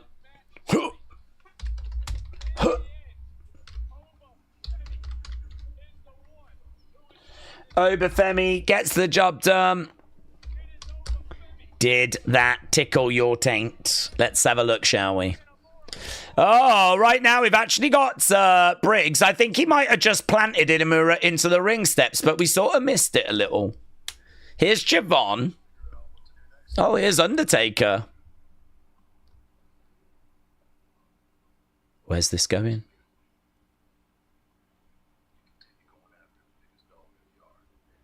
Keep going after the biggest dog. So Undertaker is encouraging Javon to go after Oba.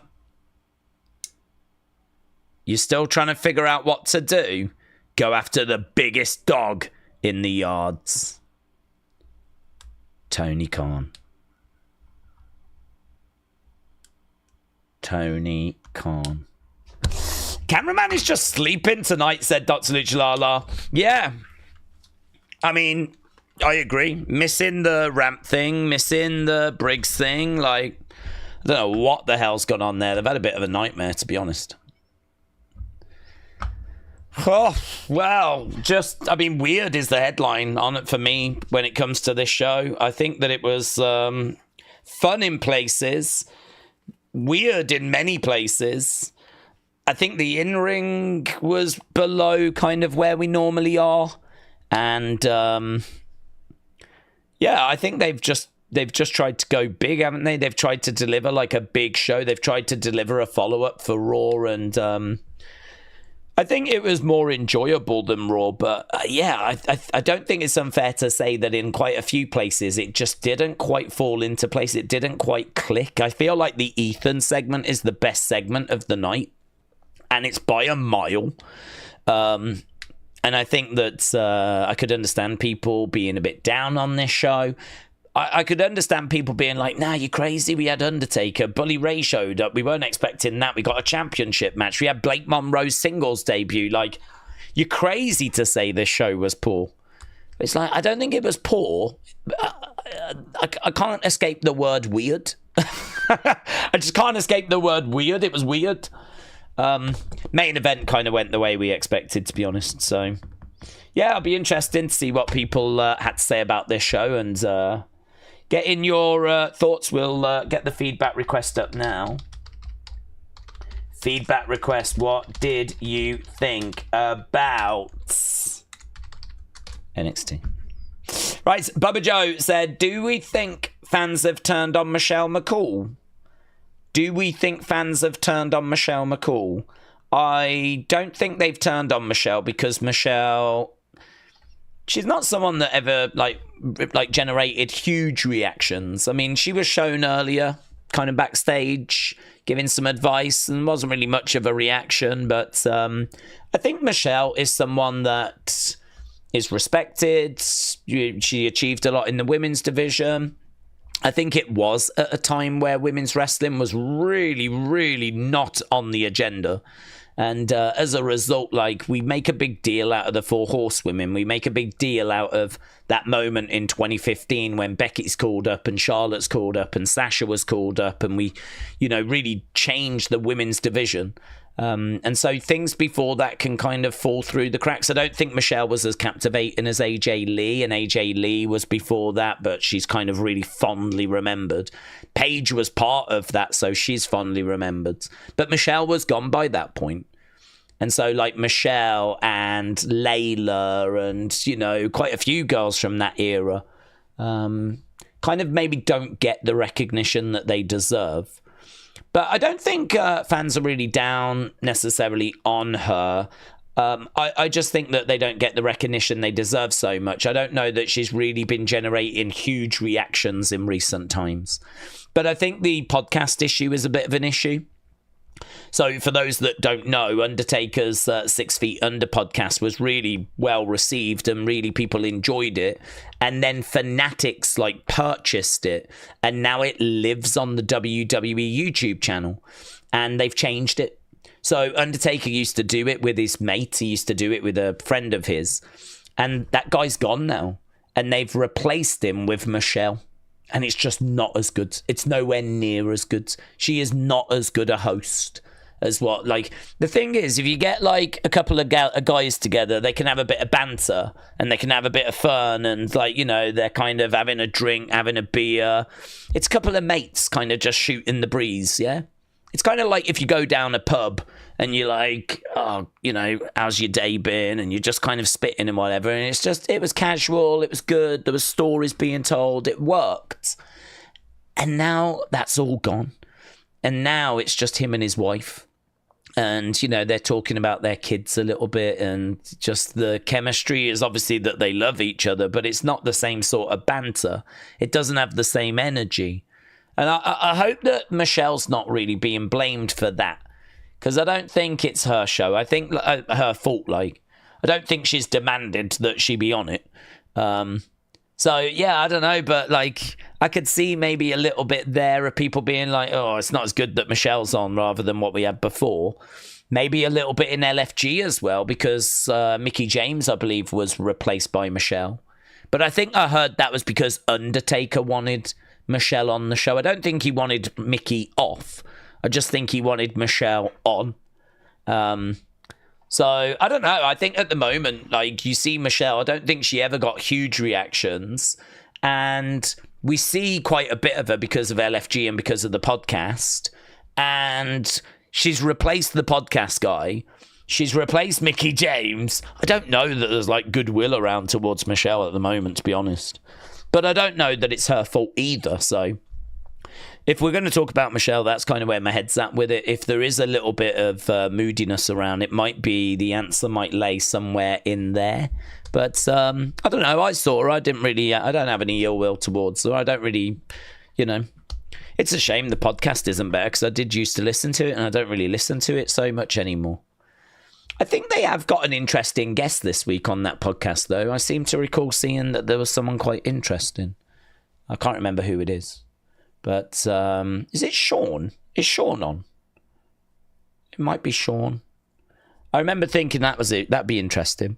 It might be Sean.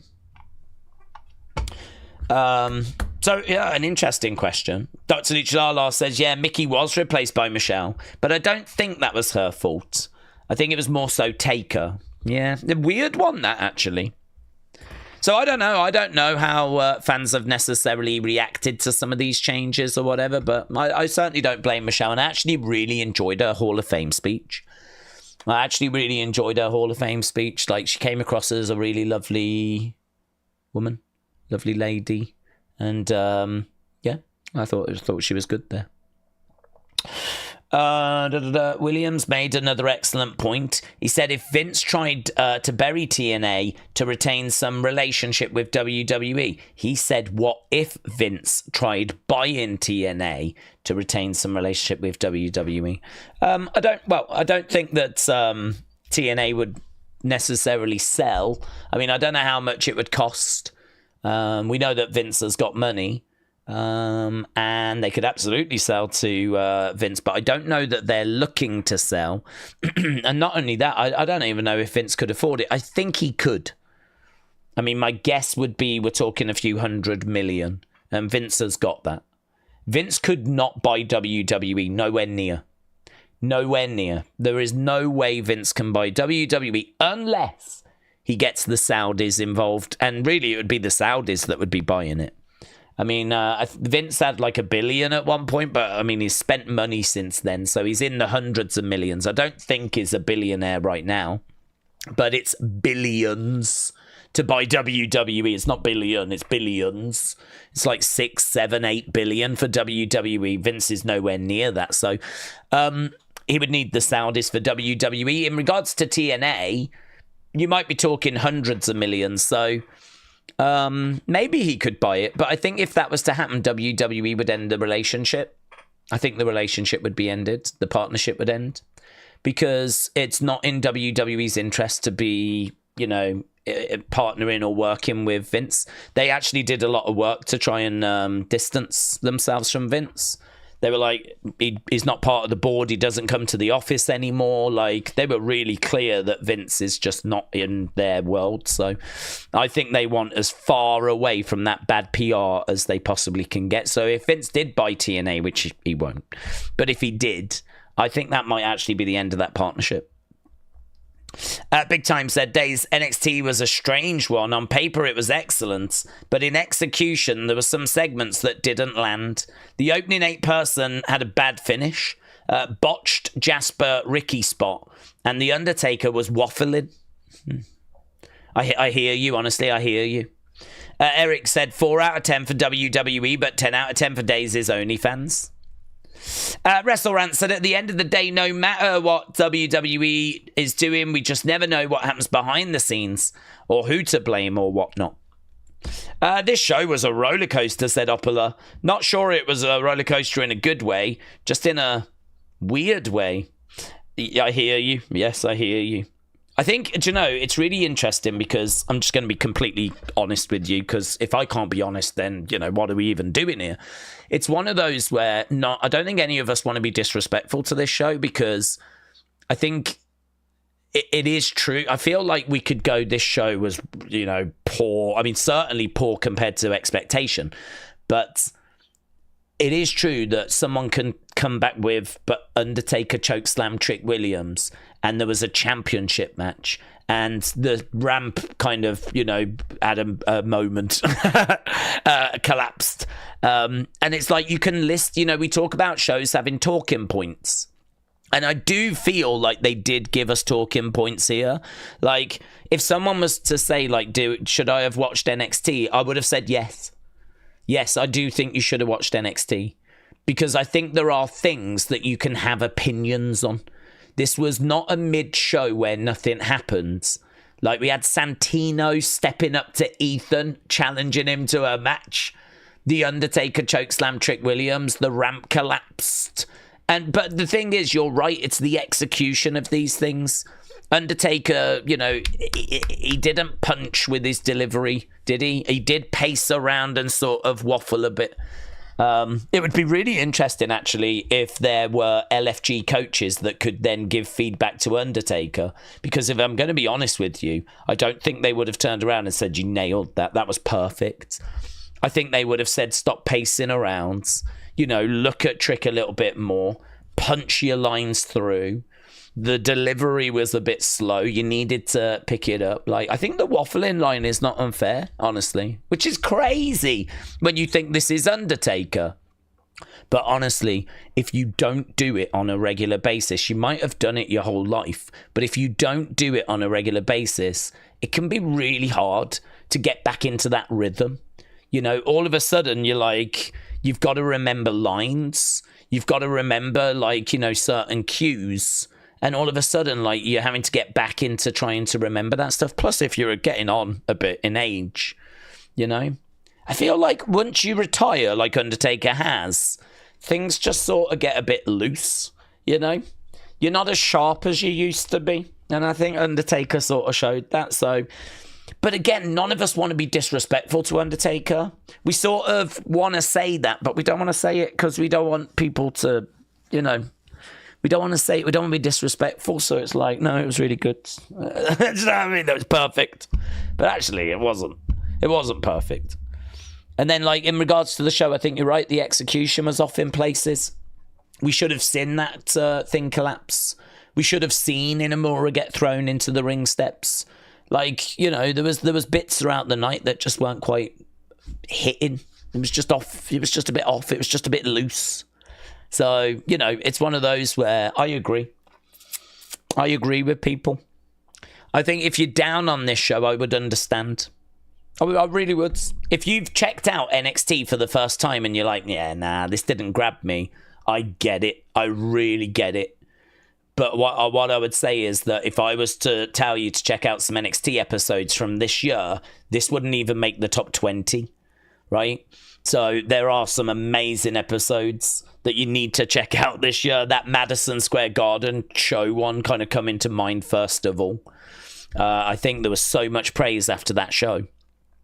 So yeah, there's definitely been some really great episodes this year of NXT, and I just think this one felt a bit loose and it was a bit weird and there was stuff going on we didn't really expect. And but equally, I don't want to be like moany and down about it, because I think James made the point earlier, it still felt better than Raw, and I kind of would agree with that as well. So and actually, we need to end this poll because it's had 150 votes and it looks like our main event might get a great rating as well. It's very close to good, though. It only beat good by 8%, but it is a great rating. It's going to be great 57. Great 57, so it's quite a low great rating, but it's still a great rating. So there we go, a great rating for our main event match in the end. So, score-wise, I'm not sure. I'll have to have a little think about where it lands. But, yeah, if you are down on this show, I understand. But if you enjoyed this show because of all the talking points, I also understand. If you just don't know what to think because it was all a bit weird, I also understand. I understand wherever you are coming from. Days, my Aunt Bonnie never travelled to Indiana to see ARW Pro. She usually just stayed in the house and watched WWE, says Carmen. Well, Carmen, shout out to you, but Big Time said the bright spot was that Ethan segment. It had mega crowd heat, and I swear words dropped like bombs. The triple threat was a strong closer, and that had a hot crowd. Leanne said, I'm shocked about Inamura copping a feel of Ober's carrot and onions. He wasn't even subtle about it. God, Leanne, you do notice some weird things. But then, you know, respect. Because we do have a lot of male pervs in this community, so it is great to see that we do have a female perv as well. So, do you know what I mean? It is great.